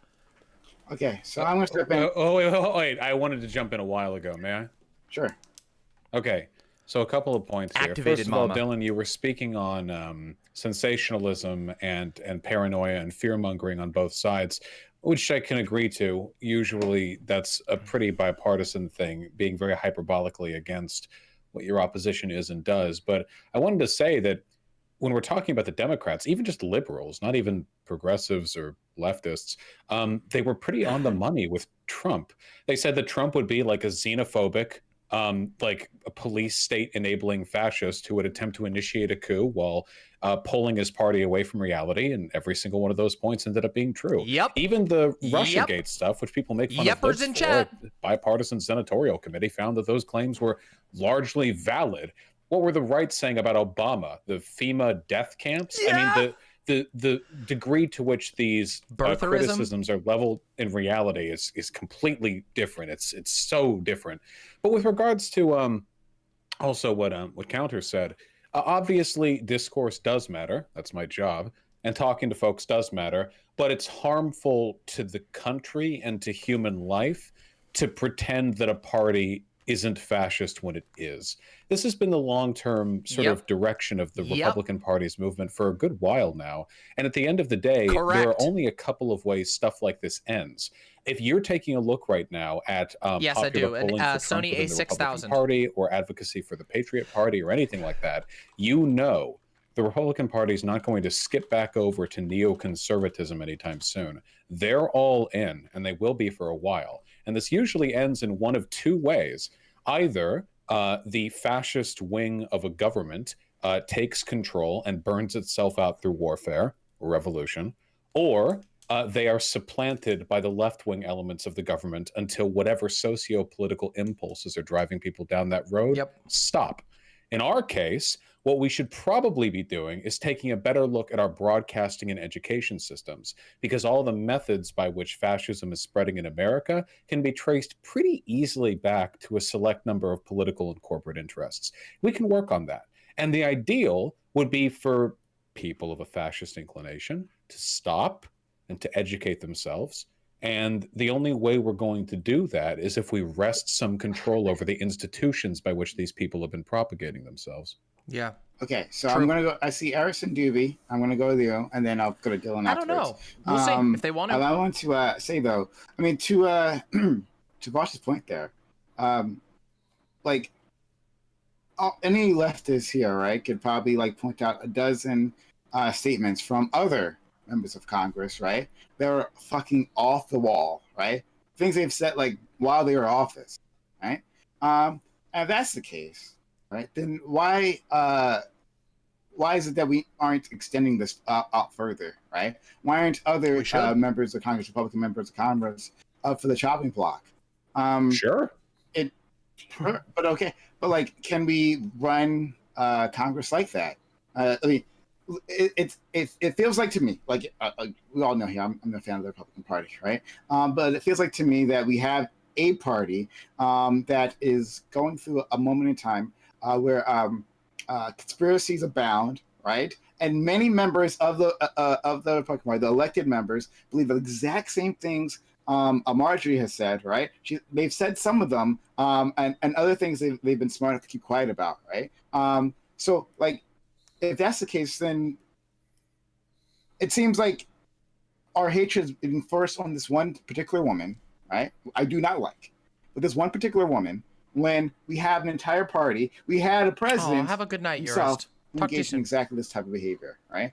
So it feels like we're trying to like stop a dam from breaking here, because there'll be more like it. So, and if that's the case, how can we run a Congress, right? By just taking away these, like stopping. We can't stop all of them from having committee member seats, right? That's not possible. So, is it right to just focus on this one lady? All right, so I'm gonna go to Eris, and then Doobie, and then Dylan. I just want to say that what Demon Mama was saying was super based, and I really, really appreciated. Like, it's such an interesting point to bring up how much Donald Trump's like angle of rightism has just taken the American right in this really dangerous direction. Not saying the religious direction was great either, but there were other directions that were still useful. I mean, 20 years ago, one of the most common debates you would be seeing is whether or not you should intervene in a foreign conflict.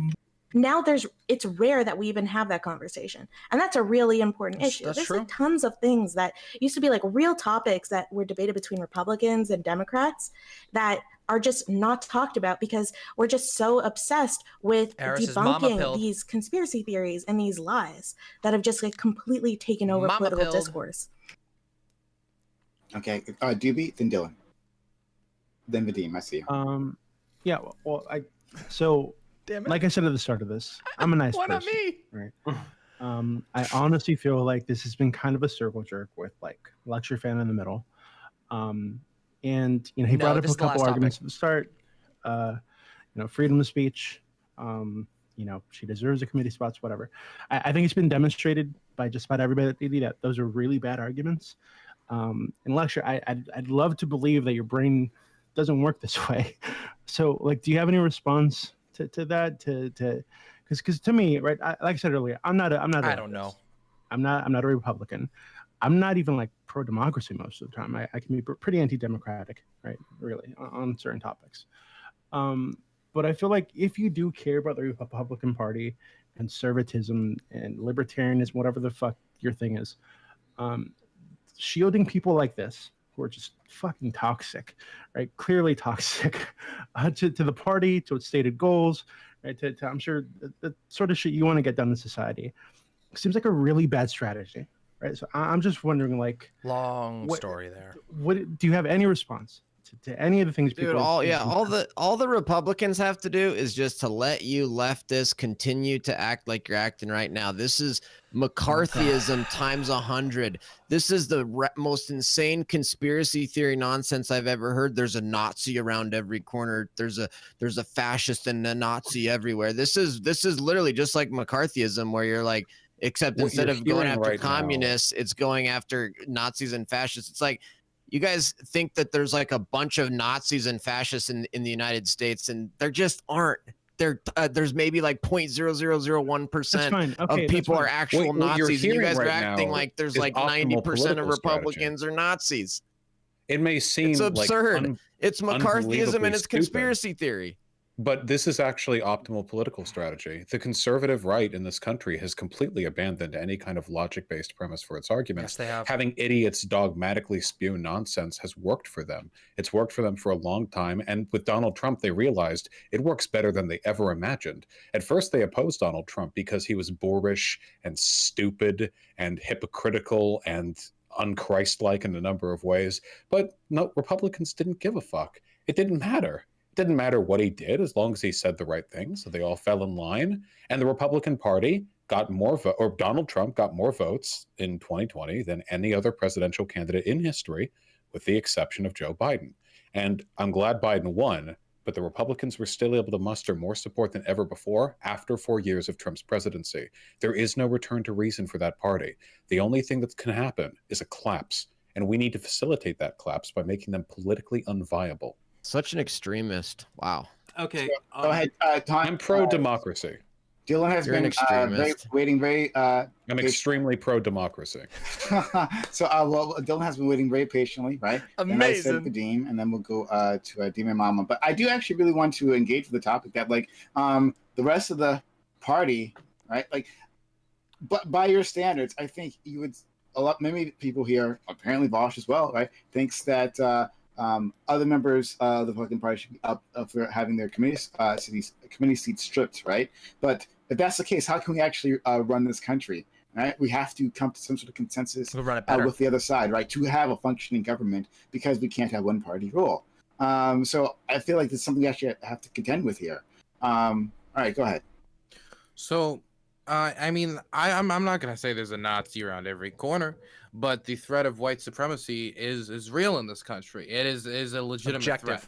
Yep. It has been a threat ever since the failure of Reconstruction to address white supremacy when we pulled our troops out of the South after the crushing of the first Klan. We can just see after 9/11, the vast majority of terror attacks have been white supremacist attacks. We can see that if you look at polling of military soldiers, you can see polling data continues to increase for the amount they see white supremacy and white nationalism in the military. 1 in every 2 minority service member has said that they have seen signs of white supremacy within the United States military, the most powerful military to ever exist on the planet. So this has become such a problem within the military that they're doing a full upscale, downscale review to see if the white supremacy is as infiltrated the United States military. Yes, it has. We can just look at people like Dylan Roof. We can look at the Charlottesville or one of the best examples. We can just look at what happened at our nation's capital on the 6th when bombs were planted in the city that my mother lived and died in, when the press were charged, and I was right in front of them when the press were charged, and they were beaten before having their cameras smashed. The Congress was rushed while they were screaming, hang Mike Pence. And cops were beaten to death, people died, and bombs were planted. It was a complete disaster.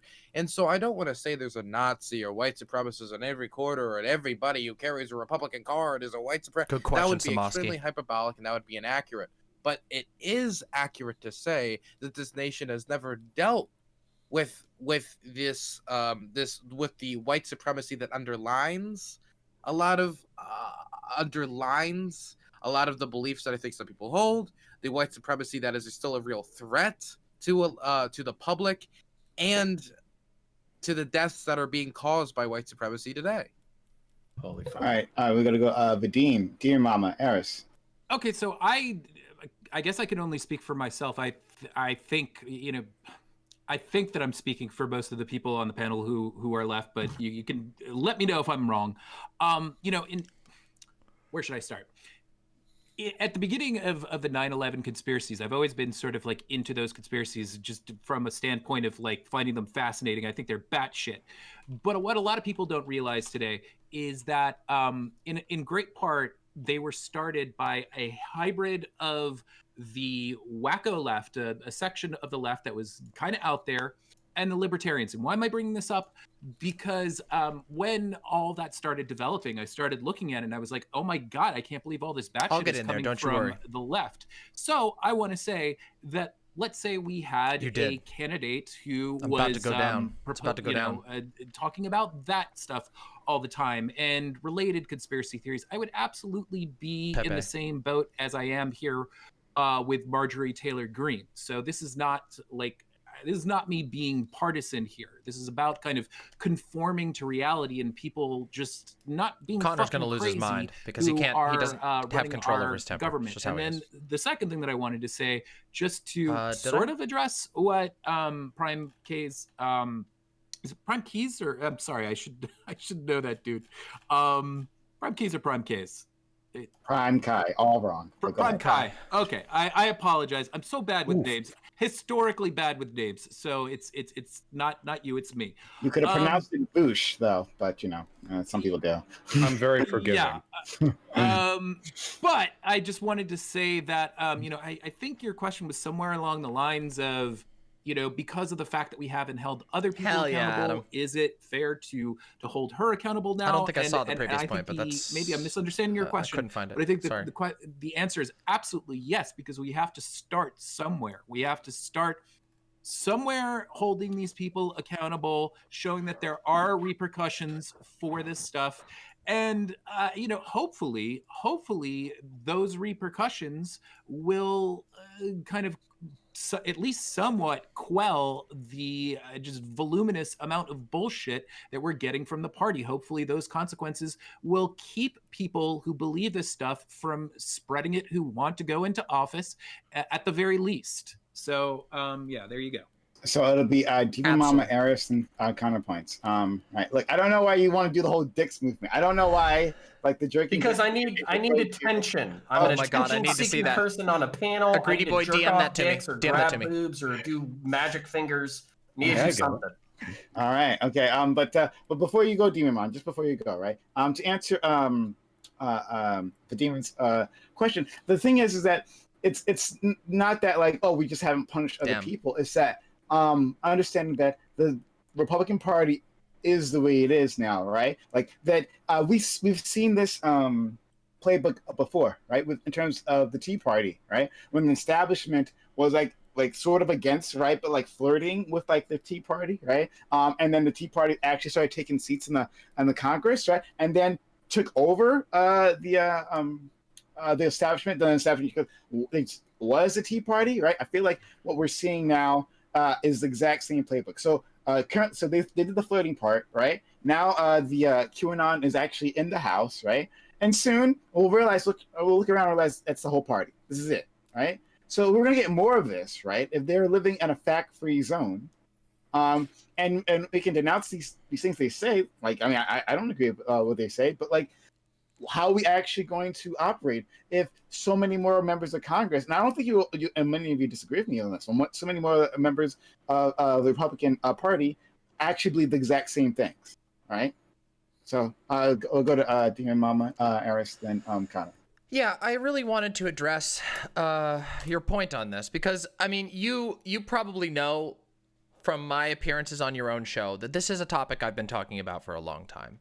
And I think that the fact that we've only been able to even bring any sort of punitive action or I should say corrective. This isn't even punitive. This is corrective action against one member of the House of Representatives should be shocking to all of us. I think that we need to, that like Americans as a whole, and especially those who don't consider themselves a part of like the lecture fan QAnon faction of like culty republicanism, need to realize that we are facing a pretty dangerous time, that there are a lot of Republicans in a lot of positions of power who are totally willing to stand by the most vicious anti-Semitic, anti-black, anti-LGBT things that you could imagine. And they would gladly turn our country into some kind of pseudo-feudalistic I mean, literally, they talk about they just want another 4 years, another 4 years, another 4 years forever. And they gladly say this. And the fact of the matter is, it doesn't look like we really have the institutions right now to actually deal with this, which is a scary thought. It is scary and it is concerning. And I think that it needs to be a reality check, because we have to recognize that the Republican Party's entire strategy for the last 30, 40 years, maybe more, has been to basically break the government in every way imaginable so it's not functional, to make way for what? Their pundits, their biggest pundits, including, by the way, Rush Limbaugh, the most listened to radio figure in the world, not just on the right, in the world, advocate for civil war. What is the right pushing for in America? We know what the answer is. They tell it to us. They want a civil war. And what they're doing is they're breaking things like our institutions, like when Donald Trump broke down the USPS, when he tried to break down election systems, when they're trying to gerrymander the shit out of stuff so that nothing works. We have to face the fact that we are fighting, functionally, a virus on democracy. Quite literally. And the cost has been already thousands upon thousands upon thousands of human lives. While Donald Trump jerked off in the White House and went on stupid press campaigns and press tours and blah, blah, blah, 400,000 Americans have been dying because he kept lying on a matter of fact. These are verifiable facts. This is not a matter of opinion. And the Republicans sit here every single day and they fill our airwaves with more lies, with more obfuscation. And this, to speak to PrimeCayes' point, is the state of America, whether you all like it or not. Everybody out there in chat, you got to realize this is the case. These numbers aren't going anywhere. And unless you're on board with the QAnon cult, well, you better consider how we're going to fight against them. Unfortunately, just one really quick point. Sure. Unfortunately, I think one of the worst rhetorical challenges we're going to be facing, and we progressives, leftists, isn't going to be moving Republicans to the left. I think they've chosen their lot. Most of them, not all, you can always convince some people, but most of them are what they are. The real difficult challenge is going to be convincing liberals that it's worth putting in the time and effort to meaningfully extricate this virus from American democracy. Because that's the trouble that I have. Well, you talk with a Republican, you're like, hey, you don't care when Trump lies and destroys democracy. They shrug. But you talk to a liberal, it can be really difficult, I think, for them to understand the extent to which these people have abandoned the principles that I think we assume every American who participates in democracy should have. Yep. So we'll go to Aris and then Connor. But I mean, I'll say that the Republican Party's, or not just the Republican Party, just like the conservative movement, has been on a mission, right, to provide completely different and completely separate. What a great show, media ecosystem. It's gonna get even. Still gonna have a lot of fun to go. Delivered a completely different set of facts to its listeners, right? And so we have a generation of Congress members, right, who've grown up in that, right?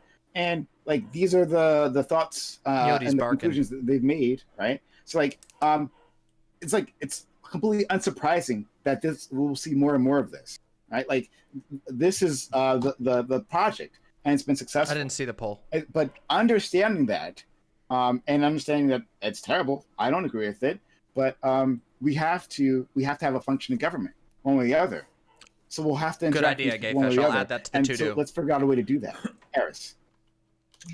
So I have a bit of a spicy take.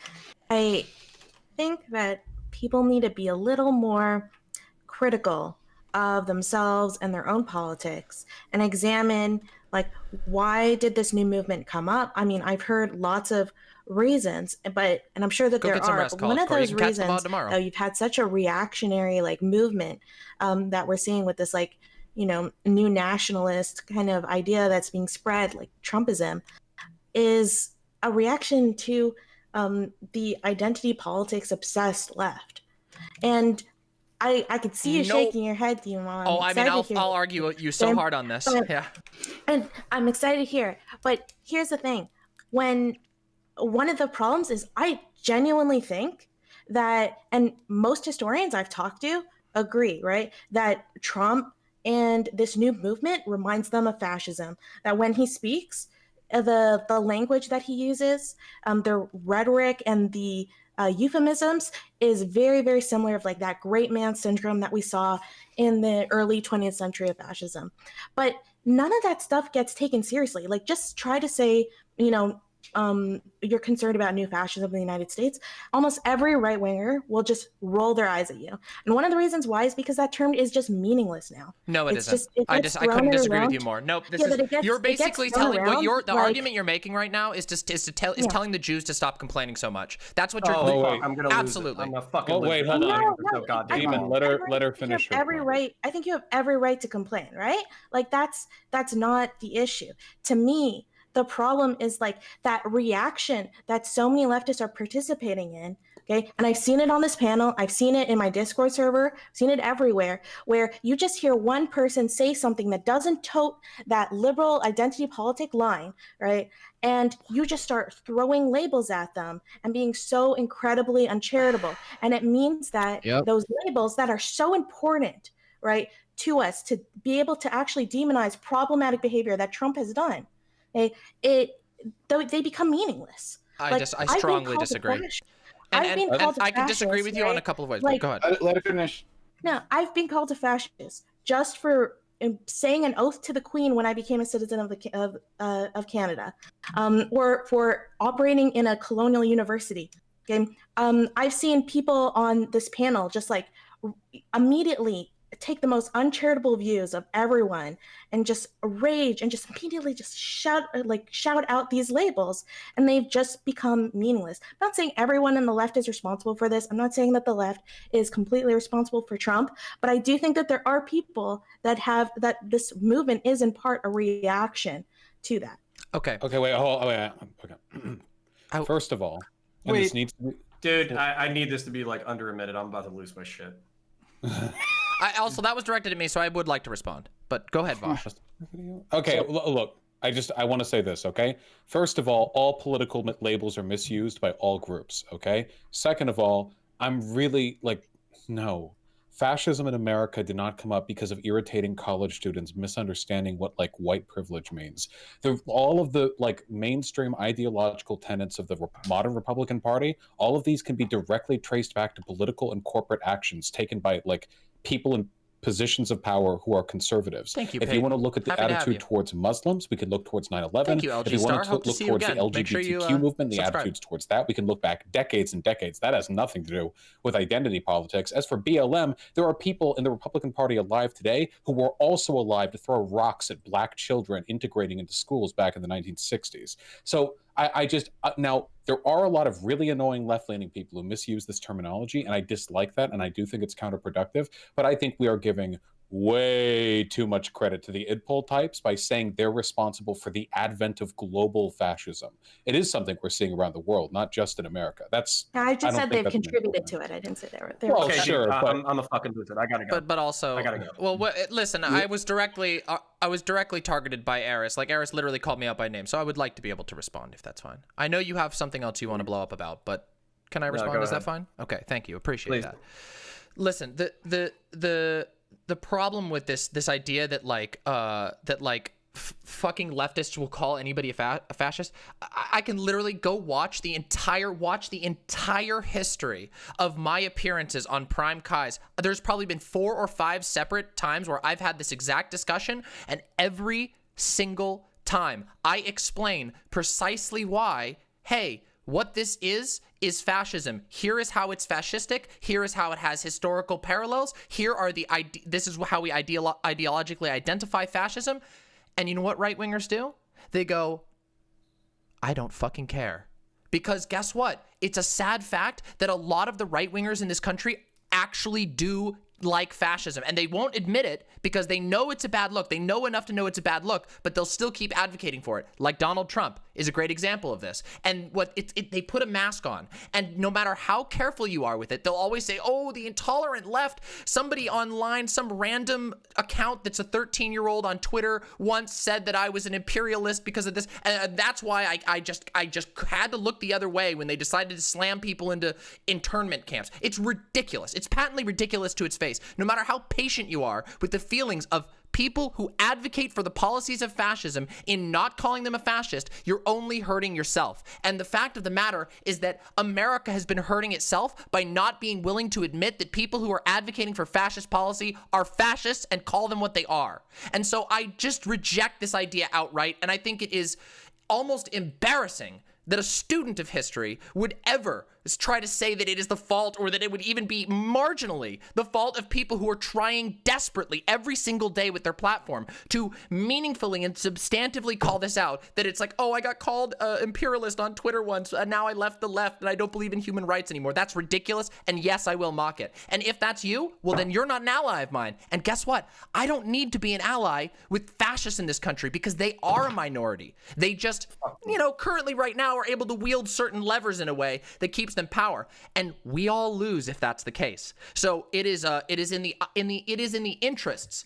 of the audience that is listening to us right now, this broad audience of thousands upon thousands of viewers, to recognize that there are fascists. Yes, literal fascists. And if you don't believe me, go look it up. Go find out what fascism is and see if it's not exactly what the Republican Party has been pushing for all of these years. And if you go do that, and you come up with a different result, come to my channel and show me why I'm wrong, but I know you can't. All right, counterpoints. Okay, Jesus fucking Christ. All right, so what basically happens is effectively we have, you know, fucking 20 minutes of fucking dialogue that's all effectively from a progressive fucking lens. It largely fucking overlaps. I have to take 20 fucking notes and then I have fucking 5 minutes to respond to it. Like listen, if you feel strawmanned, I'm sorry, but this is just like fucking, it's built up for the past 15 minutes, okay? So acting like the entire right wing, 72 million people had no reason to vote for the fucking right in the presidential fucking election, is a fucking delusion. No one said that. Trump's a fucking piece of shit. He would be a fascist dictator if he could. But asking like right people don't have fucking grievances. Somebody should clip that, by the way. Wild to me. Okay. Now somebody these clip grievances that, can be or wrong, tell, but they can be rooted in a logic that perhaps Dan. you don't understand. As a person who comes from the right, tell Danny. I'll try to explain some of these fucking grievances, and I don't give a fuck whether or not you think they're justified. All right. Fiscal conservatism is largely rooted in the belief that we have a fiat currency. It's in the constant fear that we are going to go into too much debt and that we're going to overprint money, and eventually the US dollar is going to be worthless. Okay? MMT, modern monetary theory, might have solved this. Keynesian economics might have fucking solved this, but at the same time, this is used as a cudgel to beat working class, middle class, and upper class fucking Americans into the fear that Democrats are gonna, through social programs and welfare programs and perverse incentives and all that kind of shit, they're gonna effectively tank the economy of the United States of America. And when you when you point to fucking socialist fucking nations that have largely fucking fell flat on their fucking dicks within the first 20 years of their inception, it's all like when you're talking to leftists, not liberals or progressives, it's always blamed on American imperialism and not internal economics. It's very frustrating. That's point one, by the way. Okay, nationalization of fucking health services. A lot of fucking boomers made a lot of fucking money. They made more money than I fucking did. And they're worried that in nationalized fucking health service, they're going to face wait times similar to fucking countries in the Commonwealth, and that effectively those wait times are going to fucking kill them. On a utilitarian basis, let's just make sure we get my links in the chat, infinitely better than the fucking American model. But at the same time, for individual conservative boomers who have made a lot of money and who can pay for their own fucking healthcare, it is effectively asking them to die early. Now, you can pretend that that's not the case, but it's fucking true. Homosexuality and transgenderism is the anti-homosexuality and anti-transgenderism is largely rooted in fucking religion. Okay? Now, 70% of the United States of America is still religious. It doesn't matter if they're fucking Creaster Christians or fucking Muslims or fucking whatever. They're still religious. So whether or not you think that's a good reason for them to be conservative, that's part of the reason why they're conservative. Pedogate and fucking Pizzagate. Acting like Jeffrey fucking Epstein wasn't hitting fucking golf balls with Donald Trump and at the Clintons' fucking wedding. And on top of that, he had a shitload of fucking super rich and super powerful fucking people on his planes, likely fucking underage prostitutes. And these people are in positions of power inside the United States. While I don't think that Hillary Clinton is individually filleting fucking human children for adrenochrome, chances are that some of our public representatives have fucked underage prostitutes, and it's been used as fucking blackmail for political leverage. It's probably fucking true. Yeah, sure. Okay. And I would like to see any fucking argument to the contrary. I'll wrap it up. One of them won the presidency in 2016. Okay, so I'll wrap it up in a fucking second. the left, whether it likes it or not, just through the sheer advocacy of socialism, basically banning the owner class, whether that's petit bourgeois or fucking bourgeois, rubs a lot of Americans wrong. American culture and American history is often rooted in colonialism. It's also rooted in entrepreneurships. So whether or not most Americans are fucking entrepreneurs, most Americans want to own a business. They want to be fucking small-owned businesses. This is so confusing. So or small business owners. So when you say, I want to ban the fucking owner class, you're basically pissing off a large part of American culture. Finally, gun culture. It was tough for me to vote for fucking Biden because of his gun control policies. You say nobody's coming for your fucking guns. Nobody's coming for your fucking guns. Nobody's coming for your fucking guns. And then you look at the stated fucking platform of the Democrat Party, and it's some of the strictest gun control this country has ever fucking seen. I'm so So what's confused. very frustrating for me in this fucking conversation is pretending that everybody on the right is a magatard, that everybody on the right is a crypto fascist, that everybody on the fucking right doesn't have a reason to vote for the fucking right. And this is effectively why for the past 40 minutes, this has been a left-wing fucking circle jerk beating up on Lecture Fan. Because you don't think that there's any arguments on the right that are worth fucking having. It's not that, it's that they stand by. They stand by. They stand by. That's the problem. It's not that all of them are MAGA-tards. Wait. You don't even need to go that far. All the arguments that you just made are perfectly valid. They're also about the same ones that Nazi citizens would have made in the 1930s. In retrospect, yeah, there were a lot of reasons to support the appointment of Hitler as chancellor. Yeah, there were great economic crises, and we were made to fear the communist threat, you know? Yeah, we were terrified of transgender and homosexual research. And Yes, they were. Okay, good point. Do you call them Nazis or do you address their concerns? Wait, the only point, well, in that case, historically speaking, addressing their concerns means kowtowing to fascism. No. Sorry for interrupting. I've been very patient for 20 minutes. No, because this is where we fundamentally disagree. In the 1920s and the 1930s, inside the United States of fucking America, guess what? Fucking fascism and communism were incredibly fucking popular in subsects of the fucking population. The reason why is because the material conditions within fucking America were so fucking shitty that people were looking for a new way out. We're effectively in the same gilded age that we were in the 20s and 30s in America. And FDR, despite being vilified, was the person who saved capitalism through redistributive economics. So we effectively have one thing going on in three options. The one thing going on is the material conditions for Americans are so fucking dog shit that we're looking to authoritarian ideologies in order to solve our problems. Our options are communism or socialism, fascism, or saving capitalism. Those are the three fucking options that we have. First of all, I strongly disagree with the idea that it's poverty or concern with the economic well-being of the working class that leads people to support Trump, because wealthier people are more likely to support Trump than poor people. The working poor are more likely to vote Democrat. Second of all, the main reason why Nazism fell out of favor in the United States in the 1930s was because we started going to war with Nazi Germany. If you actually look at support, like public support for Adolf Hitler and the Nazi Party, it wasn't because of the product of New Deal policies. It was because we declared war on that government, and then we learned about the Holocaust. So in those cases, in Germany, what if you were in Germany and not in the United States? What if you were in Germany and not the United States? How would you combat the Nazi Party? Well, you would die in the 30s if you were trying to combat the Nazi Party. Not a great response. And you'd be killed by the state. They would shoot you in the back of the head. The goal is to get it. The goal is to not reach that point. All I'm saying is that you can find quote unquote legitimate arguments for citizens supporting the rise of fascist governments. At the end of the day, a fascist government is a fascist government. I don't really care. All I care about is preventing it. I don't really care about your concerns, especially since a lot of these concerns are rooted in delusion. What? Poor Republicans think that Republicans are going to be the ones to fix the economy. I'm not saying you just a real quick thing. I'm not saying you solve these things with policy. I'm saying you solve these things with rhetoric.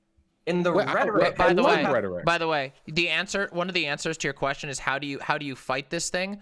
And I do agree, by and large, the goal is to stop before that. But just so you know, the first Antifa, anti-fascistische action in Germany was predominantly made up of Jews fighting back against fascism. So, I don't know, maybe you ought to think about supporting those Antifa guys that you always, that all the right spends demonizing. Antifa isn't an organization, it's an ideology. Hold on. I agree. It's going to be a whole thing. I agree. Hurry I'm up. pro-Antifa. I'm pro-Antifa. I feel like we didn't address the root of the point there. So, counterpoints. You're saying we should use rhetoric. I agree. We should try to convince Republicans of moving over. The counter argument I was making was that you were saying there are other legitimate reasons to support Trump. I don't think people vote in fascist governments because in their head they're like, I'm pro-fascism. I think they fall prey to a number of political and neurological conditions which lead them to believe that that's the right road to go down. So what would you suggest then? I want to politically disempower these people. I think that's perfectly defensible. I also want to talk with them, argue against their points. But in my experience, arguing with fascists usually doesn't change that many minds. Most of the converts I get are from moderate conservatives or from liberals. And while there are people I pull from the far right, they're usually really young. Older people who are cemented in their values, whether or not those values are fascism, are way less likely to be moved over, and that's the base of the Republican Party. So what do we do there? I can address this in a closing statement. I do want to hear from Vadim. He's waiting patiently. Dylan, did you agree with everything that Bosch was saying there? Because it seemed like you had a disagreement there. Am I wrong to have read into that? Just want to know. Can't hear you, dude. Yeah. Wait. Okay, sorry, I was muted. I don't know. I'm so lost at this point. The topic was the Taylor Green. I wanted to build off of something earlier. I'll just speak whenever I'm given time. Okay, we'll go to Vadim first, and then we'll come back to you. All right. Okay, so I just want to speak very quickly. I know it's backtracking a little bit to what Eris said about IDPOL. I think fundamentally, when you make that argument that I think it comes down to the argument that you're making is that those who are marginalized are responsible for their own marginalization. So I think it's a bullshit argument, and I understand, like Vosh said, that there are elements of the left that can be annoying, but but don't forget they're often magnified, cherry picked, and just Dylan doesn't smoke. Made into something that they are not, and made into a much more gargantuan does not do any force drugs than they happen to be by the right. So don't buy into that. That's all I can say about that. The next thing that I want to say is in terms of addressing all this problem that we have, I think that there are possibly some things that would make a small dent, because I agree with Vosh that most people are pretty set in their beliefs at a certain point in their life, unless they happen to be kind of an uncommon individual. And so I do think that we can create, maybe talk to people who are experts at disseminating information and whatnot, come up with some aggressive campaigns that target everyone, that will improve media literacy and perhaps basic scientific knowledge. But yes, again, a lot of these people are going to be resistant to that. So I think that we're looking at a very long-term project. It's going great. This has been one of the best panels I've ever done. Needs to be very proud of this. A part Thanks to Silent for helping me with the educational subject 2 I think research. that we have to be more aggressive. Like I think we have to come up with new strategies with our teaching systems in public and hopefully private schools as well, that kind of push these things. And that, we need to create panels to devise what these strategies will be and how exactly these things will be taught. But you really have to start with the youth for the most part,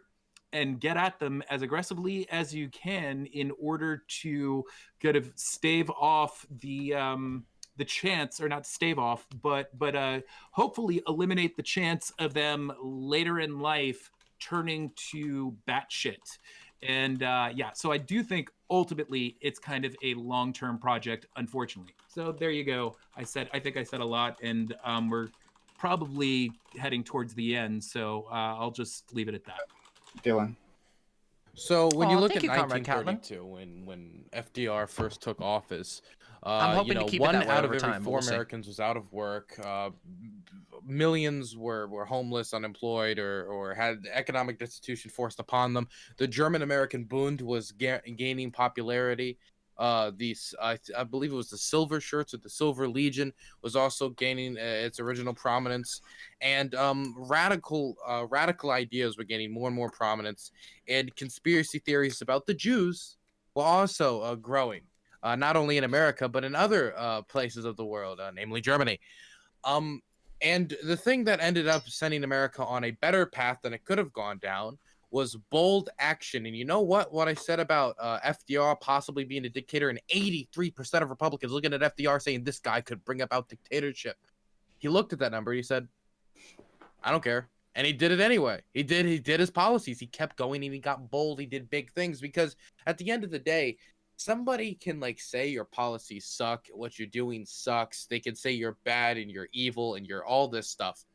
But when your policies just work, when you drag a country out of a depression, Holy shit, when you that's give awesome, millions work, Healthy. when you're able to lower the unemployment rate, when you're able to do these public works program, when you're able to electrify the rural communities, the very rural communities which are not supposed to even support you, lowering the child mortality rate, increasing the amount of rural communities be able to refrigerate food. This is the stuff that ends up taking out the fuel from people who want to radicalize people. Now, obviously, in the modern age with the online sphere, there's another factor to this, but this prime component is still there. In order for us to undermine these radical groups and these radical individuals that are bringing people down the dark path, you need to eliminate the fuel for that, which is economic desperation, destitution, and the one thing that was not solved during the 1930s, the failure of Interesting. I didn't know Reconstruction and directly going after the issue of white supremacy in institutions and as a general concept after the failure of Reconstruction. He does look and I would, of course, say that there's another thing that needs to be done here, which is secondary to this, Yeah, the which is VTuber's eyes do look a confronting little cry. conspiracy It's okay, peddling and the modern media sphere and how it profits off of conspiracy peddling. So here's a few things to address this. I think this has gotten way far away from the original content topic, which was Taylor Green, but it seemed to be going down how you deal with radicalism in the modern age, and that's what I believe. Okay, so we'll do this. I can give final statement. Sure. So what we'll do, to my audience members, I'm going to give all these people an outro and a final statement. But the stream is not ending. The stream is ending. No, oh God, the stream is not ending. We're going to go into our walk-on panel afterwards, where members of my audience can join in. We'd love to have you. But before that happens, hey, make sure to hit that follow button. Get ready. If you're here for the first time enjoying this content. Hit that follow button. Hit that notification bell. Because do these all the time. We have fantastic panelists like this, great conversations. So if you want to see more of that, and of course, if you want to be a part of all this, yes, hit that follow button. We're going to do a lot more stuff. So beyond what we're doing today, we'll have our Amazon Lily panel tomorrow. That's our female panel, talking about issues important to women and non-binaries. So come back for that. That's Tuesdays, 8 p.m. Eastern. On Wednesday, we'll have the debate between Doobie here, our Frog Sith Overlord, and our good friend Mr. Fanatic on religion, actually. On Thursday, we're going to have our All Black Everything panel. If you can't figure out what we talk about there, then don't come. We don't need you. But also on Saturday, we are going to fully launch our Primetime Royale program that we've alpha tested last Saturday, and we'll beta test this Wednesday as well. Primetime Royale, you guys seem to really, really enjoy it. So we're gonna do more of that. Hopefully, work out all the bugs and launch it like for real this Saturday. It'll be a lot of fun. Come and check it out. But again, do that. And for the people who are watching this on YouTube, you can find me at twitch.tv/PrimeCayes, PrimeCayes, as it's written on your screen right there. Please come around. We'd love to have you. But I'm going to give everyone an outro, and you can say a final statement as well while you're doing this. Don't go away, everyone. We're still streaming after this, remember. Demon Mama. Yeah. Yeah, thank you so much for having me on here. As for final thoughts on this topic, again, I simply challenge those who are skeptical of what I've said in the audience to please look a little bit deeper into it, because you don't really have to look very far to find the direct comparisons between the actions right now of the Republican Party, especially the authoritarian wing, the Trump wing of the Republican Party, and previous fascistic governments in the past. It is not exaggeration. There's a reason why literally everyone from liberals to leftists has been pointing this out. It's just a fact, and it's not hard to verify. And I just want to say I really appreciate being here. If you liked hearing me, please subscribe to my YouTube channel, Demon Mama on YouTube. You can come to my website, demonmama.com. afterwards, I will be doing a Q&A and open debate session. So if you didn't like what you heard, or if you did, come on by the panel, and I'd be totally open to debate with you, because I will be chilling specifically for if anyone had huge problems with my takes and wants to debate with me. And you're welcome. That includes everyone on this panel. Thank you so much for having me on Prime. Once again, Demon Mama, thanks for being here. Yeah, I always enjoy talking with Team Mom. I'm really glad that she came back. She's a fun panelist, a difficult panelist to wrangle, but yeah, a fun panelist nonetheless. But yeah, Team Mama is great. And to all my panelists, if you have a certain link that you want people to follow you at, right? Make sure to throw it into my chat. Post those links. Something like your Twitter or something that I might not have. Make sure you throw it into my chat. I want people to be able to. I can't log into Twitch right now, so maybe somebody can grab Hey sVadim and throw that into. Thank you, Adam. So sorry, I can't. I do have to go to the bathroom really bad. So that would be great if somebody could do that. Sure. Okay. Well, if you could maybe throw it in the group DM, and then we could. Yeah, no problem. But while we're waiting on that, why we skip be right to back. counterpoints? Well, it's not just Diet Coke. I've had a lot of water too. Thanks for coming through as always. Earlier today. Be right back. Another very passionate soul here. Counterpoints. I think you did better than the other time. Last time you were involved. Yeah. I largely just like stroked out on the inside rather than on the outside. It was, still, I think I took some time off of my life, but I still, I hope I didn't do as much yelling. So, no, thank you very much for having me. If you're not following Prime right now, you're wrong. If you have a sub to give and you're not giving it to Prime right now, you're wrong.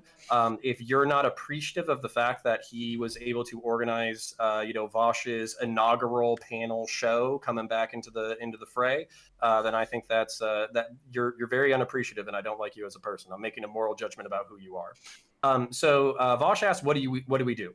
I think Vadim's point that media literacy, teaching people how to understand propaganda, to understand when they're being propagandized, to understand the difference between rhetoric and fact, and how to corroborate facts is incredibly important. I think that's something that we could do literally in the public education system, considering how much media is now influencing our lives. I think that ties in well to, I'll try to make this quick. I think that ties in well to civic education, basically educating people on political structures honestly, communism, fascism, liberalism, republicanism, talking about all these definitions and having a hopefully a healthy defense of the liberal democratic societies that we live in. And then rhetorical strategies, I would be very happy, Vosh, if you wanted to another time, we could talk about rhetoric and what I think the good rhetoric would be that would reach the right. But I'll leave it there for my closing. For my shout outs. My name is Connor. I run a YouTube channel named Counterpoints. Like I mentioned earlier, I'm a 4-year veteran of the Marine Corps, person other than Grunt. I'm a 4-year veteran of law enforcement. I did 3 years in patrol, 1 year in the schools. I also have a 4-year degree in business, history, and art. And basically, I'm a centrist. I piss off lefties. I piss off righties. I piss off everybody at all times. So sometimes I'll be boys with everybody, and sometimes I'll be making everybody incredibly mad. There's 2 ways to find me. Number 1, hop on YouTube, type in Counterpoints. I'm the second channel after Contra. Number 2, hop on Twitter, type in Connorpoints, CONORPOINTS, CONORPOINTS. Follow me, and my YouTube channel is linked there. And with that, I'll shut up, and I will thank every single person here, including Lecture Fan, for being here tonight and having a good debate. Okay, Vadim, you want to shout yourself out now? Sure, I did put the my channel into your chat, by the way. Yep. So yeah, I'm Vadim, otherwise known as Hey It's Vadim, the artist formerly known as Creationist Cat. And I'm just gonna chill. I'm not gonna talk about what we were talking about before. I have a video that I spent practically 2 months on, which is probably going to be titled The Beanie Man Cometh, The Lost Tim Pool Tapes. I really wanted to go with Beanie Bloodbath, but I think I'd get into trouble for that. Actually, Vosh, I don't want to. You did a fantastic job with Mr. Poole, but I do kind of challenge you a bit on one thing that you said about him. So I hope you get a chance to watch that video. It's got Anthony Fantano, it's got Tom Nichols, it's got We're in Hell, and I have come to drop fucking bombs in this video. There are videos that he has Melon Boy deleted for good reason. They make him look absolutely horrible. He has threatened to litigate people over things that he says in these videos that he's very much lying about. Just giving you guys like a little taste of it. It's gonna be a good vid. And yeah, it's We're gonna just get gonna Vadim have down to a talk lot about of bombs, more bombs than I don't know you'd find in a Dave Rubin stand-up set. 5K. And it's you know, gonna be nothing short of a nonstop pleasure and a sheer sensation. I had a really great time on this panel. It was lovely talking with Vosh for the first time. Demon Mama, I don't know if you're even listening right now, but I would be totally down to join you after this.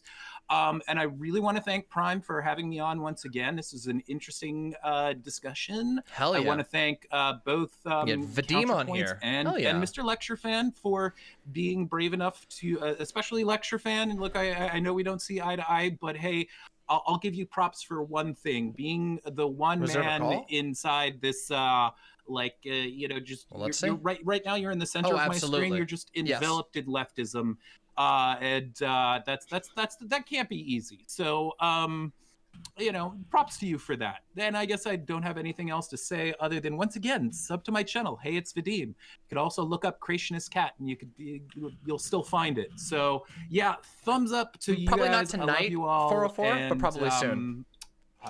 We made it to 5K. I love you. We're gonna celebrate just not after in a this. weird way. Okay. Thank you so much. You're welcome. Oh my God, we'll celebrate after this. We'll celebrate after. Hold up, everybody. We'll make it. Okay, well, we could talk about that. Okay, all right. Let's go. We just hit Doobie, 5K. Doobie, yes. You brought fear, loathing, and hatred to my channel. As I expected. Yeah, you we'll always do the deliver. 5K stream. Thank you on for Wednesday. terrorizing us all just for one more night. Doobie, go ahead. We have an aggressive typist. Oh no, it's an aggressive typist. Okay.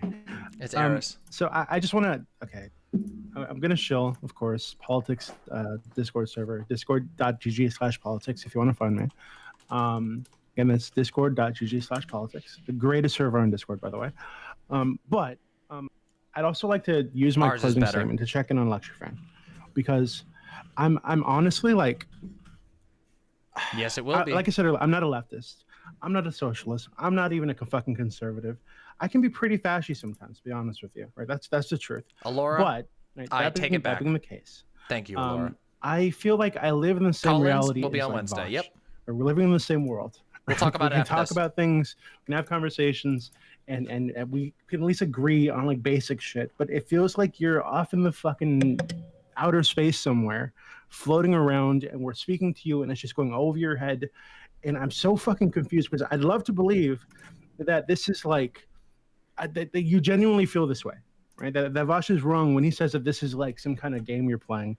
We're just going to repeat the bullshit, knowing it's bullshit, because that's good strategy. I'd like to believe that's not true. But like you posted on your Twitter like 10 hours ago, you know, something like, you know, you're going on another Twitch debate panel, should be an easy win. But I feel like tonight, like you barely spoke, and when you did, it was totally irrational nonsense, right? So I gotta show you something after this. I heard all the stuff about Lecture Fan. I'm sure you're a nice person. It's just I'm really confused. Is all. I want to believe your brain doesn't work this way. Right it seems like it does. I'd like to give you the benefit of the doubt. So please just tell me why I'm wrong here or later. We can whatever the fuck you want to do, okay? Because I'm actually really concerned. But I want to be taken more seriously than that. This is a big stream like you for me. Literally have brain worms, right? So please, today, tomorrow, whenever it is, please, we need to talk about this, because I'm actually concerned about you. And thanks for having me on, Prime. I love you guys. Of course. All right. Well, Lecture Fan. We'll work it out, Fan Queen. Okay, well, Doobie just exposed himself as being completely ignorant about American politics and how 75 million, probably closer actually to 125 million Americans feel. And so, you know, I'm actually the only one that's actually connected to reality out of this whole entire panel. And it's been that way. I'm used to going 1v8 on these Twitch panels and winning them. And so if you guys want more of it, I'm LCTR Fan on every social media platform. Yes, it's the I children go by who are Lecture wrong. Fan, but it's spelled LCTR Fan. Every Could it platform be I'm out of I tweet touch? a lot. The tweets are amazing. And you guys know I'm right. Everybody else knows I'm right. Everybody's mad because they can't handle the truth. And so come check out the Lecture Fan channel, and thank you, Prime. Lecture Fan, I'm always appreciative of you coming on. It is a rare treat, but I do actually consider it a treat. I want you to know that, Lecture Fan, coming in and to a shark pit. Not shark pit, no, Shark Tank. That's what it is. Shark pit, also dangerous. Tank, whatever. And dealing with all these people. Do appreciate that, honestly. That was awesome. This has been an awesome panel. Next, we will go to Eris. Eris, thank you for coming through and joining us. We do appreciate your passion that you brought through this, your perspective. Eris, tell everyone where to find you. Thank you, Lonnie. Thank you. Eris? Streamer. Oh, hold on. Maybe is she still in the hold on? Because she had an issue. She's still. She had her AI turned off. Oh no, she's on. Eris, you're okay. Wait, did he leave? Oh, he left. He left. He rage quit. We'll come back to you, Eris. He rage quitted. What a baby.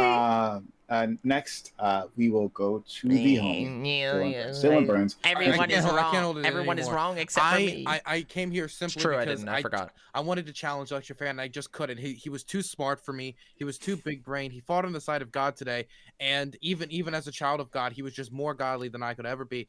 And I just came here because I just wanted to try to bask in his glory, and it was just too bright for me. I got so close to the sun that it singed my fingertips. It is impossible for me to continue to grow my fingernails. He has shown me the way. I will continue to deny, of course, because I bathe in my ignorance as a lefty on the internet. But I just want to say that you must support Lecture Fan through all the social medias, all the ways, because he is truly a brilliant mind of conservative thought. Did you know he's the #1 conservative streamer on Twitch? It is out of this world, the type of content he does on his thing. So I just want to make sure you all know to go support him, because if who's going to debunk the grifters like me, Vosh, Demon Mama, and the rest of us on here, besides hardcore truth tellers like Lecture Fan, and that is LCTR Fan on Twitch, just for all of you out there. But for all of you out there who are still lefty grifters like myself, I want to give you all a secret cheat code. If you go to Dylan Burns TV, which is DYLANBURNS TV on Twitch, and you follow me, and I get enough follows and subscriptions 33 on YouTube, average viewers on YouTube, I think Bernie actually might have a shot still of becoming president. I think he actually through the same thing that Mike Pence would have used to impeach Trump, it actually appoints him as the current president of the United States. If you don't do it, you're a fake lefty. You are a counter Intel pro, just like everybody else on the platform, just like the Serfs, just like Hassan, just like the rest of them, all counter Intel pro infiltrators. Okay, just want to let you all know that. So yeah, this is Dylan Burns TV, #1 arms smuggler on Twitch. Nice. Wow, Dylan Burns. As always, it's a pleasure to have you on, Dylan. You're definitely one of our funnest panelists when we ever have the pleasure of having you here. Of course, Dylan has the Hippie to Be podcast that he does Fridays at 8 p.m. Eastern. I'm sure he didn't forget to do that. I mean, he just knew I would do that for him because I got him. I got you, buddy. But Dylan, once again, really appreciate you being around here. All right, next we have Vosh. Vosh, gotta say, very much appreciate you coming through. We had never met before. We had never talked before. But we decided to come on my very humble channel. And you're welcome, everyone. Crowd followed you. It's been a big boon to this stream. I gotta just say I'm thankful for the opportunity to have you here. I liked it too. I hope you enjoyed your time here, and I hope that maybe we can have you in the future as well. Bosh. You don't need to butter my biscuit. No more humble than I. Yeah, I had a fun time. Thanks for having me on. Couple final points, because these are meant to be closing statements as well. Dylan was talking about meeting the material needs of Americans to disincentivize their movement towards fascism. And I think that's the standard Marxist line. I mean, material conditions, you advance the material comfort of the working class, they're less inclined towards reactionary politics. It's like I wonder about that in the current climate. It feels like very often people are radicalized to the far right, not because of their material conditions, but because of culture war identity bullshit, like getting convinced that BLM is going to raid the white suburbs, or that maybe God is trans girl, maybe sports ladies are going to Stargate outperform your daughter. Watched a lot of Stargate. They believe. So I don't know. I enjoyed the panel. Thank you all very much. Vadim, it's the first time I've spoken. Thank you, Landricities. Appreciate that. Extensively. Wasn't it awesome? So it was nice to have that opportunity. Lecture fan, hope we could do it again. Likewise, lecture fan, your indefatigable optimism and tenacity are an inspiration to me. I know that things aren't easy, but perk up; they'll get better eventually. Yeah, I had fun. I am Vosh on everything. He rage quit. He rage quit, by the way. You everyone can figure out how to spell that yourself. If you're a progressive or a lefty, you should follow me for obvious reasons. And if you're a conservative, you should follow me anyway, because that's the only way we're ever going to de-seat Hassan as the #1 political streamer in the Western world, okay? I'm the #2 horse you have to back. Hassan. You need to, if you got a grudge, YouTube? okay, Vosh. I'm the one to pick, okay? Thank you. We got more afterwards. All right. Don't forget, we got more afterwards. I want to clarify, I'm not a Marxist. I love this country, and I will not have my views associated with it. I back the people who come on my channel, so I don't know. That's my vote right there. So I really do appreciate Vosh. Lecture fan. We definitely will reach out for the future. Next, we will have Eris. We will give her. Is it working now? Yes, we can hear you. Awesome, Hooray. awesome. Hank Pecker. Yay. Welcome. Thank you. Okay. So I do think early in the conversation, I got strawmanned heavily. I'm not a super aggressive personality, so I didn't get a chance to chime in to defend myself. But if you'd like to hear my takes, I'm going to stay on like later in the panel, and I'll be on tomorrow for the Amazon Lily as well. And you can always join my server where you get to hear my takes and plenty of other, strange takes. Hey, thank you, VHS. Appreciate the big thing that. about my server Thank you so much. is people can join and leave their echo chambers, but in a safe and heavily moderated environment. This is not like some free speech haven. This is heavily moderated. But it still has a diverse amount of ideas. Thank you so much. In CC, Uncooked you've got to chimkin. play nice. You've got to be charitable. And that can be hard for some people, but there's a time and place for it and everything. It's a tough question, Adam Flores. But that enables people to learn and to grow and to feel comfortable to be able to do those things. So if you want to join for any of those reasons, if you think that community is for you, or if you just want to join because we have a 60-40 women to men ratio, and you just really want to meet, your super intellectual 4,000 IQ GF, be sure to join Calliopean Club. So just go to discord.gg/Calliopean Club, and we'd love to have you.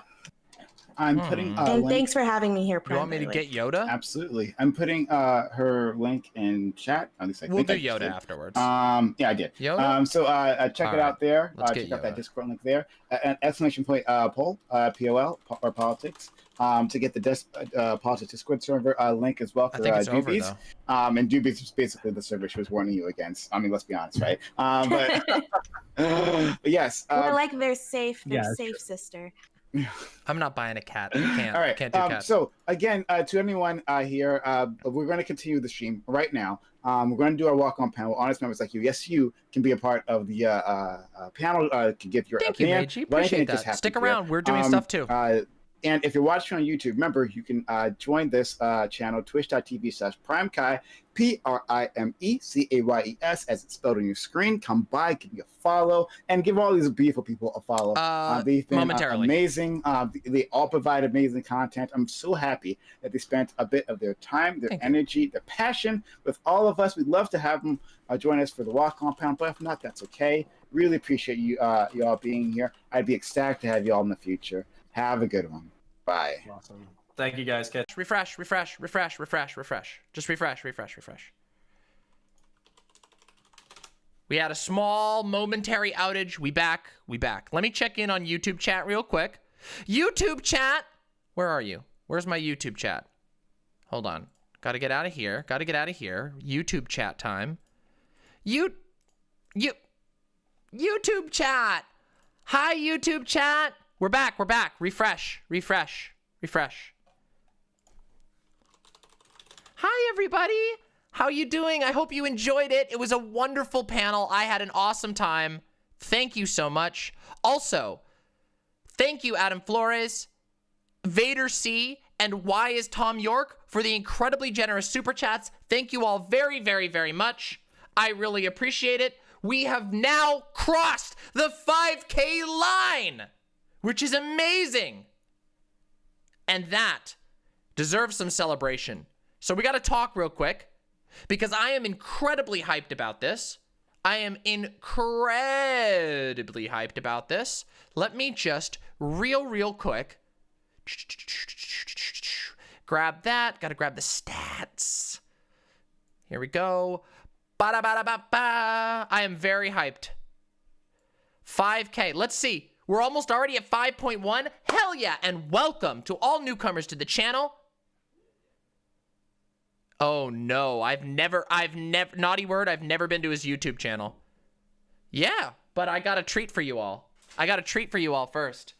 We got a Yodi! Yay! Ow! Hi, Yodi. Hi, baby. You want to sing for chat?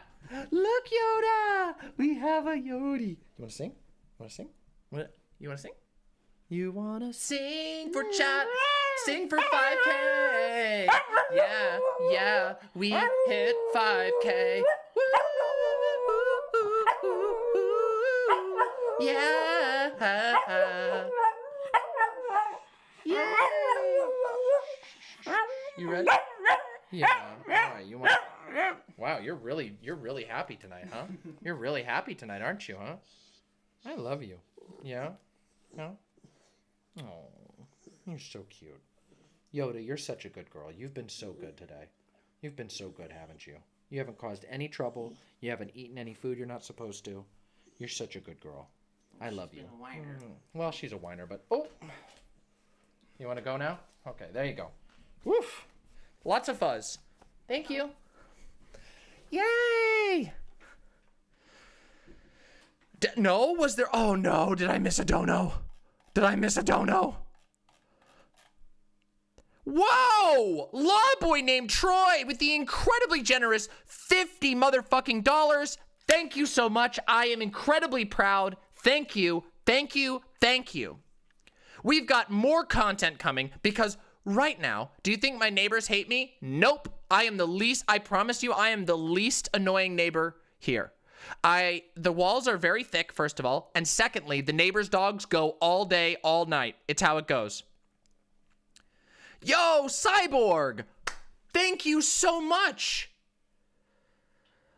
Maybe in a second. Adam, well, I'm having Vadim on first because Vadim really wanted to come on and talk about his video. And we need to celebrate and we'll figure it out. Maybe we'll be able to talk, Adam. We'll figure it out, okay? Thank you so very much for the 5 gifted tier 1 subs. Guard, have you violated the law? Wait, you have violated the law. Pay the fine or pay with your life. Me. How about 5 random DM subs? True! True! Aw, thank you, Meiji. That's the aim. That's the goal. Listen, impin' is where it's at these days. The year of the imp. Lol. I didn't notice that. Thank you so much. I'm really, really glad that we had a great stream because that stream was fucking fun as shit. That was so much fun. That was so much fun. Yeah, it was good. Thank you, Meiji. Really appreciate that. I'm the Thane of Whiterun. Yeah. Hell yeah. Oh, what a good stream to get 5K.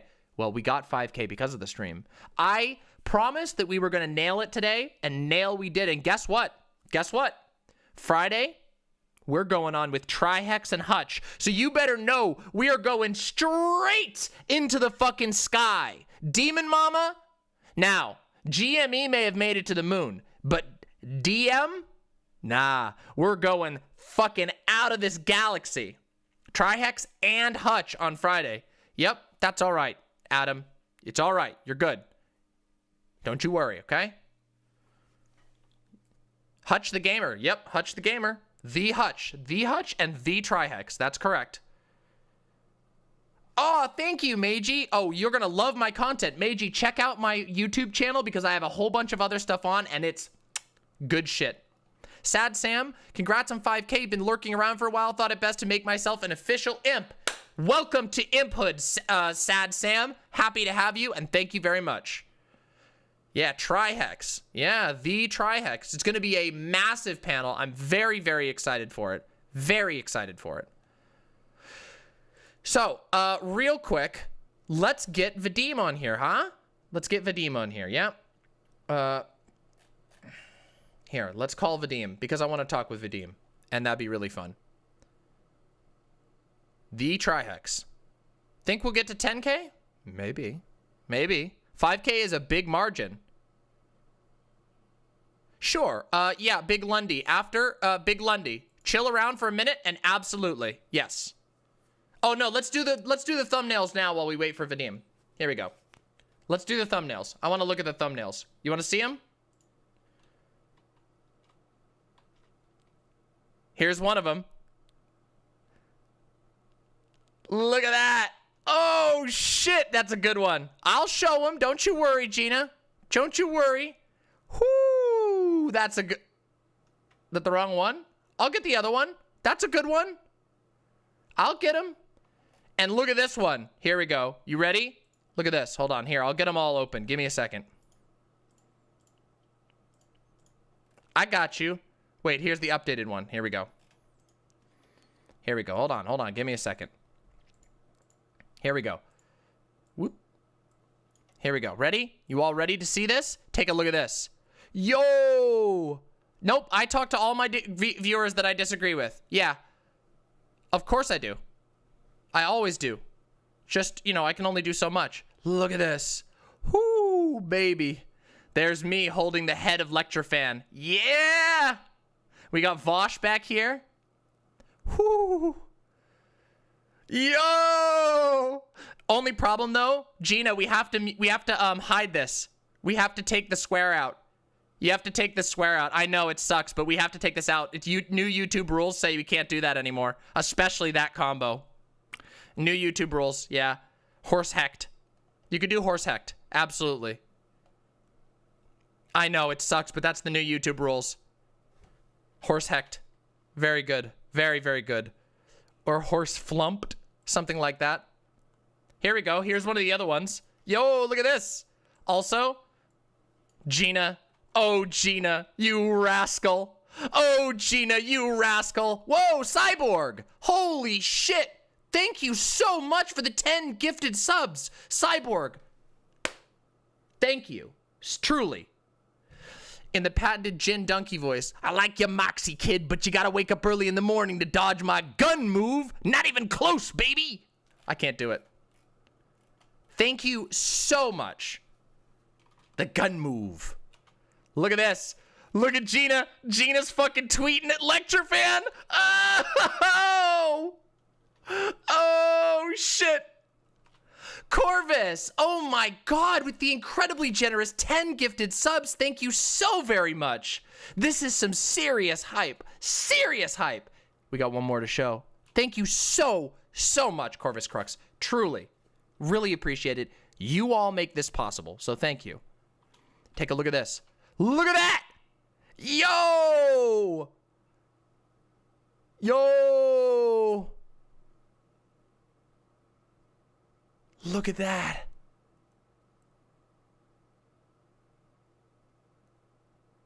Ah, Sock Demon, they can cry more.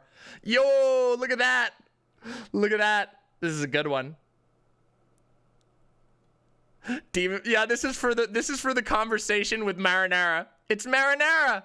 This is for the debate with Marinara. It will, yes, Adam, it will go up. Absolutely. It will be going up. Uh-huh. Yes, it will. Yep, Adam, don't worry. I'll let you know. Thank you so much.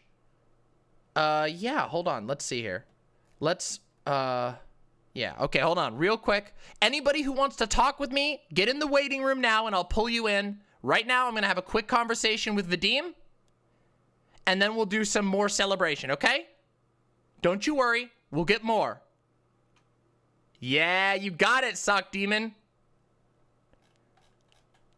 Wait, did I miss a sub? Did I miss a sub somewhere in here? Don't worry. We'll talk about everything. We have so much to talk about. Don't you worry.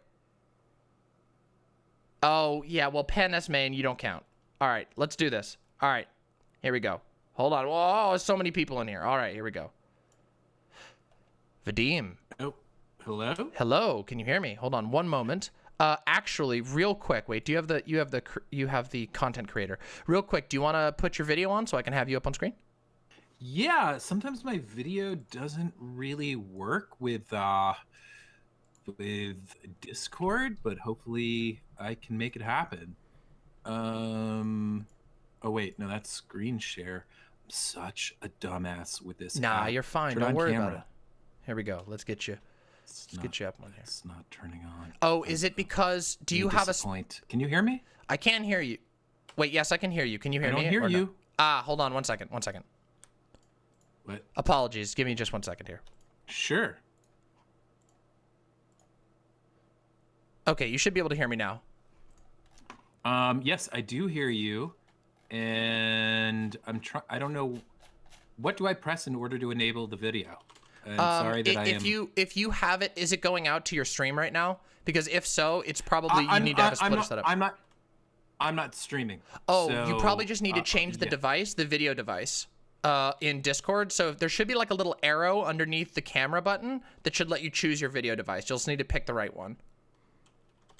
Are you talking? See, I see this thing that's a stream call-in. Is that what I should be? Yeah, you should be able to stream 2 stream call-ins. Yeah. Oh wait, I think it's happening. I'm a lazy dumbass who just You're good. I'm a zoomer doomer, halfway between being a zoomer and a doomer. Therefore, I mean a boomer and a zoomer, and therefore I'm just inept with this fucking app. No, And it's fine. I'm not- I can't see your video, but if you go down to the bottom, like at the bottom of the Discord screen, there should be a little down arrow, like next to the little video icon, and you should be able to pick your video source and just make sure you've picked the correct. There we go. Now I can see you. Yeah. Hell yeah. That's what we're talking about. Now let me just get this up here. We're streaming and Hey, youtube.com/c/hey. It's Vadim. There we go. That's me. That's you. So I'm just really grieving right now. I mean, we had our ass handed to us by Lecture Fan. I don't know how I'm gonna get over it. Yeah, me neither. But yeah, I don't know. Maybe just get church. Maybe that'll do the trick. That could do it. That could do it. But yeah, it's hey, it's good to talk one-on-one with you. Yeah, and I want to say real quickly, this is just for fun and everything. I'd love, because I did talk to you about, which is the video is going to drop somewhat soon, working on this epic video. It's actually going to be 2 videos, but one's going to be short, one's going to be really long on Tim Pool. So I'd love to come and chat with you again when that video is up. Absolutely. Please let me know. Just communicate with me and we will absolutely get it set up. Cool. Yes, Marinara, there is an apostrophe in the URL, I believe. Actually, wait a minute. I know there is in the channel name, but I don't know if there actually is on the channel. Let me double check real quick. Let me check on that for you. Do you know on your channel, is there a... My channel, if you look up Hey It's Vadim, you can find it, but the URL itself is still Creationist Cat. Oh, it's still Creationist Cat. Okay. I can't change it. That's fine. That's fine. Yeah. I'll get that corrected right now in here. Thank you for calling that out, Marinara. Really appreciate that. There we go. That's pretty awesome. That's Do you fixed. mind terribly if I come back in about 2 minutes with some coffee? Oh yeah, go for it. Yeah, no problem. Yeah, I'll be waiting right here. All right. Sounds good. Stream is good, huh? Let me grab the real quick. I have one thing I need to grab real quick. Give me just a second. I need to go here. I need to look at my feed. Let me grab this. Where are we here? Ela, thank you so very, very much. Let me show off your art real quick. Yo, look at that shit. Yo, that is some cool... What the... That's so cool. I'm gonna give that a like. Yo, that's so creepy. I love it. That's so creepy. I love it. I love it. Thank you so much, Hila. Really appreciate it. Get ready to debate. No, I'm not. Listen, we're not. Wait, listen, everybody. We're not doing the call-in right now. I'm taking Q&A. Yeah, the TikTok. Wait, I thought we had a TikTok one. Someone can make a TikTok command. Wait, TikTok should be there. Yeah, there we go. There we go. TikTok command works. Yeah, listen, there's going to be some debates, but mostly prevalent to the panel. On Wednesday, we will be doing the proper 5K celebration stream with the promised call-in stream and everything like that. So no friendly call-ins right now besides Vadim, all right? But we'll see what we can do. Okay, well, we'll talk, Adam, for sure. Let me just get through this. The bot is broken. Well, the bot can get overrun really easily. Like, the bot can get overwhelmed really, really easily. Kitty. Kitty, kitty.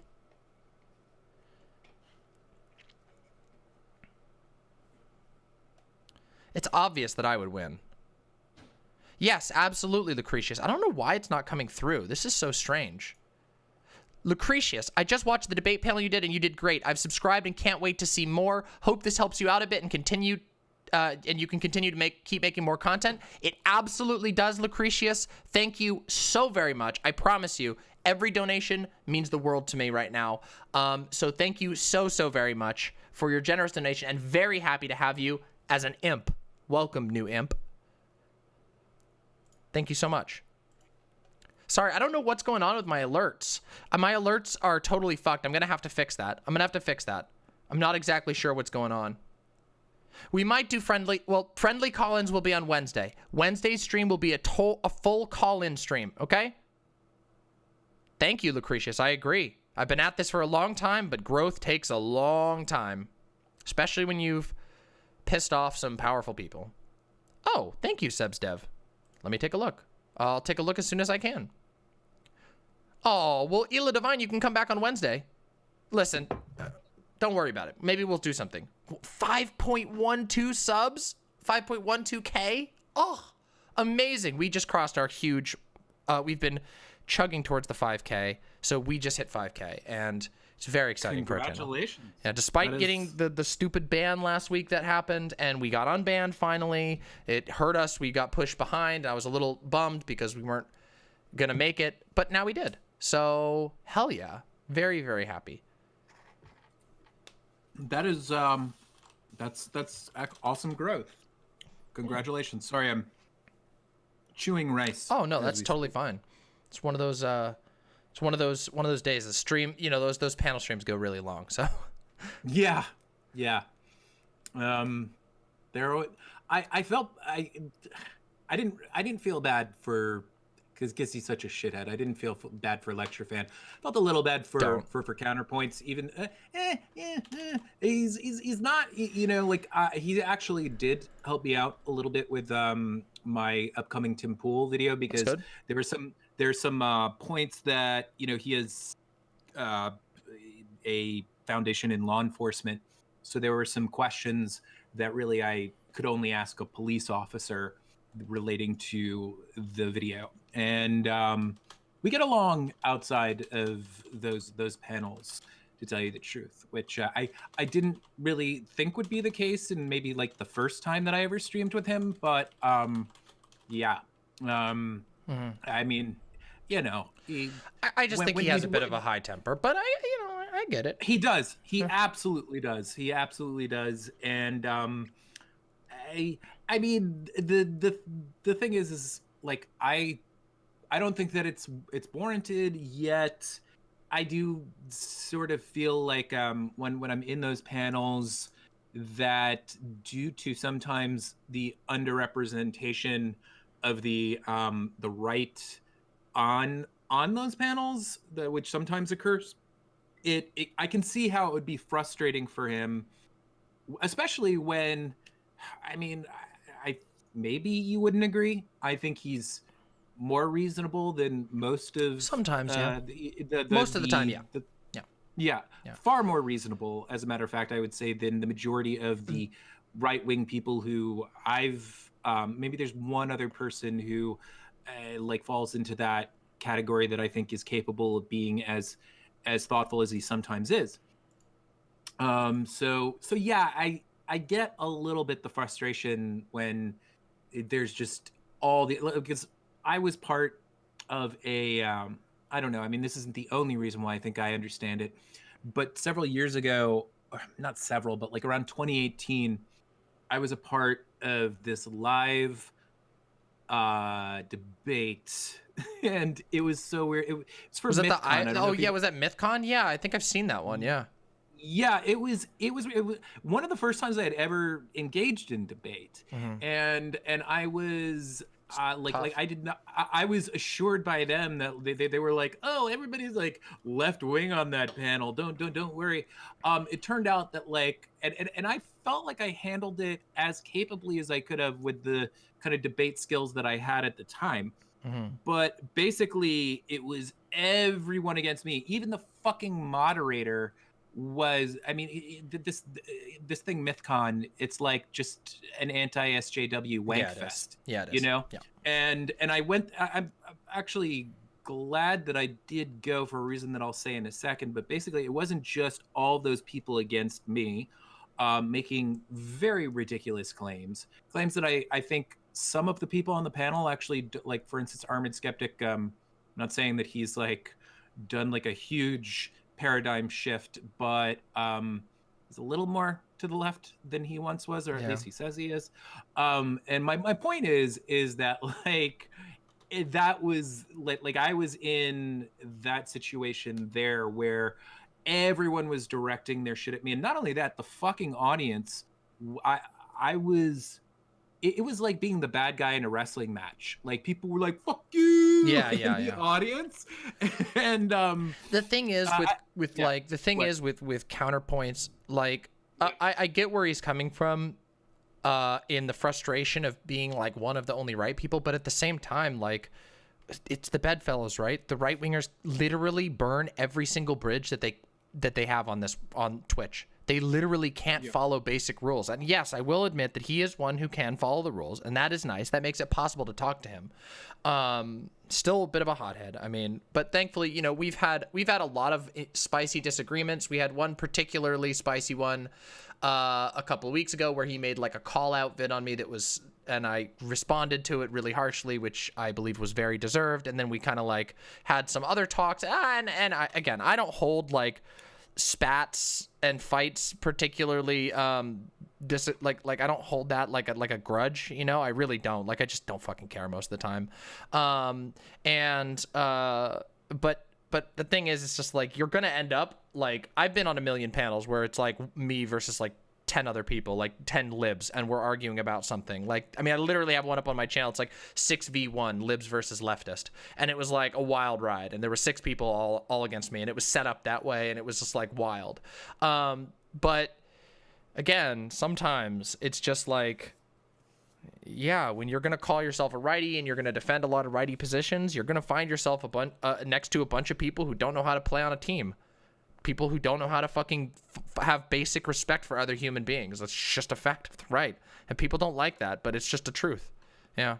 Yeah, I hear you. I want to just say one thing very quickly, because I maybe it's my own, not insecurity, but just I just want to kind of qualify something, because often when I am talking about that MythCon panel that I was a part of, a lot of people are like, well, why the fuck did you do that? Like, why did you step into that arena? And I want to say that I'm glad that I did, because because first of all, there were several other lefties to left-oriented people who did show up that year. The year before that, there was this conversation between a man named Thomas Smith, who has a few popular podcasts. Maybe you haven't heard of him.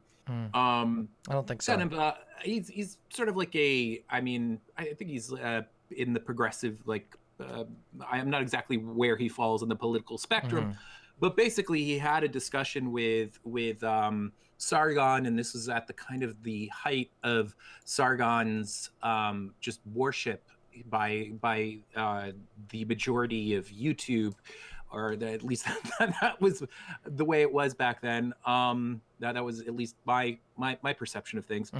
And he, even though that I think that Thomas Smith did capably in that discussion, everybody was like, "Woo, he got blown the fuck away." And MythCon, which had slowly, it just all of a sudden became like it had been sort of devolving for a little bit, but it used to be more, I don't want to say extremely left wing, but at least like just a little to the left, and there was more of a left bent to it.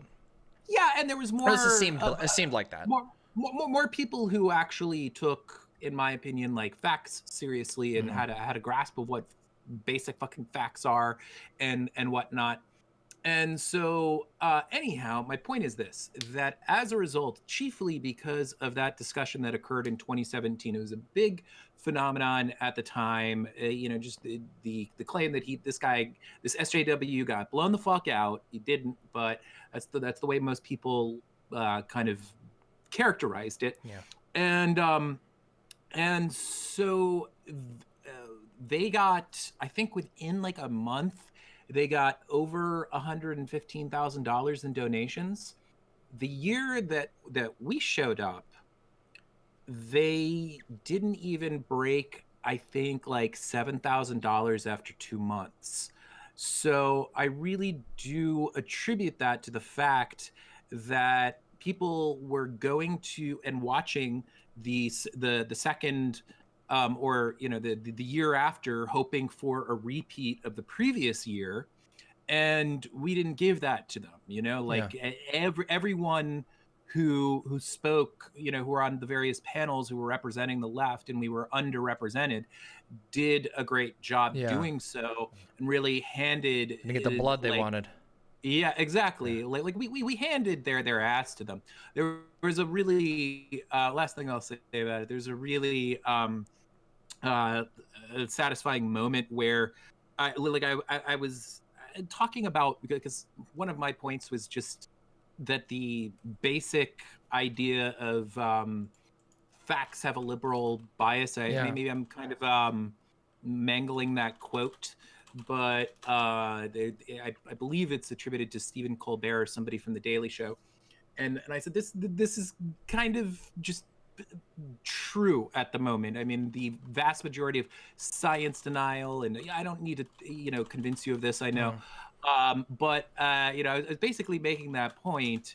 And then I said something to the effect of like, it's really weird to me that the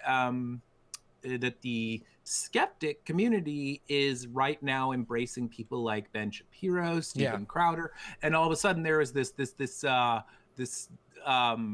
like just roar of woo to both of those names. And I said, okay, real quickly, who here is a fan of Ben Shapiro? And people went woo. And then I said, who here is a fan of Steven Crowder? And it was an even larger like wow. It's ridiculous. And I went, fuck Steven Crowder. Fuck Ben Shapiro too, but it was very satisfying. Anyway, I mean, so I was glad that it's just shocking to me that anybody who calls themselves a skeptic ever even considers the title, could even consider themselves a fan of Steven Crowder. Steven Crowder is disgusting, and his show is just raw stupidity, like lying and oh my god, it's so bad. Well, that's part of my own private hell, because when I started YouTube, and this is something that maybe we can, when we talk again, I can go over, but basically, I started my channel years ago. It was an atheist channel. Back when it started, the atheism scene wasn't the dumpster fire that I happen to think it is right now. Barely even exists anymore. Yeah, I mean, no, it does exist, but it's just, I don't know. It's just so infiltrated by bullshit, and there certainly, I don't think is like it seems like you have an understanding of, because some people don't even know now because of the fact that the term skeptic it's basically flushed down the toilet by all these moronic YouTubers who were nothing close to what is nothing close to what a genuine what the foundation, people like the amazing Randy, Carl Sagan, people like that, in my opinion, did it right. And so I entered the community with the hope that, at the time, the community wasn't super left wing, but it was predominantly left wing. It was open to, social justice and feminism and stuff like that. Yeah. And then just it slowly started getting worse and worse and worse. And I mean, they were just incrementally. At every step of the way, I was just like, it cannot get any fucking worse. And then, sure 2 months later, there's conversations with Richard Spencer, like he's just, hey, we're just having conversations, You get people like Atheism is Unstoppable and all these weirdos. Oh yeah, Atheism is Unstoppable is someone who, I don't know if you know, but like I have I had a long-standing feud with. I was one of the first people who, I think you mentioned that last time you were on, yeah. I was one of the first people who really like stood up and was like, this is fucked up. I mean, he really he was the first YouTuber who I saw who was just like just obviously racist, demonstrably racist, who was gaining, I had seen people like that on YouTube, but nobody who really was like that traction and gaining subs and whatnot, and it really opened the door for a lot of shit. Yeah, he did. Not just his existence, but people who were in the community normalizing him as well. And there's there's some people who have kind of changed their tune, who did that, who I don't know, we won't go down that road because I don't want to call people out. But basically I'm gonna make a video about it at some point, like the inner Love to see it. hell that of like my journey, because there was a portion of time where I was a little reluctant to kind of speak up because I knew that there would be I'd lose some of my audience, unfortunately. For sure. And I mean, it really sucks to be in that situation. Ultimately, that did happen. Ultimately, I did have a finally people, like I had just called out one too many people that these people loved, and have you talked to, out of curiosity, have you talked to Hannah and Jake? I have talked to with, I mean, I haven't talked with them since I've been back in the day, like Creationist Cat and the Bible Reloaded, back what that's what they used to be called. Yeah, they did a podcast or whatever. Yeah, we did. They had a series where they would read chick tracts, and so I did a couple of those with them. And I've been a little while ago, I was on a stream with I believe it was a trans related charity that he was raising money for, but I haven't spoken with them recently. I'd totally be down. They're cool. Yeah, but you should. I would highly recommend reaching out to them. They're both super cool. I've done content with them before, and they're pretty big on Twitch. So I'm sure they'd love to do some collab stuff. And like Hannah's content is great. Like Hannah did this really amazing stream on the day that James Randi passed away, and that was amazing. It was an amazing stream, like a big tribute and a bunch of the best moments and all this stuff. It was really wonderful. So yeah, Randy passed away recently. Yep. Yeah, it's a huge loss for the real skeptics out there. I kind of think, I mean, there's a few people who just aren't that visible, and I guess maybe you could argue that maybe Bill Nye is a skeptic. You could argue that what's his name? The black astrophysicist. I think he's an astro. Yeah, I know you're talking about Tyson. Yeah. Neil deGrasse Tyson. Unfortunately, he has some baggage. I Big don't Chungus, know. Elon. Yeah, he's kind of got that Reddit tier energy still. Yeah, I don't. So I don't know if he's a fantastic representative. But he's got some good takes. Yeah. Yeah, no. He has some excellent takes for sure. I'm just saying, there's I just there are things that have been alleged, and I don't know how substantial they've been, but if they are true, it's pretty unfortunate. Yeah. But yeah, there's just not, and again, like most people who kind of would fit in there have the same problem, like not Neil deGrasse Tyson, Lawrence Krauss is another example. Like I'd love for him not to have that shit attached to him. But so it's just like, I don't know. There's not that many. There's not that many people out there. There's some YouTubers, some here and there that I think are kind of holding down the fort, but nobody that's extremely well known. And that's when Armored Skeptic is one of the most probably one of the most well-known modern skeptics. That's a huge problem. Yeah, I agree. It's in the name though. It's in the name. That's how you do it, right? I know. It's a popular thing. It's kind of like the way that 9/11 truthers call themselves truthers. Yeah, to just slap that name on there. Some people are gonna buy it just because it's in the name. Exactly. Yeah. Exactly.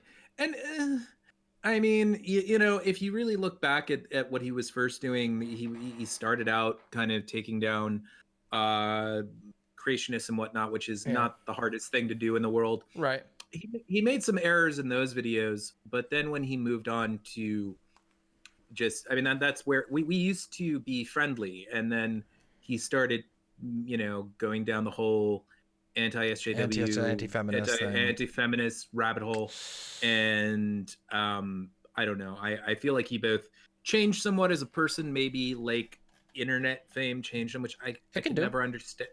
Yeah, it can do. Who knows?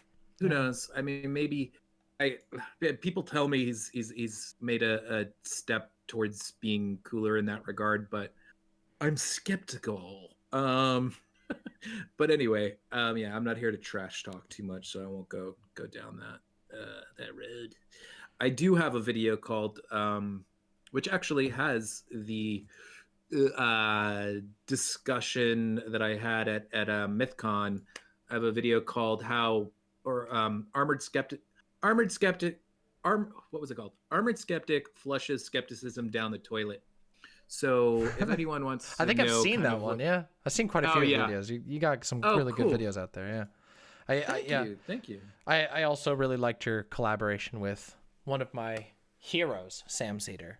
Thank you. Yeah, Sam is such a great dude. Agreed. Like I mean, I always had a very high opinion of him, but actually like talking with him, it's like, I've interviewed, and sometimes there are even people that I'm like friendly with that I know beforehand, but I've interviewed a few people who I guess are kind of on the same level of success as Sam, or maybe even higher, and you just expect that these people need to get in and out really quick because and that's totally fine. Like I obviously, like, people have their lives to live and whatnot, but when we spoke, not only was he just so down, he had fun and he was so down with the game, but he was just so gracious, and we spoke for like 45 minutes before we shot and like an hour afterwards. Like he just, it's rare that even with really cool people that they really want to get to know you, and just there is nothing that, I mean, of course he's the consummate professional. Yeah, he's a consummate professional, but just from my limited time with him, I would say that there is close to no difference that I could discern from like the public persona of him and how he is just like chilling one-on-one with a guy. Yeah. So, yeah, which is really good because a lot of people, you know, they have two faces. So that much is very much true. Well, Vadim, thank you so much for coming on. Let's talk again soon. I have a couple of people apparently waiting to debate me about some of my takes today, so I'm gonna go trounce those people. I'm sorry. I didn't realize if we had such limited time. No worries. I wouldn't have. You know, kind of. I feel like I should have asked you more things, so it could have been more of like a one-on-one. You're totally fine. Don't you worry about it. Cool. Well, we'll have a great night. Have some fun debates, and thanks for just having me on for a quick chat, and we'll do it again hopefully soon after. Yeah, once your video comes out, let me know. We'll work something out because I would love to get that video out to people. Yeah, we've had some issues with Tim Pool on this channel, so I think the you're Poolers really don't really like me. I think you're really gonna dig it. I've got some there's some huge bombs that are gonna be dropped. That's what. Maybe we'll do a whole coverage of it on stream then. Yeah, that'd be great. Okay, cool. Well, have a lovely night and always fun talking. Okay. Thank you so much, Vadim. It's always wonderful. Have a great night. Yeah. Likewise. Bye-bye. Bye. All right. That was great. All right, we gotta have a chat. Okay, so remember, we're not doing the call-in streams right now. We're doing the debates and the Q&A, okay? Yeah, it's right here. I think I have it right here. Nope, that's not the right one. Hold on. So, who the hell had an argument with me? Big Lundy. I remember Big Lundy, okay? All right, here we go. Let's do this. Big Lundy, I have brought you in. Hello, Big Lundy. Sorry, I was muted a bit. I was just kind of looking to you. Hold on, let me mute your stream here a bit. There we go. Yeah, go for it. Let me just get you set up here. So, Big Lundy. And what are your pronouns, Big Lundy? He, him's fine. Okay. All right. Perfect. Let me just make some small modifications to this. All right, and let's do the color. You're gonna do something like this. Okay. Dang, you got a lot of stuff that you do for the guests. This is incredibly accommodating. I try to do my best. I always want people to. There we go. That looks nice. Let's do that. There we go. Oh shit. Yeah, I also I accidentally blew up my my streaming setup this morning. So some of these things would be much smoother. But anyway, welcome to the show. Yeah, thanks for coming on. I hear you had some critiques or something of me. I'd be totally open hearing them. To be entirely clear, for most of them, it's less about the substance of what you said and more about the performance itself. Okay, sure. Which may seem a little, I don't know, petty, I guess, in one sense. But I'm a firm believer that when it comes to online debate and panel discussions and things along those lines, the performance is just as, if not even more important than the facts that you're saying. Yeah. I mean, rhetoric is really super important. It's something I spend a lot of time thinking about. Yeah. So I do have a few notes here. Sure. The first thing that I wanted to go over is that when you and basically everybody else were addressing anything that Counterpoints was saying. Sure. There was a lot of, I see what you're saying, but you're wrong. And you just, and I think that while the points that were being made were valid, I think that there wasn't a whole lot of consideration that was given to individually addressing his points. There was a lot of encapsulating what he was saying in like one massive point and then trying to address that as opposed to the individual things. For instance, when he was mentioning that, you know, for better or for worse, there are Republicans that exist that are not voting for Trump because they're necessarily racist, though obviously they fucking accept racism as a byproduct of what it is that they want, but that they have what they believe, at the very least, to be legitimate grievances, and he listed a decent amount of the grievances out. Now, a lot of that wasn't totally addressed. There was the idea of they have this fear of the fiat currency going to zero as a result of us printing too much money, blah, blah, blah. And then this was sort of responded to by, I think, both yourself as well as Vosh, that well, I don't believe that it's people who are like poor that are voting for Trump, but I don't think that was the point that he was making. Well, I mean, one of the things I find really hard to engage with counterpoints is that he, I don't want to say gish gallops because it's not like classic, but I mean, it's like the thing is, like, he will dump out a million different points of varying levels of proximity to the actual point at hand, and there's only so much room on a panel for those to be engaged with. If I had a one-on-one conversation with counterpoints, I imagine we could probably go by them one by one by one. But the fact of the matter is that he throws out a lot of stuff, and some of those just cannot, like, there's no time to address them in the panel. And I felt like that was the case for almost the entire panel. Counterpoints, by far, of all of the people on the panel, was willing to throw out the most hooks for different things to talk about with the least substance to each of them. And I maybe I didn't choose the exact right one to hook onto. But I feel that the idea that lefties or liberals are to blame for Republicans, the sordid state of affairs in the Republican Party is just absurd, which was what he was piggybacking off of, the claims that were being made by Eris, which I really disagreed with, like, strongly. I hate that. I absolutely hate that worldview, because some of it's a little bit of a personal axe to grind, because I've spent the last year on Twitch politics carefully laying out the case for why we should be concerned about Donald Trump's behaviors, why it's likely that his behaviors are going to get worse, why the Republican Party is representative of a fascist party. And every single time, no matter how careful you are, you just go, oh, there's a Nazi around every single corner. It's like, no, you know what? Like, I can't even bring up these real things because you people just don't give a shit about Nazis being in your party.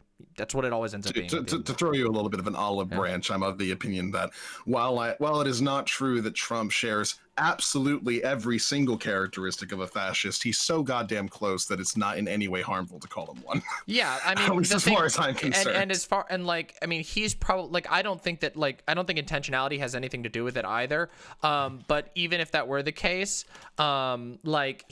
his party backs him up on all of those things, and his party is more rabid than he is on most of those points. Like, the Trump base are it's absurd. the lowest common denominator thing, right? Yeah. Wherein, like, the fact that he is the sort of like head, the face, so to speak, then everybody has to go to whatever it is that he says, regardless of how stupid it is, because the Republican Party is mostly just about, like, winning as opposed to actually changing anything or helping anybody or doing anything substantively good.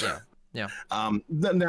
So I'm getting a little bit off topic. That's okay. I think the main thing that I was trying to say with that particular point is that counterpoints in comparison to Lecture Fan, Counterpoints is relatively a much more, I would say, honest actor, so to speak.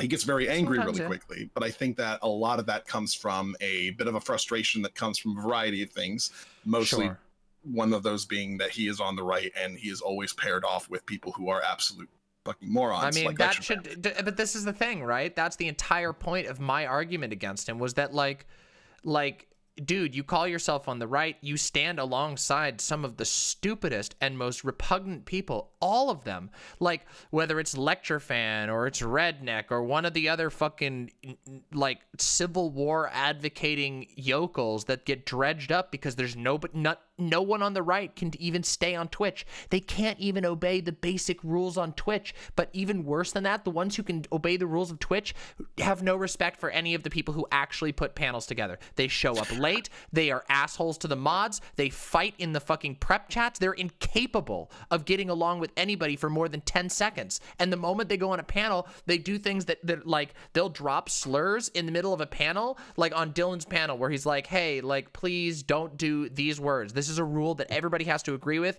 to even go on the panel, and they'll do it anyway. And that can get Dylan demonetized. So their belligerence, their inability, they're just, like, categorical, like, I don't know if it's the right word to say, it's like sociopathic or just totally unempathetic.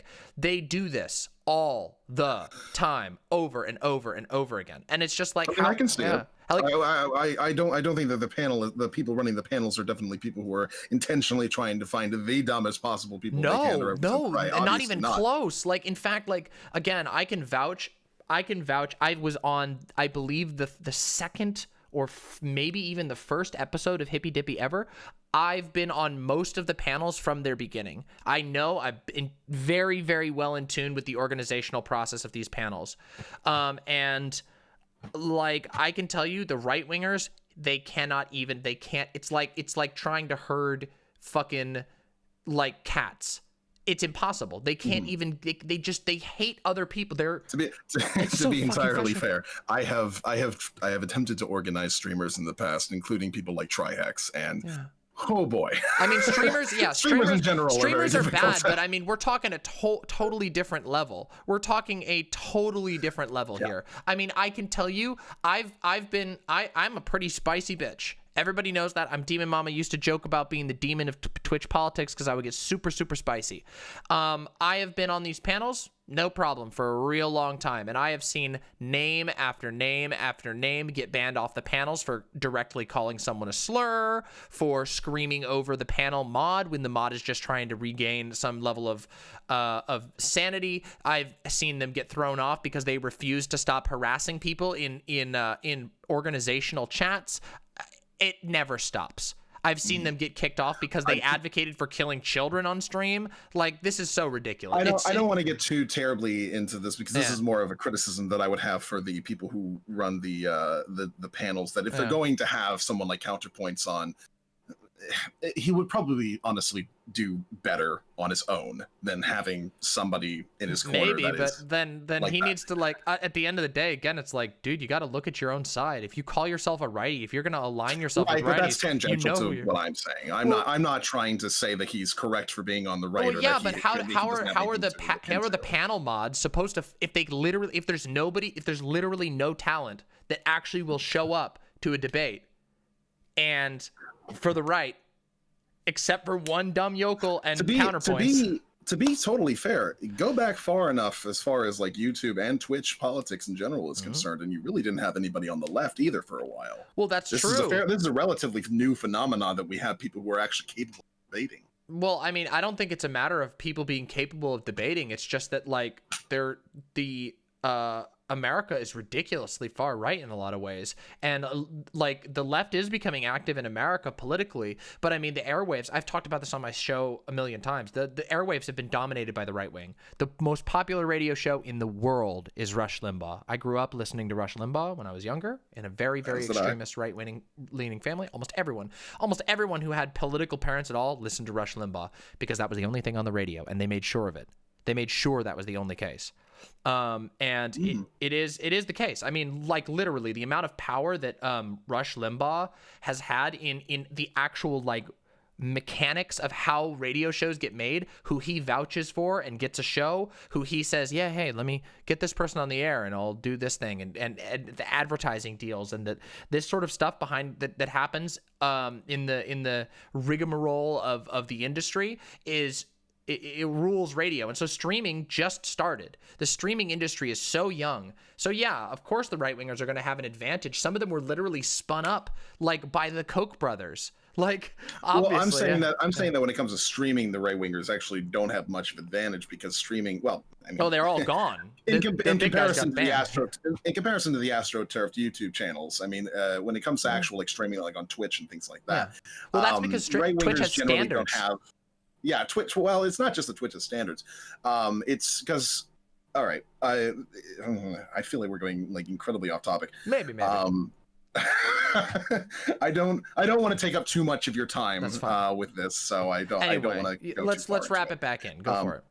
So the second note that I had was when you responded to the direct call out by, I can't remember her name at the moment. Eris? Yeah, Eris. Yeah.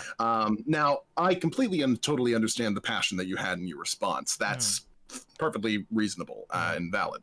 However, you did go on for quite a bit on that, and by the end of it, it started to feel kind of preachy, which works well for lefties and people who are already kind of on your side for the most part, and for your audience, I'm sure they absolutely adore that sort of thing. But I feel like when you're on a debate panel, there is sort of a bit of a responsibility you have to remain more, I don't know, like tonally neutral to a degree. No.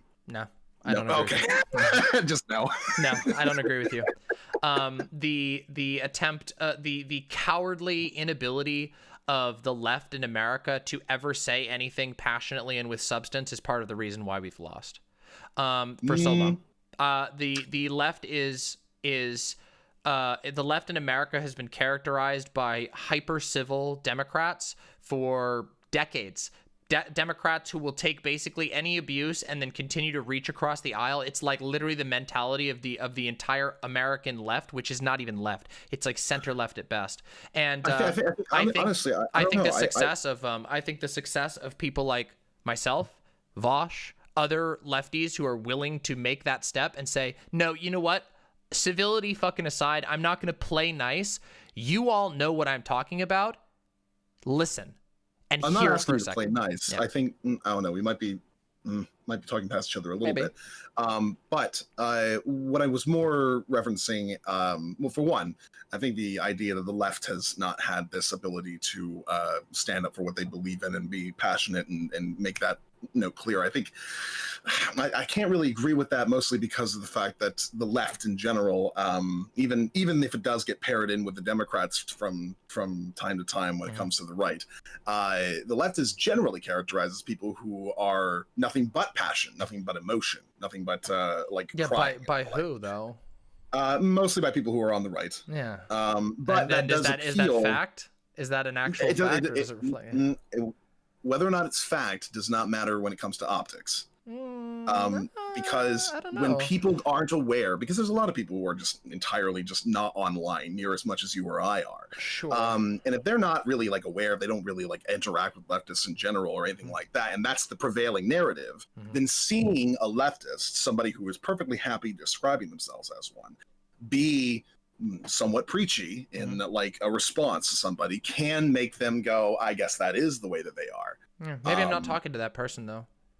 Maybe I'm talking to the droves of let me give a couple examples of people I am talking about. People who've had their heads fucking bashed in by the police, the trans people who've had to keep their mouths shut about their trans status, the gay people who've had to keep their mouths shut about their gay status because the entire fucking internet will beat the shit out of them and make fun of them and treat them like shit all the time. I'm not here for coddling the emotions of fence-sitting centrists. I really am not. I'm more than willing to discuss with them, but I'm not going to compromise. There are other people to do that. There are other people who can do that. That's not my role. My role is to get people fucking thinking. My goal is to get people to realize fucking terrifying shit that they don't want to think about, and to do so in a convincing and passionate manner. Now, maybe sometimes I don't nail the speech perfectly or whatever, or I flub up or something along those lines. But I just don't agree with the idea that on panels I have to cater to this imagined frightened centrist, because I don't think that that's most people. I think most people are suffering and are not happy with the state of things in America, and they need someone to speak to that in a constructive manner and not a destructive manner, because the right speaks to that in a destructive manner. Yeah. I agree with that, but there's particular ways of going about it. Bernie Sanders' speeches, for instance, were incredibly effective because he was speaking to an audience as opposed to responding to somebody in, say, a debate. Now, there were times in which he was in political debates in which he would say something like, "You're funded by billionaires," and that would get some claps. And that works for little pithy things, but in general, he still maintains my chat is right though. They toned the police the shit out of Bernie, and also when Bernie Bernie had the opportunity to go hard on Biden, he didn't. He played nice, and that was in my opinion, that was a big mistake. You're right that they did tone police Bernie, but regardless of their tone policing, whoever was doing the tone policing, the right, the neolibs, everybody. Whoever. The fact of the matter remains, when he would make a speech, just a regular speech to just people, his supporters, or just on TV, that played really well because he was very impassioned with what he was saying. Now, in the instance of you responding to the call out, I can't remember her name, even though we just said it. In response to her. Eris. Eris. Okay, Eris. God damn it. I'm typing it down before I do that again. Sure. So, in response to her, because for the most part, up until that point, her presence on the panel was more or less fairly pleasant, neutral. In the second topic, she didn't really have much to say, so she just kind of stayed out of it. Sure. And then the one moment that she has a hot take that goes against you, you respond in kind. I'm not saying that it's invalid for you to be like annoyed with her doing so, especially with the things that she was saying, but she had a bit of a person coming in from the outside of this whole thing, that has their opinion about what they see and what they think is true. And to be responded back to in fairly harsh terms, I think it's fair to say that you were fairly harsh to her in that particular instance. Sure. I don't think I was that harsh, but I did come down on this unbelievable myth that has been weaponized by the right. Yeah. For sure. Absolutely. For sure. But you did it towards her. Yeah. And I think that might have been, I don't know, that could potentially be a little bit of a turnoff that I don't think you would intend for. Yeah. Maybe. Might also be a turn on. A lot of people like being yelled at, you know. Well, yeah, there are a lot of people who like getting yelled at, and I am indeed one of them. So, you know, I understand that particular thing. Yeah, I just think the thing is, like, there's like people who won't go hard on like bullshit narratives are a dime a dozen. There's a million people online if you want to watch somebody who's not gonna who's just gonna let everything fly by and just go, I wonder why you think that. But no, when somebody uses like a talking point of the far right that has been wildly successful online, because specifically because it plays to the pre-existing biases of a bunch of let's put it this way, very misguided, largely young white cis men, straight cis white men, like, I'm not going to let that fly.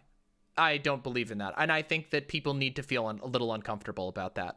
That people need to realize that this is a narrative that is totally wrong, that is designed to appeal to and coddle the worst biases in the population, and it should be slammed down on because it is laughable on its face. The idea that you could blame like people who act like in the face of Donald Trump's last 4 years and the absurd insanity that American politics has become as a result of the increasingly fascistic and rabid Republican Party, that there should be some amount of blame put on like liberals, is like, not even liberals, but on like leftists even broader, is just silly. Again, it's slightly using slightly more words to say, I used to be a leftist and I used to believe in human rights, but then someone on Twitter called me dumb, and so I stopped believing in human rights. I don't think that was her point. No, but that is ultimately what the argument is. If you take that further, that will be weaponized by right-wingers. I'm not kidding you. This happens all the time. Go look at how many millions and millions of views videos of right-wingers being like, as you can see, the intolerant left is incapable. These SJWs, and if it was a point that was being used by someone like, say, Tree of Logic, I'm not sure if you're Well, yeah, but it's granting. I know who Tree of Logic is, but also though, listen, I don't know anything about Eris, whatever, but it's granting legitimacy to an argument that's wrong on its face. It's just completely wrong. Not necessarily. And I'm not saying don't debunk it, and I'm not saying don't respond to it. And you can have like a level of passion, but I don't know. I think there's a way to phrase what you want to say that doesn't make it look like you're attacking somebody who, up until that point, had been a fairly like neutral person. And there's a secondary debate panel. I'm spicy. Everybody knows that. There's a secondary effect, though. There's a secondary knock-on effect when you are aggressive towards somebody. Whether your audience might know it or not, it sort of paints that person as somebody who is being malicious actively.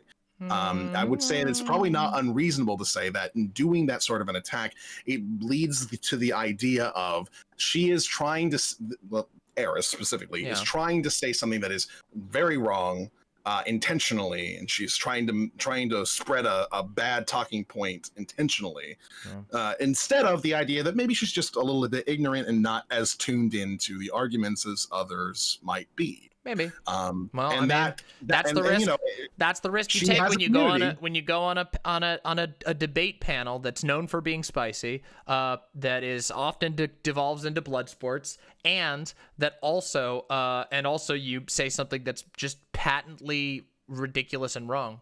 Yeah, I don't have a problem with. I have no problem with coming down hard on that. But I can understand how it might not be to everyone's taste. Some people would prefer a lighter tone. Some people would prefer something more conciliatory. But I don't really believe in that. Yeah. That's a whole ass debate that I don't think we have that much time for. So I'll keep going with my things. This one is actually just a bit of a tip.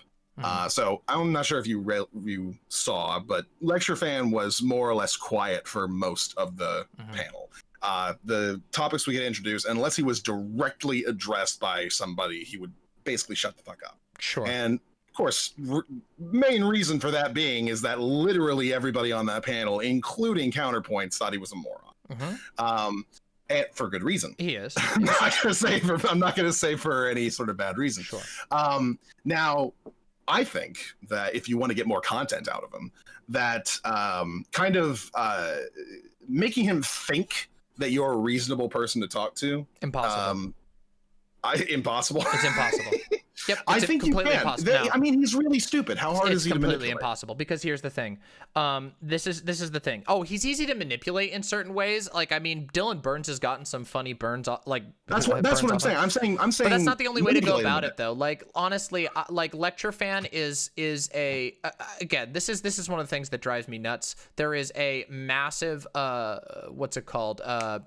Like, there's this affirmative action effect for righties where completely irrelevant right-wing people, because there's nobody else, they get shuffled onto panels with people with infinitely more talent, infinitely more professionality, and infinitely better ideas than them. They get shuffled on because there has to be somebody from the right on there.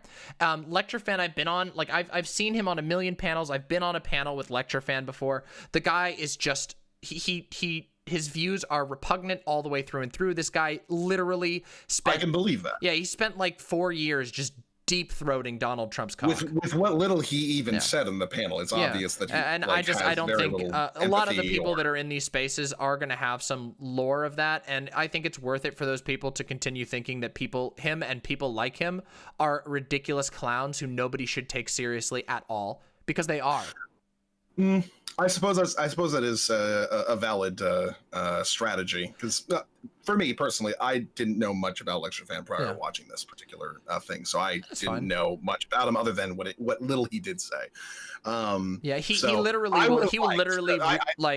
he'll read off of a script these like pre-prepared things. Like, again, this guy at the peak of the Trump thing, his viewership was like he would get like 450 average viewers at the peak of like the Trump train, spewing complete and utter nonsense, like literal lies. Like, again, this is one of those situations where like, I don't have sympathy for the con man. I don't have sympathy for a guy who's He did a great job at fucking up his optics entirely, like whatever optics he was going for, by just leaving early. Oh, he's done that many times. He's rage quit. Literally just stomping off like a child. He's rage quit panels before. Like, I guess I'm mostly saying this particular point as a from the perspective of a viewer. I would have loved to have seen more opportunities to tear into him a little bit more, but if you prefer that he just shut up and just stay in his own corner and not say much, then that's valid as well. I mean, it's fine. I think it's okay to like I think sometimes if somebody's gonna, like, I don't know, give you the rope to hang them with, sort of thing,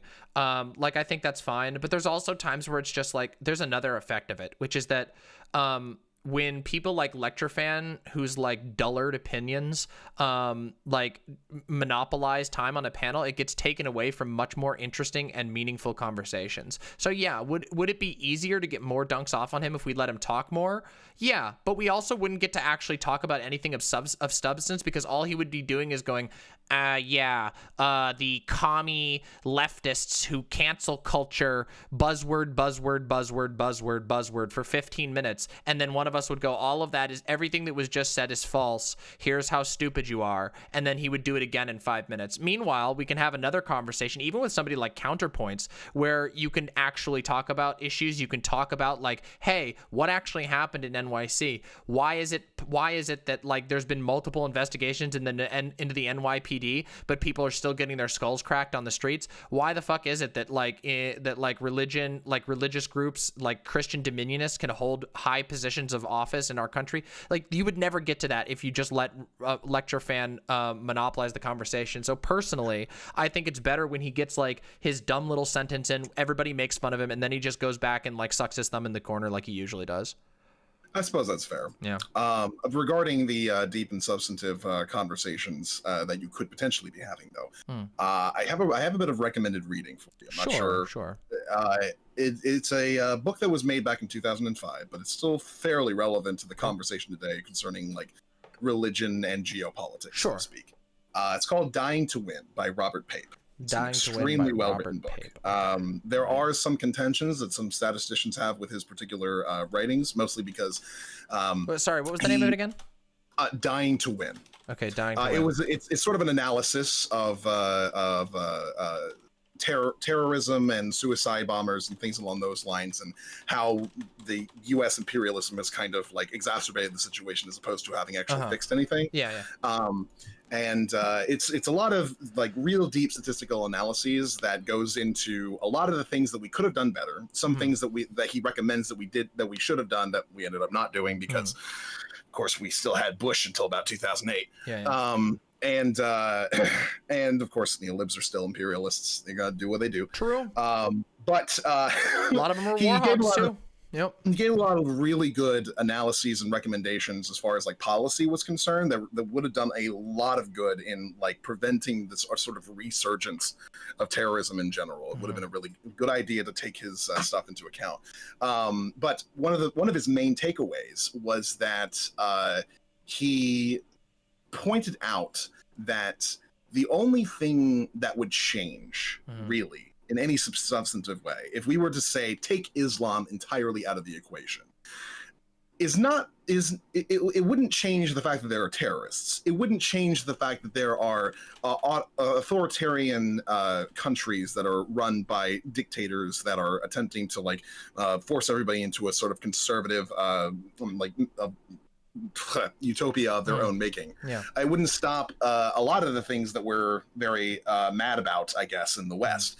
The only thing that it would probably curb is suicide bombings in itself. Maybe. And that's like the only thing that it would maybe do something. So it's a really good book. It's very helpful to talking about like religion and geopolitics. Yeah, I mean, I tend to be of the belief that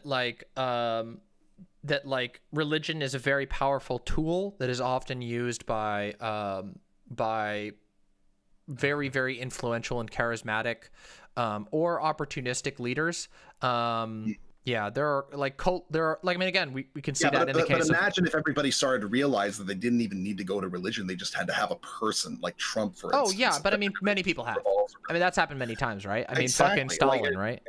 And the more that happens, and the more like religion can go away, but we're still going to have these cults surrounding, like these cults of personality instead, which is still going to be a major problem, and it's something that like is going to cause problems for their neighbors and the like. And how do you deal with that? It's a very complicated situation. Absolutely. Well, thank you for the book recommendation, and thank you for coming on. I'm gonna bring another person who wants to debate with me on now. I make one more note. Okay, sure. When you were talking with Vadim, I know this was a bit of a throwaway comment, but he was talking about like modern skeptics and such.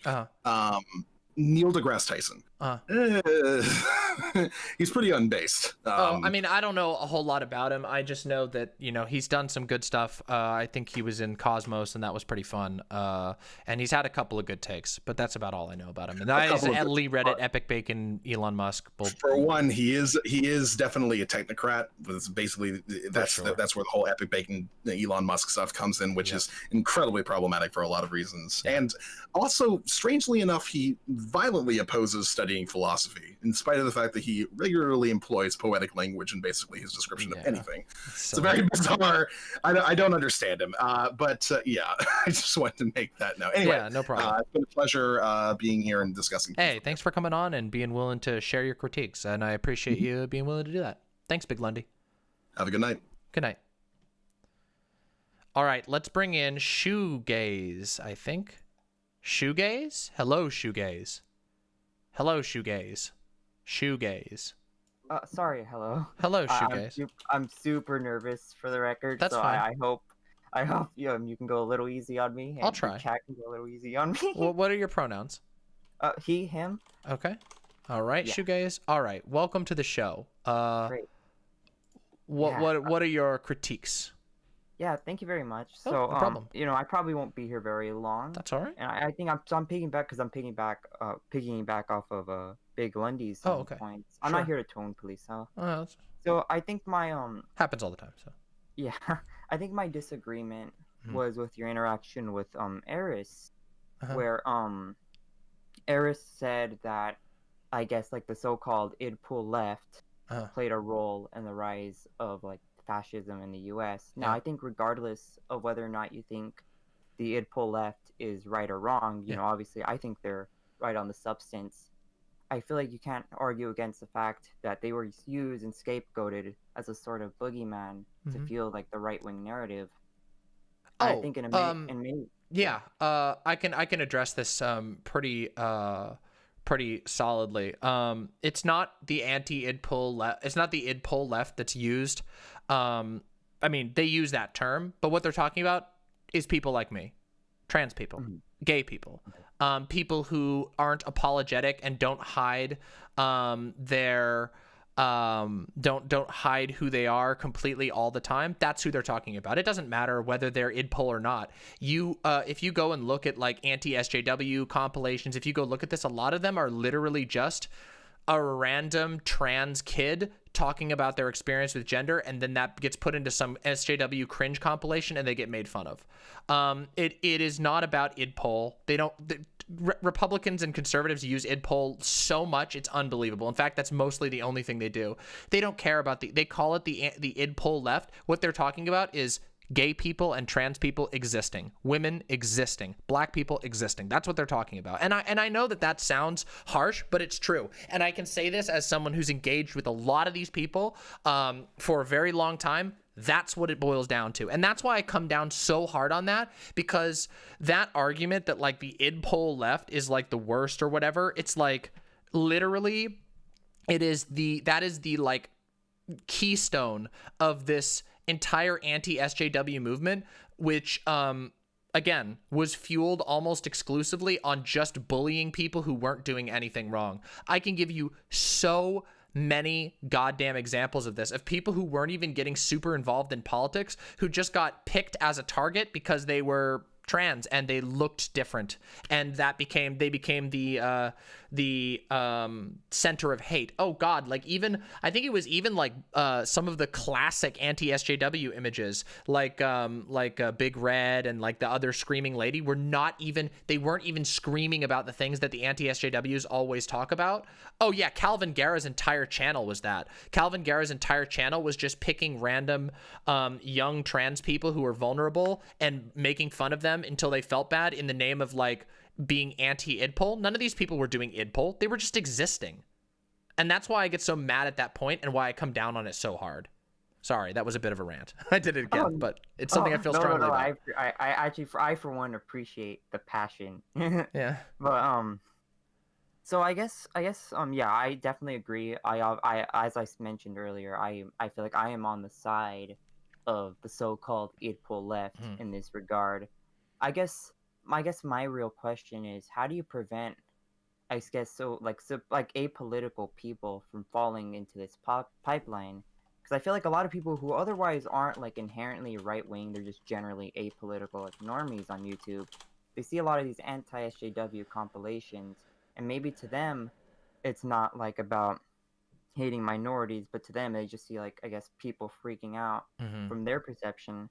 How do you prevent, I guess, people falling down that pipeline? Well, there's a couple of ways. You know, I don't want to get all my tricks out of my sleeve. No, but I mean, honestly, one of the ways that you do that is by humiliating the people who are putting out this stuff. You expose them, like, completely.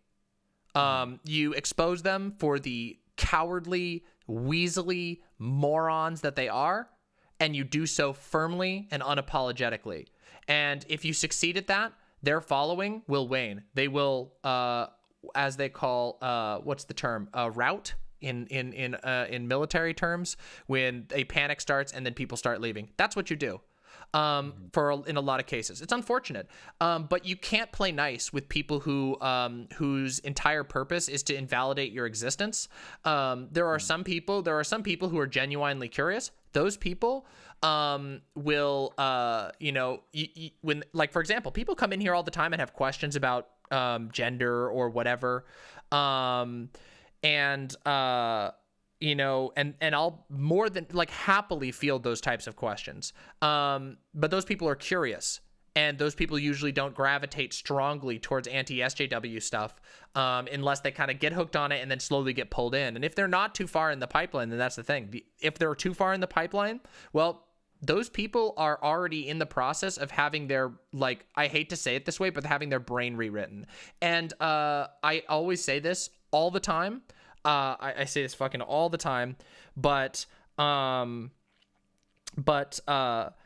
indoctrination is something that if there was anything that I could like Thanos snap knowledge into, like of the entire left and all libs, it would be understanding indoctrination. If I could just Thanos snap that information in, it would be like it would be like, you know, those meme images where it's like the world if X. That's what would happen. We'd have like a Jetsons paradise kind of thing, you know. I know, dated reference, but still. And it's just like, I don't know, like, indoctrination is so much of the right is fueled on indoctrination, and indoctrination is all about appealing to emotions and manipulating and isolating people and insulating them from things that could challenge those things.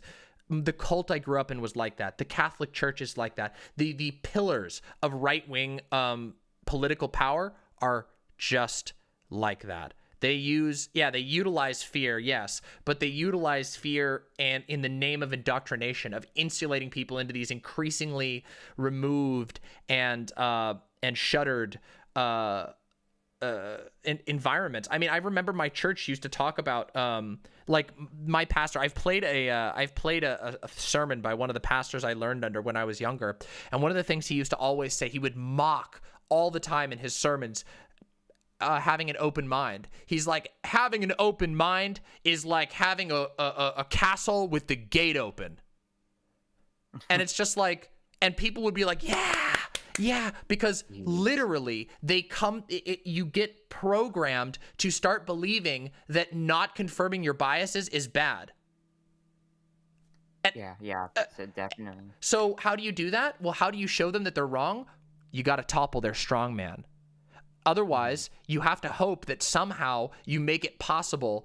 You make, like, I don't know, you throw out a bunch of I don't know what the right word is, pamphlets, and you hope some of the people who are suffering inside those horrible silos, which there's many, like myself. I suffered because I was queer as fuck as a kid and just didn't understand it and tried to be a Christian and everything. It didn't work out, as we can see. But there's people who are suffering who will find those pamphlets, and their natural doubt will make them look and go, oh, I'm not supposed to look at this, but maybe I should. And then they learn, and then they get out. But everyone else, those people who buy into it, nothing's going to shake them out of years and years of programming to literally revile the idea of considering other ideas. They think that's demonic influence, that if you start doubting, that's Satan. You never doubt. Your doubt is weakness. And that is so, like, it is really hard for a lot of people to cope or to understand that. And especially, I find this is especially true in like liberals who grew up with other liberals and never grew up in these extreme environments. No, that really is how these environments operate. They teach you to think that thinking is bad, and you will, and people in those environments will do so. And it's just, again, I think the only way to really do that is to address the problem at its root. You have to go and you have to find those demagogues, and you have to destroy them in the marketplace of ideas, or financially, or make sure that they end up in prison or something like that. That's how you'd stop it. Because until then, they will keep creating clones that will keep creating clones that will keep creating clones, because that's what their ideology is designed to do. So. Yeah, for sure. I think it definitely does apply to those who are just blatantly right wing, blatantly fascistic. You obviously have to, you have to topple down that perception of them being the strong man. Mhm. But I think the dynamic changes a little bit in like the neoliberal versus the progressive. For instance, in the 2020 election, when you had Bernie versus Biden, I know you mentioned that Bernie should have gone harder on Biden, and I remember thinking that too. Mhm. But I believe they actually had like internal like election intel or campaign intel that showed when Bernie went hard on Biden, it would actually like performed like worse with voters. And I don't actually have the source on me, admittedly. I'd love to look at that, because I would get, my guess is like, I don't know, like all I know is that Bernie's campaign, which was incredibly high energy and incredibly aggressive, was a unbelievable success. And only once it was down to him and Biden, that's when he started to falter. And Bernie was always an unbelievable gentleman to his coworkers, and I mean, he took so much shit on the face, like the fucking bullshit that Elizabeth Warren pulled out at him, and he took that with grace. And it's like, yeah, sorry, but I don't know. Maybe it's possible. It's possible that the aggression wouldn't have helped, but I think it probably would have. I think it would have shown that that he was strong but responsible in a way that that Donald Trump wasn't. And I do think we need that to a certain degree. But there may be some truth, and there might be some secrets and secret techniques that I don't know yet. So I'm certainly open to it. Yeah. Yeah, honestly, it probably might depend on like the demographic, I guess, or the age, or I don't know. I guess different strokes for different folks. Yeah, it's possible. Yeah. Yeah, but I guess that's pretty much my very, very mild contention. I feel like you elaborated most of it in your discussion with Big Landy. So I guess I didn't have much to challenge. So. Well, Shoegaze, thank you so much for coming on. You did fantastically. Your nervousness did not affect you at all. So again, you just came in and offered criticism to a spicy bitch streamer who has a relatively large audience. So congratulations, good job, and thank you. Yeah, I appreciate it. Have a great night. Absolutely, you too. Hopefully, we'll see you around. Sure. Bye. All right. Let's check in. Is there a debate going on? Is there like a debate going on? Should we check in on this and see what's going? What the fuck are they arguing about? What are they arguing about? Why are they arguing? What about? Let's check. Wait, Vosh is not on. Oh, it's Vosh. Let's go check in. Come on.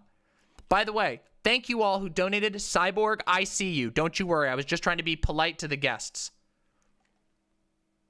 So when the day comes or something, we have people in legitimate positions of power, as opposed to a bunch of college students and commune. You understand that, like, with that mentality, you could never criticize Bezos again, though, right? Well, I don't criticize Bezos. I tend to criticize... Really? Oh, okay, hold on. It's entirely possible that I've misspoke. Generally speaking, and I do hold to this, try to criticize the systems that allow people like Bezos to exist. Now, there have definitely been times where I've said, like, fucking Bezos, but I don't really think I levy my criticisms at individuals and how they use the system. Boring! Boring! Boring! Listen, I gotta bring somebody else on. Let's have a conversation. All right, who else is in here? Goggles. Goggles. Hello. Hello, Goggles. I can't hear you. Can you hear me? Hello? Hello. You are not, hold on, let's see. Your audio doesn't seem to be working. You might need to toggle what mic you have selected in Discord. It looks like you're not getting any input. So you need to go to your Discord settings and yeah. Oh, hey, I can hear you. Can you hear me okay? I can. All right, Goggles. What are your pronouns? Oh, man.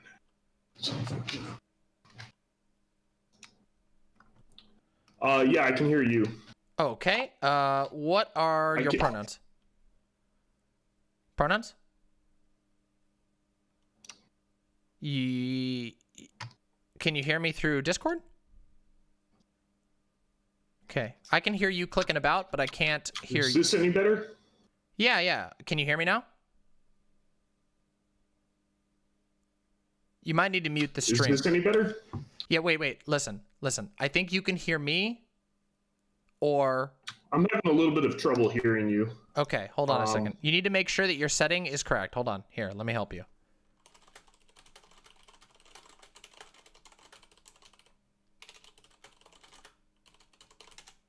Yeah, you need to make sure you have the right devices set in Discord. I just typed it to you. It sounds like you don't have the right device set. You also should pause my stream.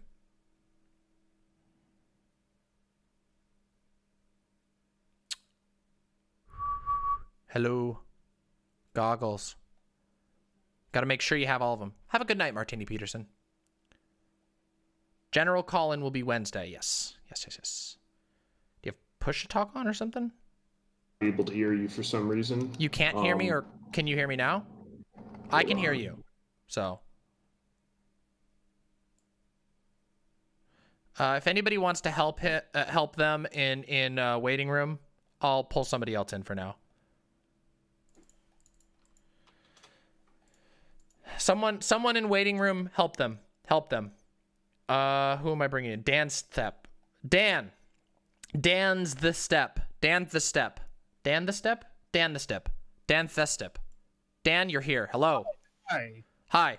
Dan the step. What are your pronouns? They. Okay, they, them. All right. Excellent. Well, thank you for having me. Yeah, no problem. My issue with I'm just coming in as a historian. Okay, sure. So I definitely think that you did a good job in the whole debate. Appreciate that. Issues that I could probably see is that probably could have had some moments to take advantage of what the others have done, have said, and which, like, I think definitely was it Connor's points did some historical examples that I think if someone knew actually what happened with those historical standpoints, you probably could have easily gotten like a takedown. Oh yeah, I mean it's really hard to do historical in a panel format. It's really hard to talk history, which is one of the things that frustrates me about panels. But also, I hate to say this, but Connor Points likes to gish gallop with historical examples. He will throw out 15 historical examples, and then if you try to talk about one, it will derail the entire panel. Then somebody else's turn will come and they'll talk about something else. It's just an unfortunate reality of, of those panels. But I do agree that there's like, it is one of the weaknesses of panels that people can get away with asserting historical falsehoods, and it's hard to debunk them. I do. Yeah, definitely. It's hard to know enough about it. As there's a lot of historical standpoints that happened in the past. Evosh has much of this issue the same way as to much of others, but I do think that Dylan Burns, however, does have a good amount of info, or at least knows about it. Yeah, Dylan Burns' specialty, like his entire career, is devoted to foreign policy, U.S. foreign policy. So yeah, I do. Oh, good night, Marinara. Have a good night. Yeah, I do think that that like Dylan has an advantage on that sort of thing because that's just his specialty. So he usually has right on hand a bunch of examples he can spit into, and that is his specialty, which is why I sometimes defer to him on certain conversations, because I know he can do that. He has that stuff in his, like, whatever the human brain equivalent of his RAM is. He's got it right there where he can just go boop boop boop and just pull from those things, which most people don't. Most people don't. Yeah, I do the same. Like, I normally have debated in the Vosh Discord servers. And normally I come in and people always call me like the local historian. And I've dealt with a lot of different ways of how people try to just straight up not exactly make the point, but miscontextualize certain historical events to their certain ideologies, like libertarians always mention. Love to do that. There are cases of how it's like this, because the stock market will happen this way, then they should have been like more free. They should have like let it go down, and but you just like you don't understand the context. Back then, libertarianism was more of like a socialist thing. Yeah. Oh, I agree. I mean, libertarian socialism, they were the first libertarians. Yeah. But, but you know, yeah, history is one of those things. This is why, like, one of my goals is to do more History Mama episodes. I've done some. I did one. I haven't been able to do another one because it takes so much research. And it's just, unfortunately, history is a long form thing. And it's tough to turn into a stream thing because streams are so especially panels make it very difficult. But I hear what you're saying. Yeah. Yeah, I've worked. I could probably help with that. I've worked with other YouTubers such as Cynical Historian. Oh, cool. Who has around like 100,000. Yeah, Cynical Historian's great. I've watched Cynical Historian a couple times. Seen a couple of their videos. Yeah. It's weird because we know each other personally. Oh, so cool. I worked with him on stuff, and he does have the same issues of like definitely like those from tankies to straight up like Nazis who are fine with like authoritarian monarchist regimes or something like that. Yeah. It's very weird. Yeah. And we had also connections of some people that debated Vosh that showed up to our servers and basically made this whole entire fit of them talking about the Holocaust. Love that. Yeah. Yeah. But yeah, totally. If I don't want to waste that too much time, so you could get on to everyone else. Don't you worry. But if you need help, I'm happily to help you out. Hey. I did send you an email once about it, but I never got back. Oh, really? Yeah. Huh. Yeah. I apologize about that. I wonder. My email box is. I'm not very good about emails yet, but that is one of the things I have on my to-do list is to upgrade my. Let me see if I can find your email here. Let me see. Let me look in here. Yeah. What? Yeah. You don't need to. It's just Dan. Okay. Let me see. I wonder if it got. Oh, hey. Oh shit! You did send this to me. What the hell? How did I miss this? This was around. I'm also the first or the 8th. Looks like. Okay. Yeah. Yeah. Let me open this up and I will take a look at this, and I really appreciate that. Thank you so much. I appreciate that. I'm sorry I missed it. Sometimes I miss emails. I'm just really bad at organizing mailboxes, but I'm trying to get better at that. So that I apologize. Yeah. Completely. Well, I hope good job with the debate and good luck with Thank you. With everyone else. Thank you so much, and thank you for coming on. I really, really appreciate it. You're welcome. Have a good day. Bye. Adam. Hello. Adam. Hello. Adam Flores, biggest boss. How you doing? Hey, I'm getting an echo. You got to mute my stream. All right, I just muted my stream or your stream on the TV. How you doing today? Good. How are you? Huh? You know what? I just got post spins. You know what? I had the right amount of alcohol, and right now I feel fantastic. Hell yeah. Let me just boost your audio here just a tiny bit. Real quick, I'm sorry. I'm going to ask you again. Pronouns? He, him. Okay. All right. Perfect. That's what I thought. I am... Sometimes my brain slips thoughts. So, yeah. Hey, excellent. no problem. Yeah. So, all right. What you got for me, Adam? What you got? So, I was listening to your gaming stream before you actually gamed, and I actually had to go to bed because, proper adult. Fair. And I was listening to your stream about war and accelerationism. Yeah. And pretty much I wanted to add on to that. For anybody in the stream right now, I just want to elaborate on to Demon Mama's point. And Demon, of course, yourself can interrupt. But in boot camp during 2016, we had a good idea of how the Taliban and Al Qaeda, and which obviously during the time, ISIS were able to, I guess you could say, counter-interact with U.S. troops within the area. So what they trained us to do was mainly, if you get hit with an IED or with enemy fire, first, if you get hit with an IED and it's a convoy, you keep on going. But if you were hit with a Humvee, if you're the Humvee or MRAP, depending on what version you're going in, if you're not quote unquote missing a limb, missing a finger, massively bleeding, and if you're quote unquote operational, you would continue fighting. Yep. War is an ugly thing. Yes, it is. And I cannot stress enough that not the ideation of death itself, Mhm. but the ideation of, I guess you could say, carelessness. Yeah. Or, do you really want to die in a quote unquote in the ass crack of the world kind of thing? That's the true terms of what they said. From around my father, around me, it's a true thing.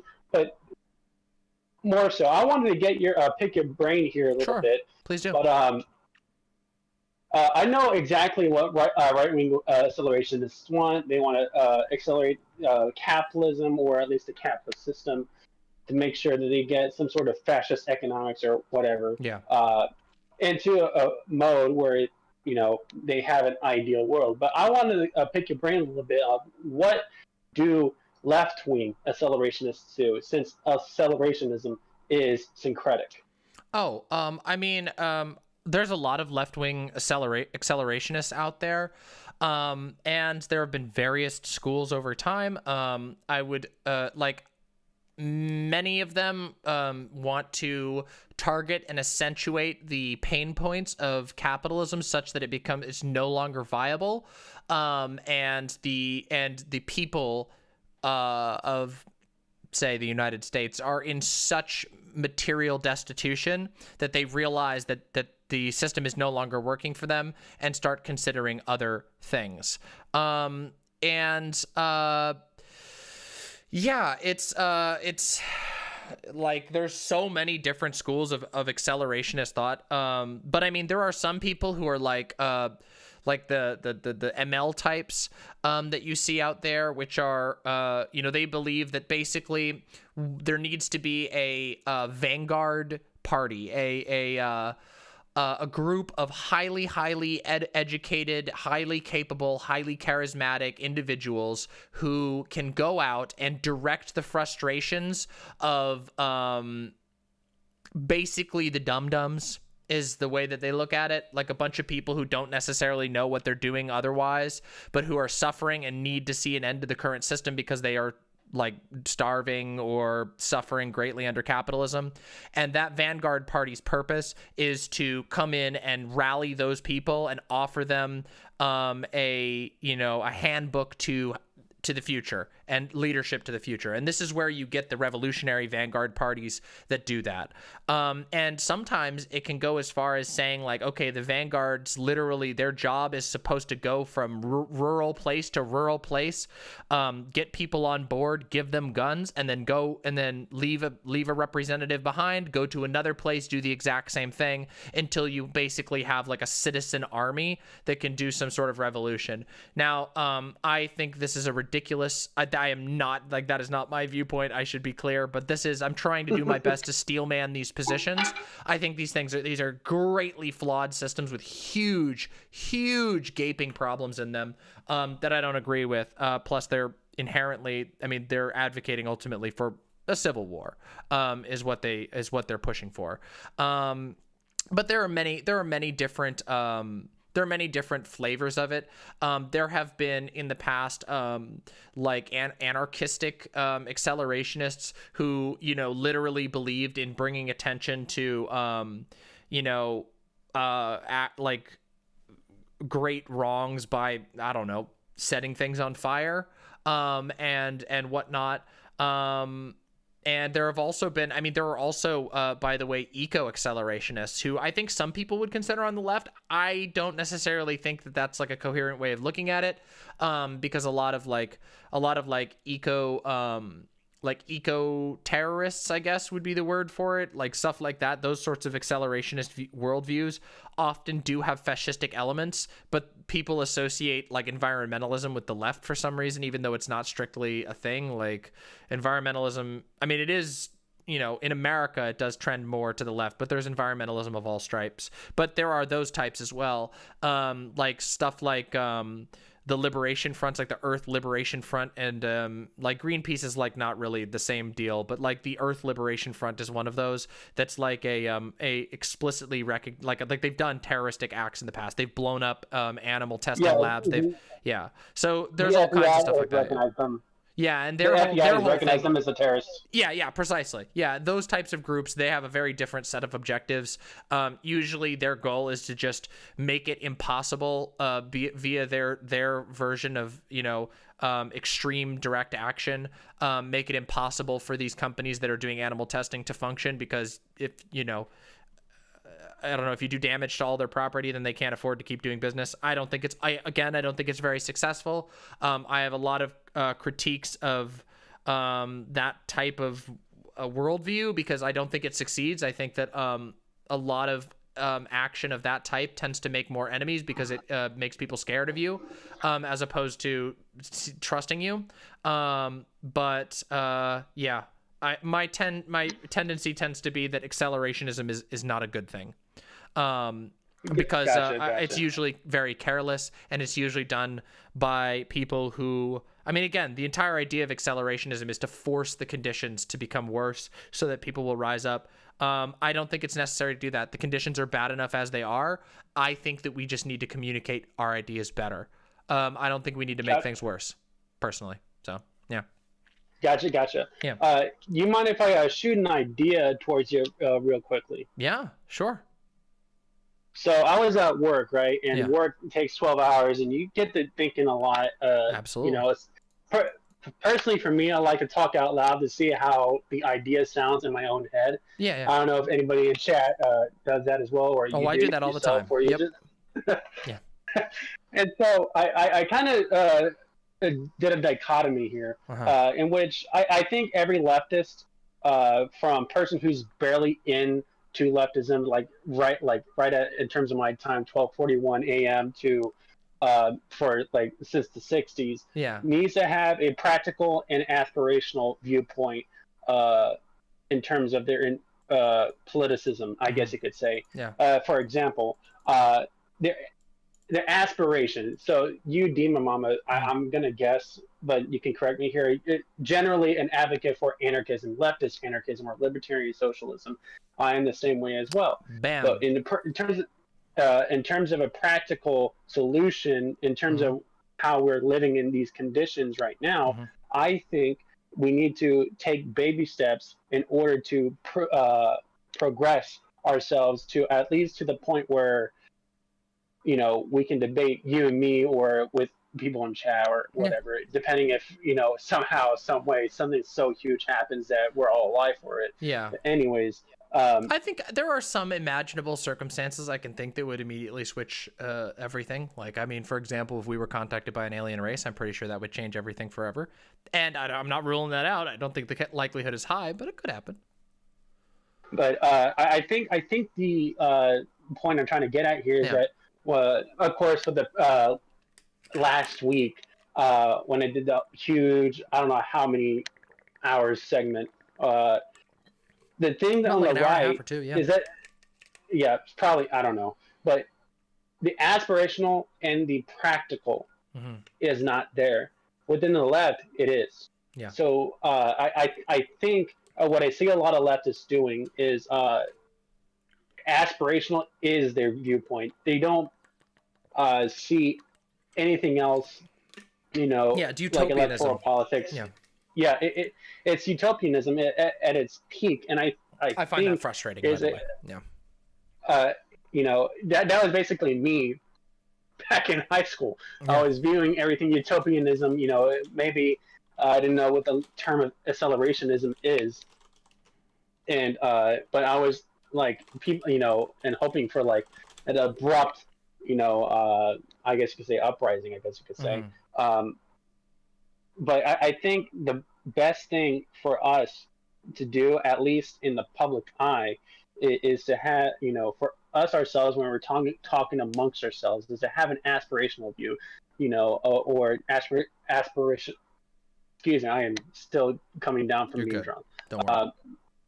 Aspirational politicism, which basically means, you and me can have some different points of view, which we'll talk about here in a second. Yeah. And practical viewpoints where it's like you and me can agree. Force of vote is a fucking shit fucking plan, you know, or you know, we can approach a different problem a different way from a local source or whatever the case may be. But let's see. Yeah, like But I think it is important to be able to elucidate both of those things, and I will agree with you 100% in saying that the current instance of the left in general is very bad at communicating the pragmatic and very good at purporting the aspirational. However, I do think there's a weakness in that. I think that like aspiration, it is easy to build a utopian aspiration. I mean, comparatively. But it's very hard for people to figure out how do we get to there or how do we take the steps to get there. And that is something that is, I mean, it's challenging. It just is, it is harder to do so. You can always imagine, wouldn't it be great? You know, I mean, the joke, like, oh, everybody gets a free pony is like the most boiled down version of that, where it's like, yeah, it's easy to propose a better world, like with no actual steps on how to get there, but getting there is pretty tough.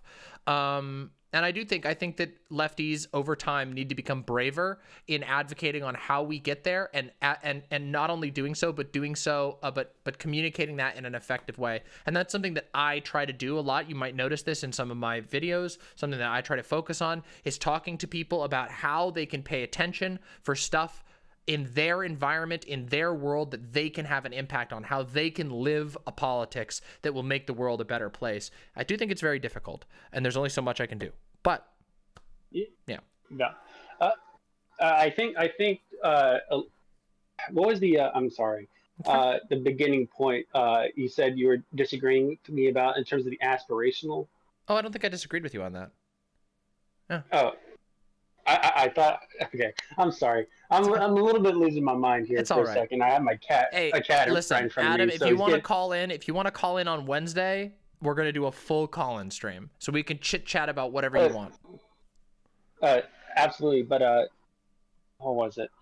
I also wanted to further a point that you had last stream as well. Sure. In terms of MLs and people, I guess within the Marxist-Leninist sphere. Yeah. So recently I joined the Communist Party, and the Communist Party doesn't have an official branch in Oklahoma, or at least it's I don't know, it's very broad. Mm-hmm. There's no, premier and council and then the people and everything. What have you? It's not like as centralized as like New York or whatever. Yeah. Anyways, so me and this guy were talking about a whole random different situations and topics. Mm-hmm. And I was reading about democratic centrism, and as far as I understood it, is democratic centrism only bases its beliefs that the party members itself has a democratic right to criticize, to evoke, or to raise awareness within the party itself to do some different things, et cetera, et cetera. So I felt my, I guess, quote unquote duty for the person that's trying to start a branch here in Oklahoma, talk about different various things. And one of the things that he was saying was about the Soviet Union and the Afghan War. If anybody doesn't really know, that lasted between 1979 to 1989, when Gorbachev, I think 84, 85 took quote unquote took office. Put quotation marks around that. And if I remember correctly, I'm sorry, I'm a student in history, but when I'm not 100% sober, I kind of remember things. But if I remember correctly, Jimmy Carter in the 1980s boycotted the 1980 Olympics, and so did Moscow in the 1984 Olympics in Los Angeles for that reason, in terms of quote unquote retaliation. Yeah. He said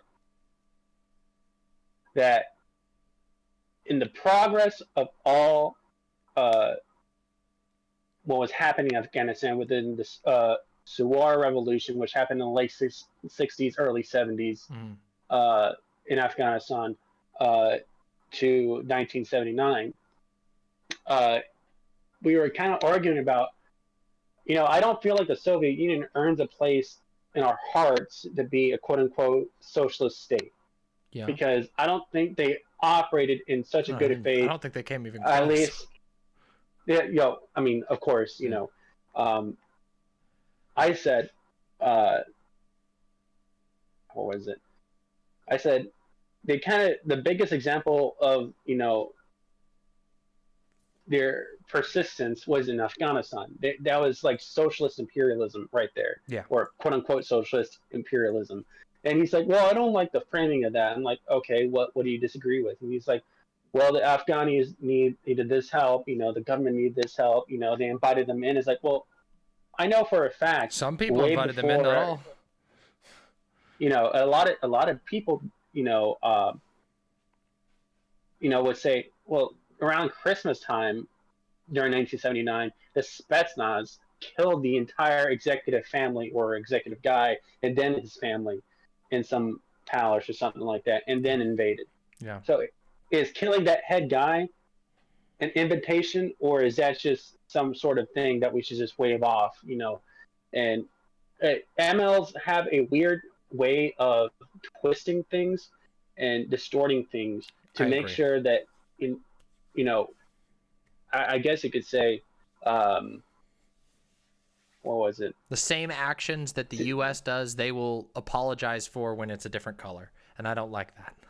That's why I don't get along. That's why I don't get along ideologically with a lot of MLs, is because they'll look at a Russian influenced coup and go, yeah, that's not imperialism, that's communism. And it's like, well, wouldn't a Trumper just say that's us liberating the country? It's the same shit, just different color. Yeah. Yeah, absolutely. Yeah. What was it? I wanted to get your noggin on this too. Sure. I know I'm jumping around everywhere tonight, but in terms of I guess in not polygamy. I'm sorry, that's the wrong word. Polyamory. Polyamory, yes. I don't know. How is that something that you come towards too? Because I know I've had some people, in high school that come towards me. It's like, hey, I'm just letting you know I'm gay. I was like, okay, I already knew that. Typical thing. And then I had like more surprising things where people come up to me. It's like, you know what? Hey, I'm trans. Even when I was like fascistic right wing, is like, oh, you feel that safe to tell me this. So how does polyamory come about? Excuse me for my language if that's offensive. That's fine. At all. No, not at all. I mean, honestly, it really depends on the circumstance. It's really hard to offer like individual advice on something like that, because coming out is really, really personal, and it's very different depending on the circumstance of your life. In my case, I had this sort of realization pretty early on into a really unhealthy relationship that I was involved in. I started to talk to my partner about that, and it was a big, complicated mess. But honestly, some people are really weird about it and others are not. Like, I've had people who reacted really weirdly to polyamory who didn't react weird at all to like me being gay or me being trans. It's one of those things. It's people have a weird response to it. It is really hard to say, but when it comes to people personal in your life, just be as honest with them as you can. Polyamory is all about communication, just like most relationships. But people are judged for it. And it's like literally we don't talk about it as much because it's not seen as big of an issue, but there is literally institutional discrimination against poly relationships. They're not condoned by the state. They're not condoned by anybody, actually. And it's actually pretty weird how strictly like monogamous society is, and how like what's the term? It's called like compulsive monogamy is like really, really, really common. I don't know. It's a tough question that you're asking, but you know, if it's you trying to come out to other people or whatever, the first step is to sort of, you know, start to understand where you stand on it and what you want out of relationships, why, you know, being poly is right for you, or why you want to find out if it is. And then beyond that, it's just a matter of feeling it out with individuals. It's so weird. Why is that happening? Weird. Bot's down. It's weird. I just want to ask because mainly, you know, the typical, you know, Netflix produced story or a story that you would see from a YouTube video, you know, whether it's trans, like recently Abigail Thorne. I'm glad she came out. I love her videos. Yeah. You know, past and whatever future videos she has, absolutely love them. You know, I think for me it needs to be education first off, but you know, it seems weird to me, and not weird in like a discrimination type of sense, because I can't really fully wrap my head around the concept of it. Not saying I'm around polyamory. Yes. Oh, God, I don't, like, that's hard to explain. I mean, it's like, for me, it's just like, I don't know, like, it's kind of personal in a lot of ways, but it's like, I mean, for me, it's just, there's this really great scene from Star Trek, The Next Generation, where I think it's Wesley Crusher is talking to the Whoopi Goldberg's character, and she said, and he's talking about like losing someone that he loved, and she says, you know, love will come again in your life. And he's like, yeah, but it'll never be the same. And she's like, it's not supposed to be. It's not supposed to be the same. And that's the way it is for me. For me, every single relationship that I have is a totally different color and tone. And it's so indescribably unique. And my heart, I've always described it in a very flowery way, but that my heart has a couple of, you know, weird shapes in it. And there are people that have filled those shapes, and I'm never gonna, like, I would never want to have any one of them removed. You know, I have 4 partners, and I am incredibly, exceedingly happy with those 4 partners. And if ever someone came along that I didn't know about who filled another hole in my heart that I maybe didn't even know, or I don't want to say a hole in my heart because it's not like I'm incomplete, but like who applied and was able to bond to me in that way, then that would be the case. And I wouldn't want to reject that ever. But like, I don't want to live a life where, like, I have incredibly amazing and strong relationships with all of my partners. But each one is totally unique, and I would not want to give up any one of them. Yeah. So that's the way I look at it. It's kind of hard to explain, but it's just like, to me, it comes naturally, and I'm healthier and happier now in a poly relationship than I ever was in any sort of mono relationship. But everyone has their own sort of configurations and what they need, and for me, that's just what worked out great for me.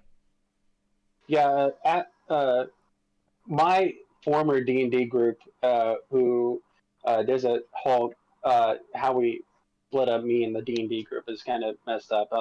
If you want to know the details, I can give you the details. But basically, what they told me what polyamory was in terms through a Tumblr post, which was I don't know how you would characterize the type of thing, but it's you know, if I remember roughly, is it was a weird way of saying it, but do you love, and I apologize for anybody listening, and especially to you, but do you love your brother? Do you love your sister or whomever is your sibling?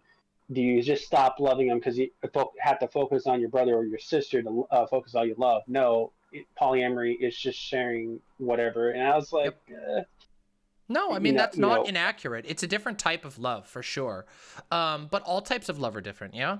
The love that you have for your best friend, the love that you have for your parent figures, if you do, the love that you have for one partner and the love that you have for another partner might be very different. My relationships, each of my individual relationships are very different. They're all very intense, but they're very different.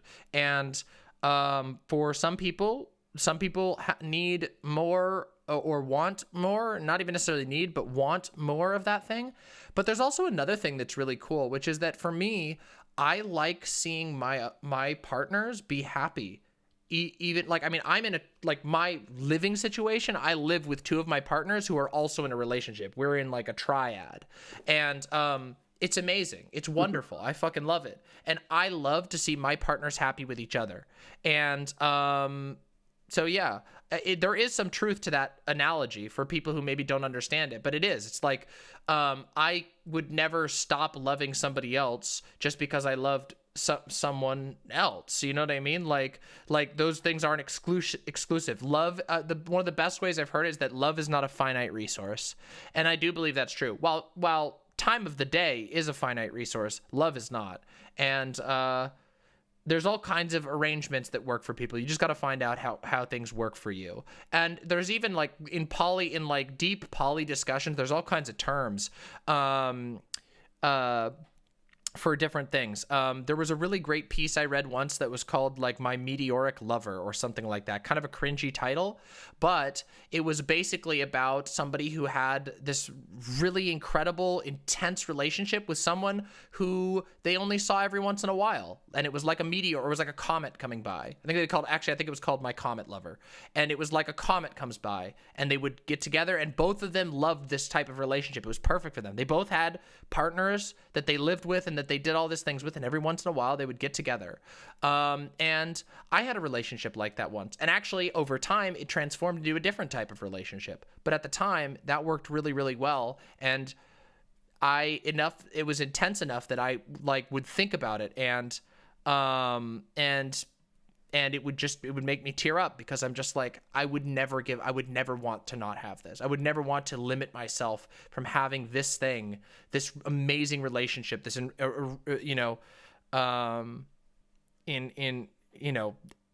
anyway, relationships come in many shapes and forms. And I personally, some people may be perfectly happy, and the number that they have in their heart is one, but other people not. And I'm not one of those. So I think there's many people who are like that. And I do think that more people are polyamorous than like to think, but I don't know any numbers on that. I don't got any specifics on that. Yeah. Gotcha. Yeah. One last thing, and then I'll let you go ahead and go to the next caller and everything like Sure. that. Last topic, I think, is social isolation. So, of course, COVID-19 for the entire globe of 7 billion plus people has some way, somehow, isolated people. In the first world, you can't face to face with somebody. Yeah. But you can still talk to them through the internet. Yeah, But in absolutely. third world or second world countries, depending on if you have internet connection or not, total isolation. Yeah. But I wanted to focus on a different social isolation. I don't mean to be like put you as a Dr. Phil here, Yeah. but I've been experiencing a lot of social isolation. I tried to talk to, let's say, in the Vosh Discord. I tried talking in at least as early as, not early, at the latest, probably within Sunday on your Discord, and then direct message and everything like that. Is social isolation possible if people are walling you in? Not in per se, like where a person puts up walls by themselves, and saying, I'm not talking to anybody, but to the society itself walling you in. That's a really tough question. I don't know. It's really hard. Right now, we're dealing with unique forms of social isolation, and I don't have all the answers to that. What I try to do is I try to facilitate, I try to use what abilities I can to facilitate spaces where people can connect with one another and hopefully build up, I don't know, people can build up relationships with one another and connections. But there's only so much that can be done. And some of these things are just too big. A pandemic is too big for any one human to deal with. No one has the answers for that. All we can do is just do our best and try to emulate togetherness in the modern era as best as we can. Where it's like, I don't know, everything from, I don't know, I think there's some value in picking up things like letter writing if you can, connecting with each other in ways that you wouldn't otherwise, even if you don't keep that up in the future, even if someday like pandemic passes and we're able to hang out with our friends again, maybe you don't need to write letters anymore. But these types of things these types of like fresh and creative and investing, invested and physical and tactile ways of connecting together can, in some ways, I think, alleviate a little bit of the suffering. But everyone has to remember that it is tough, and we are isolated right now because of the pandemic, but it won't last forever. And we really, really can. I think we really, really can last through. Even if it hurts, we can make it. So that's all I have to say, really. Absolutely. Well, obviously on Wednesday, I'll probably be one of your calling lists. Yeah, whatever you have. Of course, I'll probably be a lot more sober because I have work the next day. That's fine. After Thursday and everything like that. But obviously, I enjoy having this conversation with you. I like to give myself a shout out real quick, if you allow me to. Please go ahead. Obviously. So my Spotify, if anybody is interested in looking at my playlist, I'm a curator of music in terms of collecting music and making playlists. My Spotify is Vaporwave My Dude 1997. If you want to follow me in gaming or at least talk to me on game and everything like that, it's the same thing but without the 1997. And obviously my Twitter is Average Spartacus. I just put it in chat. So if you guys want to follow me and everything like that, you're more than welcome to. If you want to talk to me through Discord or through anything else, there is the contact I'll put out there on the chat. So thank you so much, Demon Mama. I am so glad I got to talk to you again. And let me know when that other segment gets put up. It will be edited up. We're just working on it. We have a backlog of stuff. We've had a lot of content this week, so. I understand. My boss is complaining. Where are you going to take those classes? And all my responses in my head is, "You're going to cry? You're going to piss your pants? Maybe shouldn't come." Well, Adam, thank you so much for coming on. It's always wonderful to talk to you. Thanks for coming on tonight. Drink some water. Absolutely. All right. Good night. Absolutely. Night. Hello. Hey. Hey, what's up? What's up with you? Not too much. Did you have a debate? Do you want to debate me? Do I want to debate you? That- No. Oh. No. I just wanted to hop in and say hi. We haven't talked for a while, and okay. Just sort of also give you an update on what's going on in the world of campaigning and politics. Oh, would you rather do this on Wednesday on the call-in stream? Oh, I thought you were having call-ins now. No, I know there was some misunderstanding. Some people wanted to debate me. It's not that I don't want to talk to you. It's just right now we do have a relatively low numbers by comparison, and we will have way more on Wednesday on the viewer call-in stream. So I figured you'd probably want to get your word out then, yeah? Yeah, sure. I'll debate you. Right, pineapple on pizza, yes or no? No. Not for me. Yeah, I didn't think so. Can't do it. The citric acid combo with cheese and sauce, just can't do it. Just can't. Yeah. Can't do it. Yeah, I can't do it either. Damn, I thought we would have something to high five. Anti-pineapple. Anti-pineapple. Hey, look, we're so fucking close. By the way, all of you listening right now, if you're not subscribed, you better motherfucking subscribe because we're almost to 5.2K. All right. There we go. When do your call-ins thank start you on so Wednesday, much. by the way? Call-ins are going to start probably shortly after I start stream. I always stream at 3 p.m. PST. And so shortly after that, I will begin bringing people in. I'm going to have to work out some way to actually organize the call-ins, but it's probably going to be really fun. I've been promising this call-in stream for a while, so I'm sure it'll have all kinds of really interesting stuff to talk about and goofy I'm memes sure. and whatnot. Oh, okay. Well, my apologies for the mix-up. You did nothing wrong. It was my own fault for telling people to come debate me. So. Okay. All right. Good night. Okay. Good night. Bye. Let's go check in on the Vosh thing, right? Let's go check in on the Vosh thing, huh? Let's go check in on that. Let's go check in on what's happening. Oh, sick. I'll take a look at that in just a second. I want to check in on this Vosh nonsense. I've heard there's this Voosh fellow. Are they still arguing? Yeah. Oh, the form would be great. Oh, we'll have to do that. This'll hurt. It's not exactly surprising. But this tweet in particular, I really don't think is that irresponsible. I don't think it destroys marriage. Okay, sure. I submit 2 more tweets to the record then that seem to be moving in the same direction. All right, let's see. Oh, okay. I'll So have some A-tab, anesthetic on in just a minute. A-tab. I want to check in on this real quick. Well, sure. So A-tab, when I say A-tab, I hope, and I'm pretty sure that the majority of my audience doesn't believe that all tenants are bastards. The landlords, the love for landlord subreddit, that I hope, I don't know. I won't There are stream people cuck who you, don't worry. unironically are There probably are, yeah. on it's the like, Kool-Aid in there. Yeah. it's like the Donald or whatever, right? I'm sure there are some people that start to unironically believe me. So I can't speak for the subreddit, but I'm pretty sure my community, the majority of my people, and there's probably not even a minor, there might be a few, don't believe that all tenants are actually bastards, because that's not rhetoric that I engage in constantly, is attacking tenants. However, most leftist channels do consistently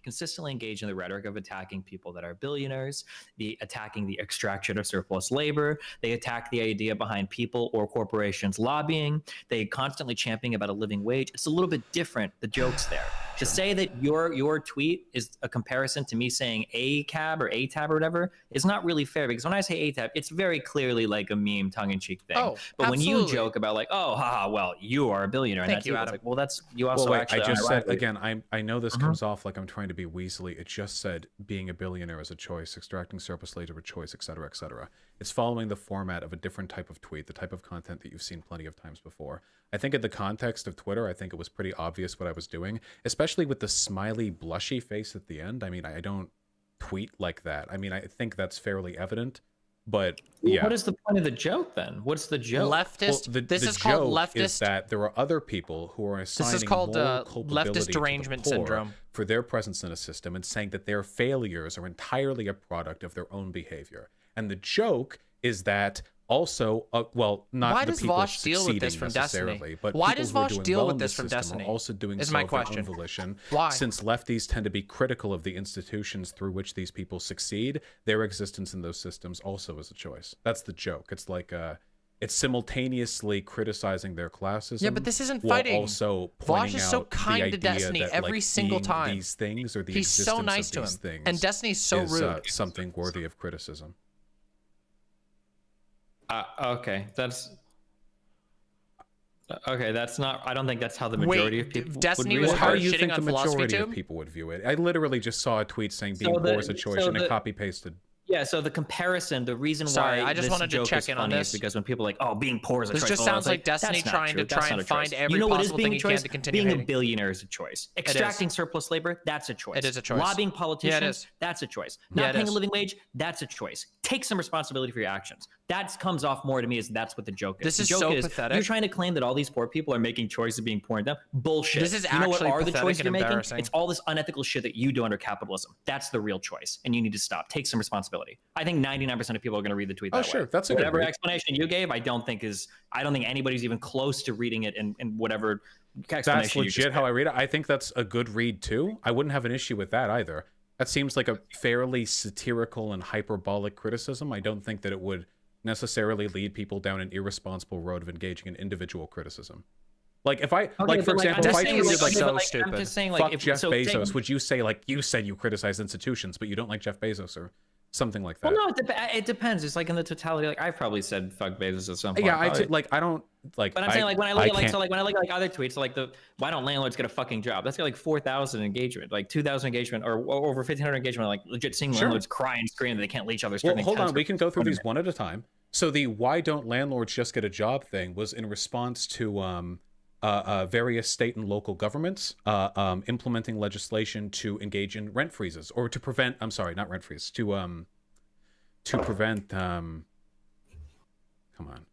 You know what I'm saying. Moratorium. Eviction moratorium. Removal moratorium. of the tenant from the property. Eviction. Yeah. Thank eviction, you. Yeah. To remove eviction. Okay. And there were a bunch of landlords writing op-eds about You're how right, hard Catherine. it was for them, which, and I'll say this, I think is I a don't pretty shitty thing to do. Just boring. Because if you're a landlord and you're having trouble paying... All right, let me bring Somniostatic on. This is too boring for me to engage with. Sorry, no offense. No offense. No offense.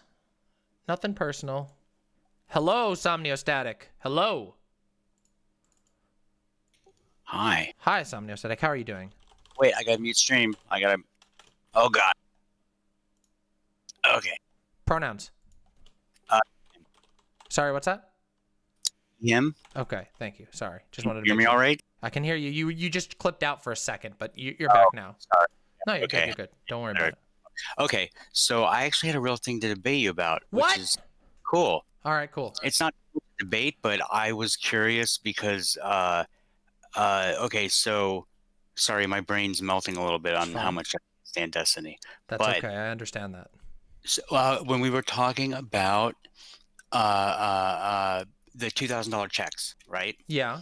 So obviously it's a bad look and it's disingenuous and it's probably dishonest for them the way that they handled it, Totally. et cetera, et cetera. Yep. It's even worse Obviously. now, but yeah. So so my problem with it at the beginning was the same problem that I had with the force the vote thing, where it's like this kind of half-truthy thing that certain leftists, I wouldn't really call them leftists, you know, like those kind of leftists that take those issues to be like, well, you know, Justice Dems are all bad and all Democrats are bad and Nancy Pelosi's bad, so why should we ever support them? Because they lie and they're all the same as Republicans, blah, blah, blah, blah. Yeah. So, but that's not even the real point I wanted to bring up, because I think I was contentious with you in chat about it, and you made the point that those people are a very small minority in terms of like the actual rhetoric that floats around. Yeah. So that's what I was curious about, because maybe I blow it up in my own mind, but I think it's a lot more important than a small vocal minority, I guess. If that makes sense. Oh, you mean like the bad faith pod type people? Yeah, exactly. Yep. I mean, I think they're really annoying, but they do, despite the fact that they make a lot of money, and that annoys me because I would rather be making the money that they're making than them making that money, because I think they're stupid and annoying. In reality, in the big picture, they are literally irrelevant. Like Bree Joy Gray or whatever, and Virgil are totally irrelevant. And this is most proven by the fact that, fucking Chapo, which was way, way bigger and more popular than this stupid bad faith pod will ever be. They were super popular and they fucking didn't move the needle at all. And they went in person to go like knock doors and shit, and they just nothing, no needle moved. They didn't fucking do shit. They're just, at the end of the day, like, they have a lot of listeners, but that doesn't really necessarily mean all that much. They're dwarfed by like even the smaller conservative channels. And their influence is next to nothing because most of them don't know how to actually build coalitions, at all. Like, for example, notice how Hassan is like, not all on board with like force the vote and all that stupid shit, but he's not like a good take master. He's had some bad takes in the past, but he's capable of like working with other people and isn't just a contrarian. And as a result, he had a stream with AOC, which immediately put not only AOC into the eyes of the streaming communities, but put the streaming communities into the eyes of the like actual mainstream politics, the people who really, really fucking love AOC. And there are a lot of people who love AOC. So that's like so much more effective than any fucking annoying petty bitching that like stuff like Jimmy Dore and Bad Faith Pod could ever do. Yeah, I think it's fun to take the piss out of them and make fun of them, like for lefty infighting and for propagating better ideas. I just don't think they're meaningfully impactful. And I think in this particular case with the checks, my opinion on this is that the type of the people that we really should be concerned about being pissed off in this are all of the people in America who really fucking need that $600. Who would have actually materially cared. Seriously, like a lot of them. Like, I mean, can you imagine like if you were like reluctantly voting for Joe Biden because you just can't stand fucking Donald Trump, and you're like, oh, sick, we're gonna get $2,000 checks, and then immediately afterwards they just totally like yoinked that out from under you, and we're like, oh, the 600 was a down payment, you would immediately just be like, man, fuck this, why did I do that?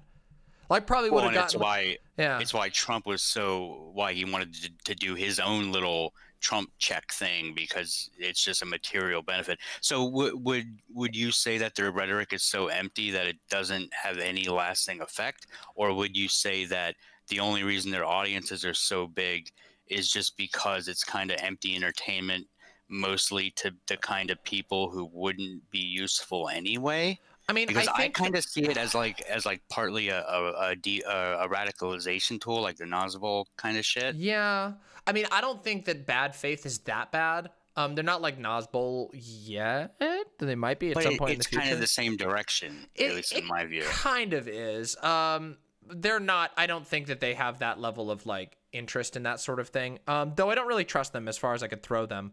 But it depends on who you're talking about. With people like bad faith, I just think that I just think they're really fucking good at pandering. And there's a handful of like Chapo burnouts.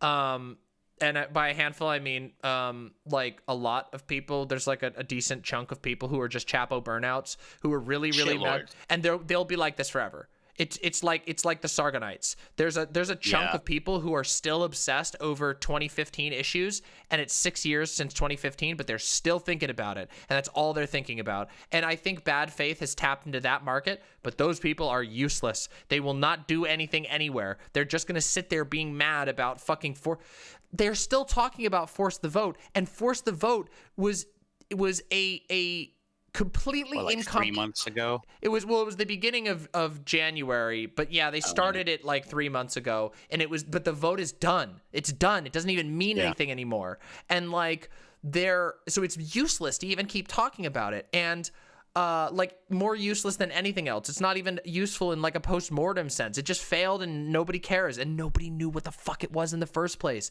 It was such a stupid choice. So I guess now what I feel like is that less people care, not less people care about Medicare for All, but I see more and more libs being like, Medicare for All isn't even that great anyway. Although they would have said that before, but I see more people trying to make the argument that it wasn't even really a possibility now because of that. Which I guess you could say it wasn't a possibility in the first place. I don't know. That's kind of like saying like what is that the argument equivalent of? It's like kind of being like oh, is it possible for us to win the race? And then like 6 months before the race, somebody's like cactus plant tipped over and spilled out, and they're like, damn it, that's what did it. Now we'll never win the race.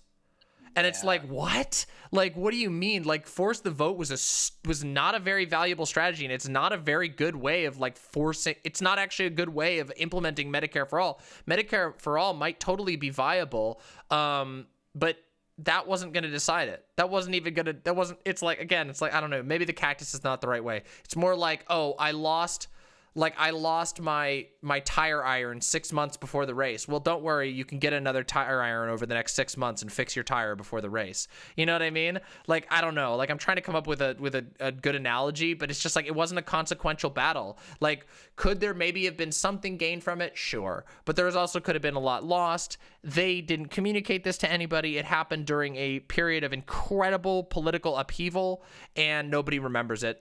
Besides them and us, unfortunately, but we're politics brained poisoned. So yeah, we know who Jimmy Dore and all them are. But I guess that's the thing, because normies just don't even think about shit like that. If you went around and asked like normies what Force the Vote, people don't even know what Force the Vote was in our group, in our circles, in the circles of politics poisoned, like stream addicts. I know for a fact that I stream to a lot of people who like streams. I stream to a lot of I'm the streamer lover's streamer, if that makes sense. I know that's true. Yeah, that sounds pretty accurate. Yeah, a lot of people in my audience watch a lot of other streams. I'm cool with that. I like that. But if people even in that circle, all the people who are plugged into the stream watching thing, didn't even know much about Force the Vote, they failed so hard. The only people who knew about that shit was Jimmy Dore's fan base, Chapo's, Virgil's fan base, and Bree Joy's fan base, which is a decent amount of people, but it's literally like a speck in the picture of even the online left. Yeah, it's inconsequential. I guess so. To me, like, and I remember I said this the first time I called into Vosh too, which is crazy nostalgic to me. But I was trying to explain that, like, I personally see the politics streamers as like the first level of dissemination of information, and then it comes to all of their fans, and then those people kind of spread the zeitgeist around. I do agree with that. Maybe I put too much stock into, but because I see like QAnon people and shit, like that shit has spread so far off of basically this same model of just Steve Bannon going in and propping up different content creators and stuff.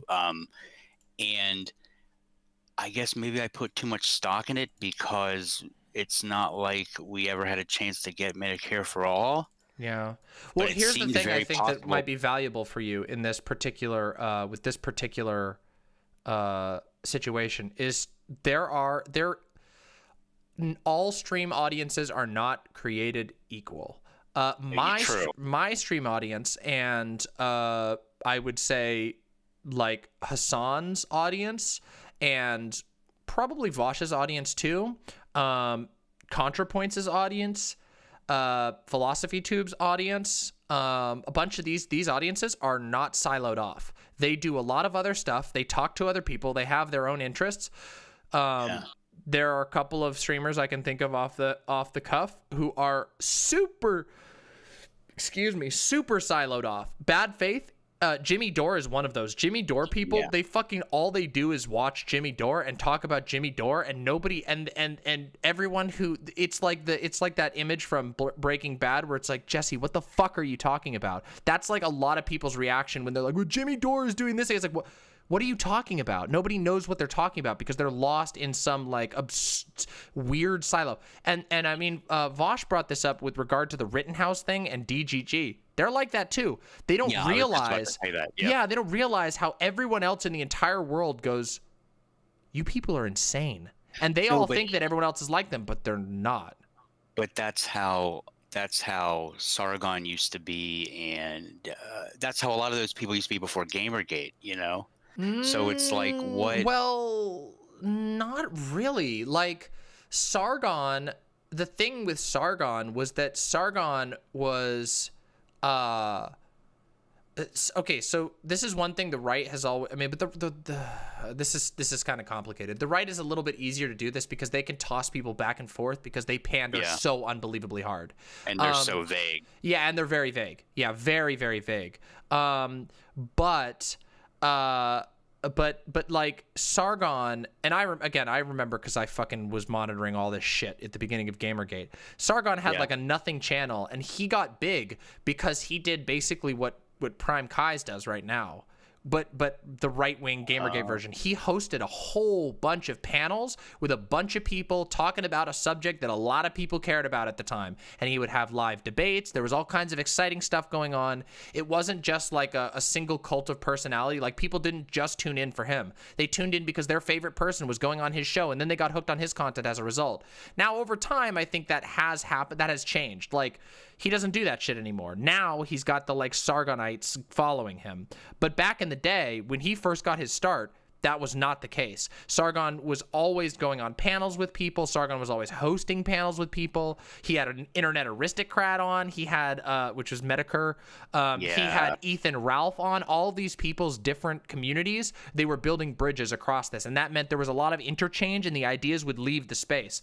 This is one of the risks of like building too much of like a siloed off community. If your community is too siloed off, the ideas never leave. They never leave your little echo chamber, and that's a problem. That's a problem if you care. I didn't know that started that way. I always thought it was a bunch of different cults that kind of just glomped together because they were so similar. That's really There used to be a show. I'm trying to remember who the fuck it was who hosted it. I remember, like, I used to spend hours listening to this stupid shit and taking notes on it and keep getting receipts and all this stupid shit that I used to do, like fucking internet investigator bullshit. That was me in Atheism 1.0. I was obsessed with it. Yeah. Yeah, no, I mean, yeah, I feel you on that too. It's like I was into that a lot, but not to the same degree. But like, yeah, there were these panels that they would go on for like 6 hours. I mean, they would do what Prime does. It would be hosted by, you name it. Sargon was one that did it a lot. Medicare. There was a couple of other people who hosted these things. I think Ralph used to. I mean, Ralph ended up making the Kill Stream, which is same idea, you know.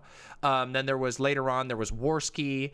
Milo Yiannopoulos tried to do this a little bit, but Milo Yiannopoulos is a big boy, or was, not anymore. But Milo Yiannopoulos at the time worked for a newspaper. He could disseminate well outside of the gamer circle jerk, and that was what was very dangerous about that.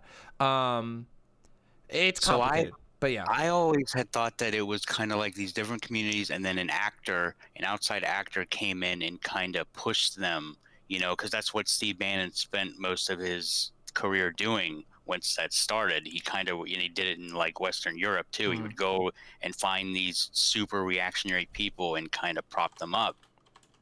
I guess it was more organic than that too. Well, they did. It's just like how they worked. Like I'm trying to remember some of the first things. I'm trying to remember who was on. Like,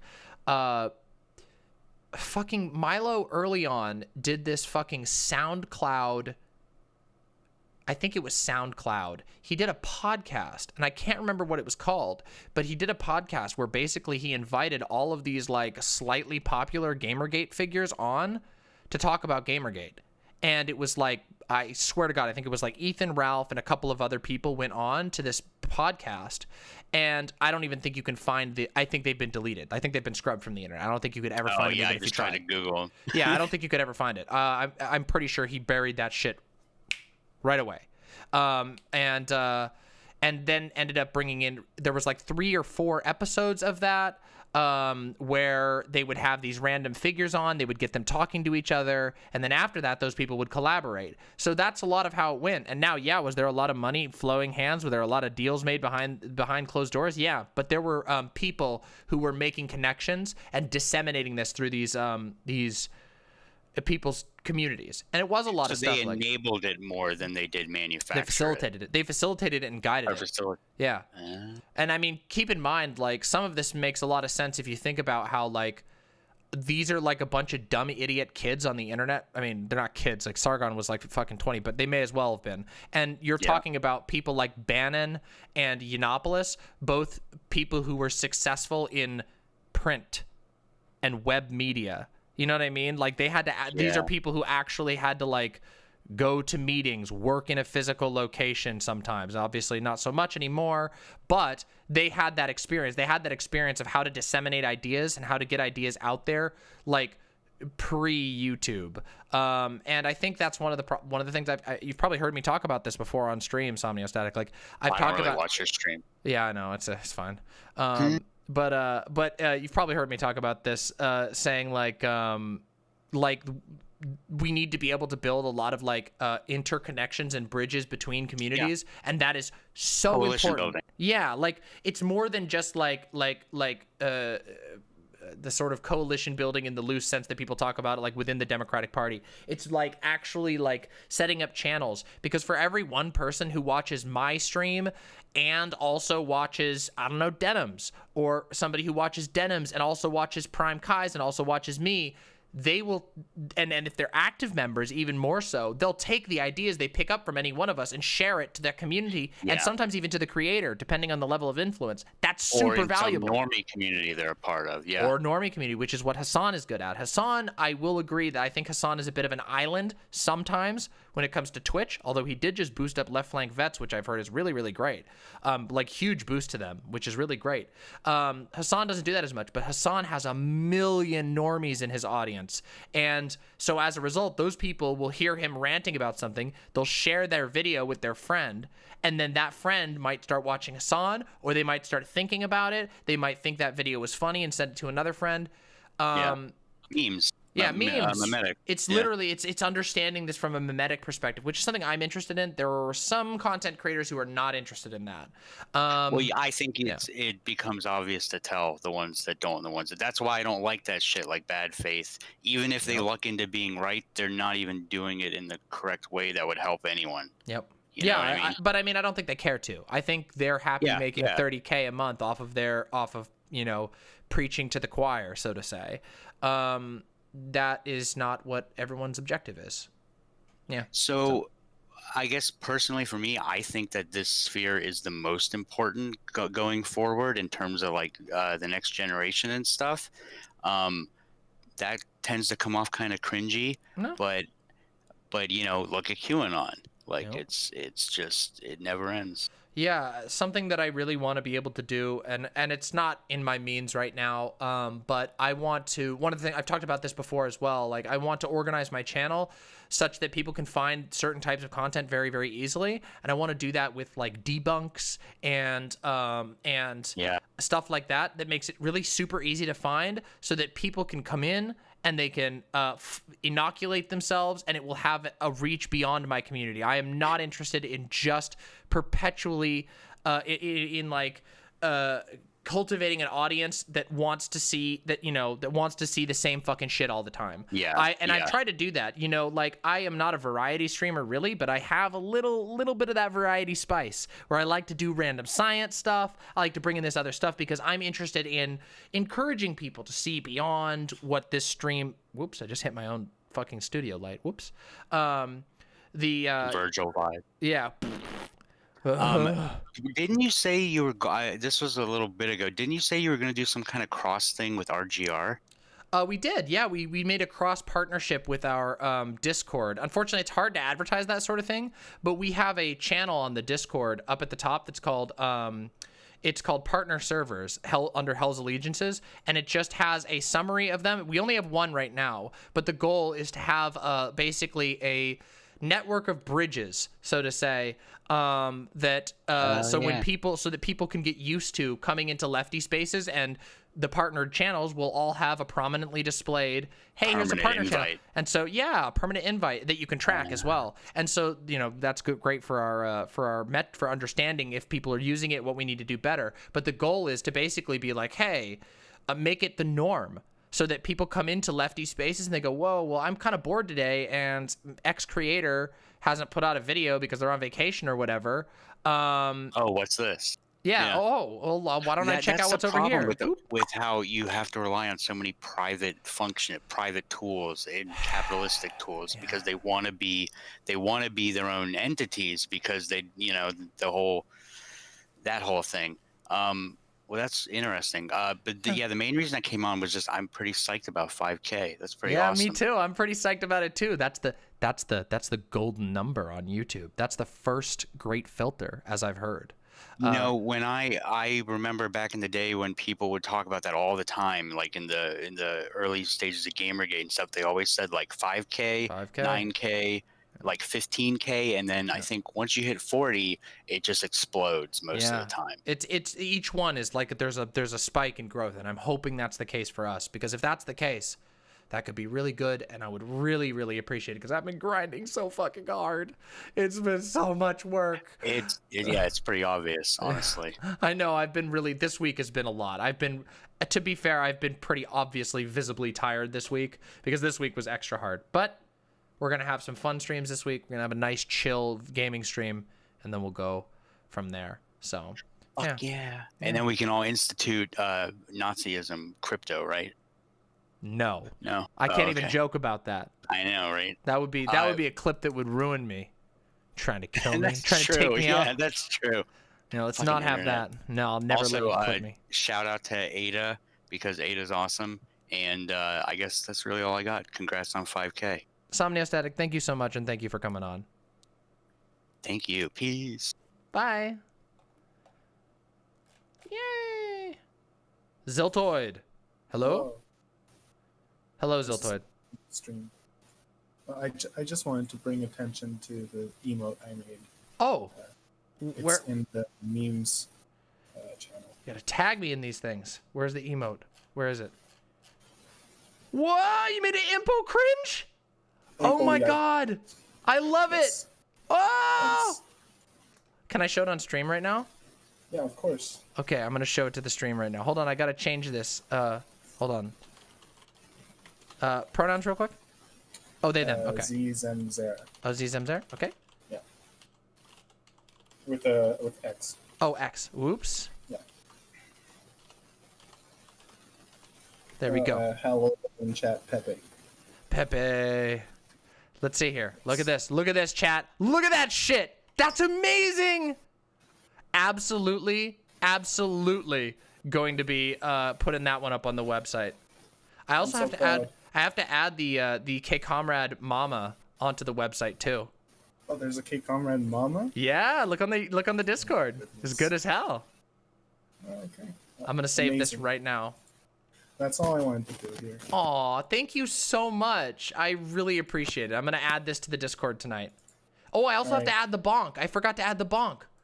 Oh, bonk. Yeah, I gotta do the impo bonk. Or it's just bonk, I think is what we're gonna call it.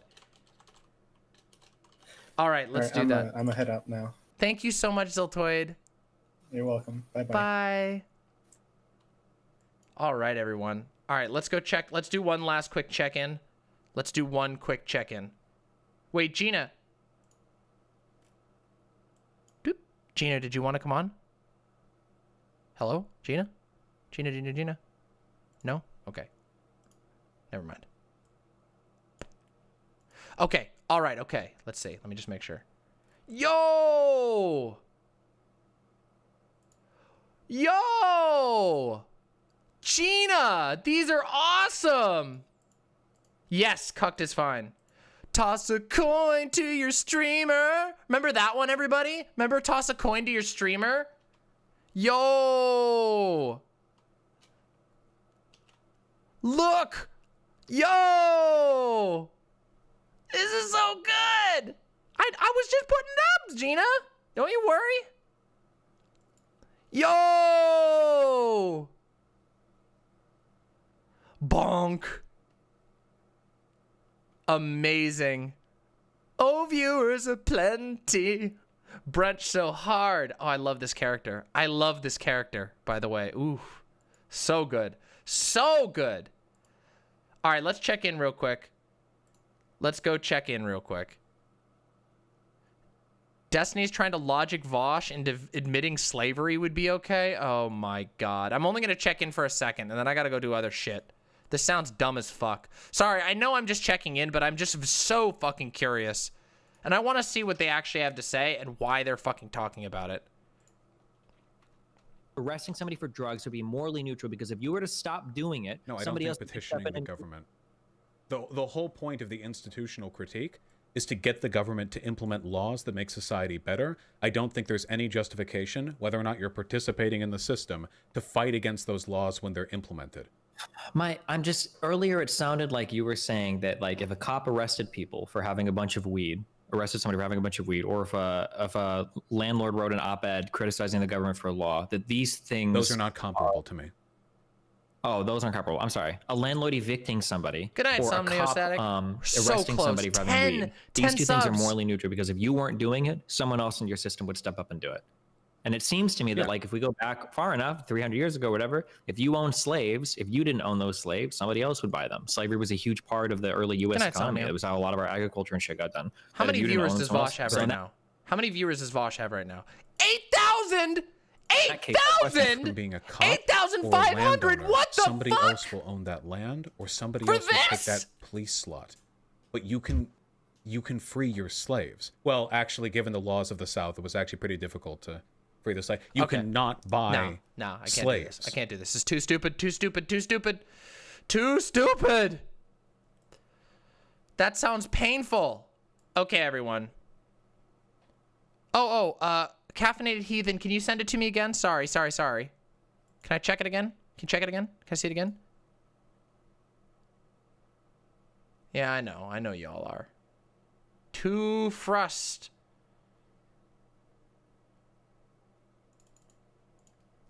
Ooh. Hey, Lonnie, you're still here. Good to see you. Very happy. We got to do some polls. We're going to do that tonight. We're going to do that tonight. All right. We need to do another poll. We got to do, we love polls. We love democracy, don't we, folks? Don't we, folks? Whoa! I like this.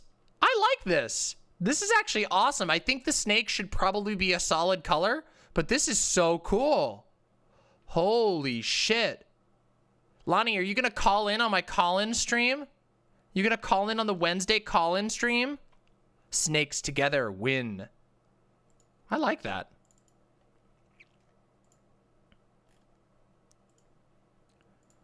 I want to retweet that.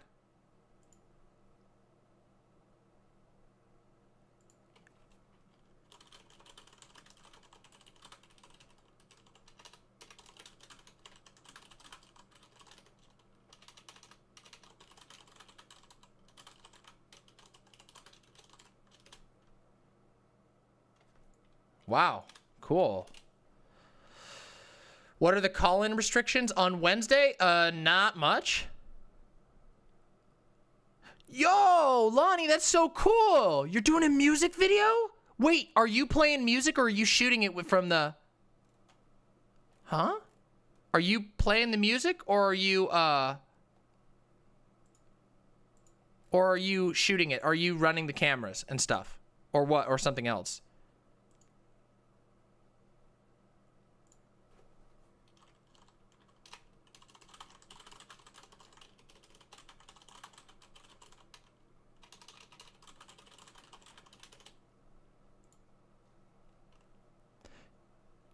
All right, everyone. All right, everyone. I'm fucking... Yo, thank you, Lonnie.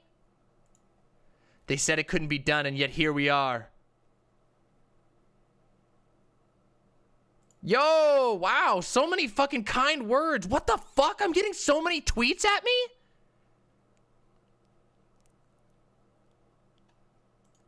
Yo, look at this shit. Can we do a tweet review? Look at this.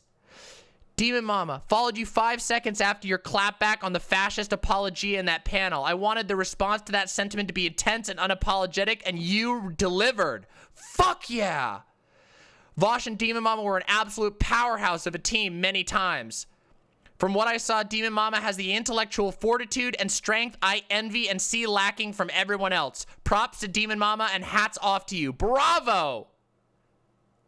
Over 5K. They said it couldn't be done, and yet here we are. This has been the second time I've watched you in a panel, and the first from your perspective. It was a real treat. You're incredible, and it's incredible what you do for the left. Congrats for the 5K. Fuck yeah! I'm going to retweet that one. That one's really nice. Real talk. You, Demon Mama, and Vosh murdered that panel. Fuck yeah, we did. Fuck yeah, we did.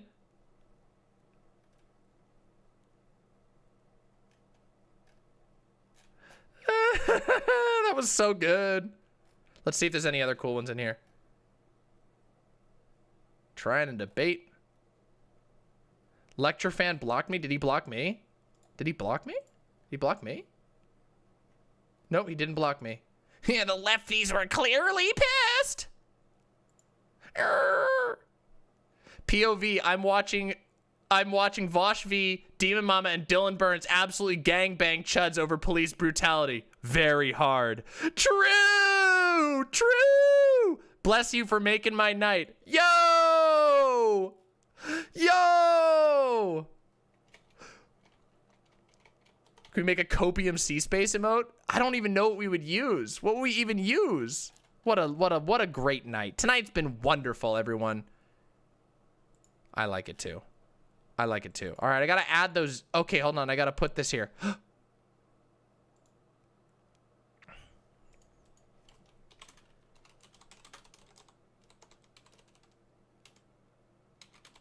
Oh, 1 second.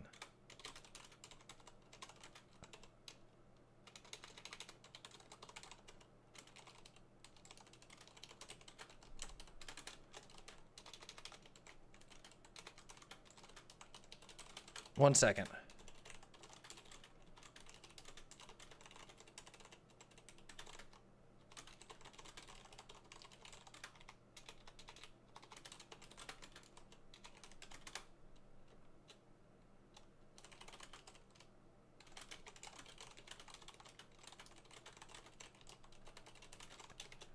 Yeah, Hannah Reloaded got money back.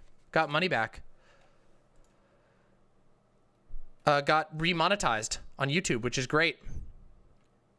Oh, let's see. I've been in a bunch of music videos. I dance and do performance art and stuff for my friend's band. Her music is pretty sick. I've been working with her for like 7 or 8 years. Lonnie, that's fucking awesome, Lonnie. Holy shit. That's fucking awesome.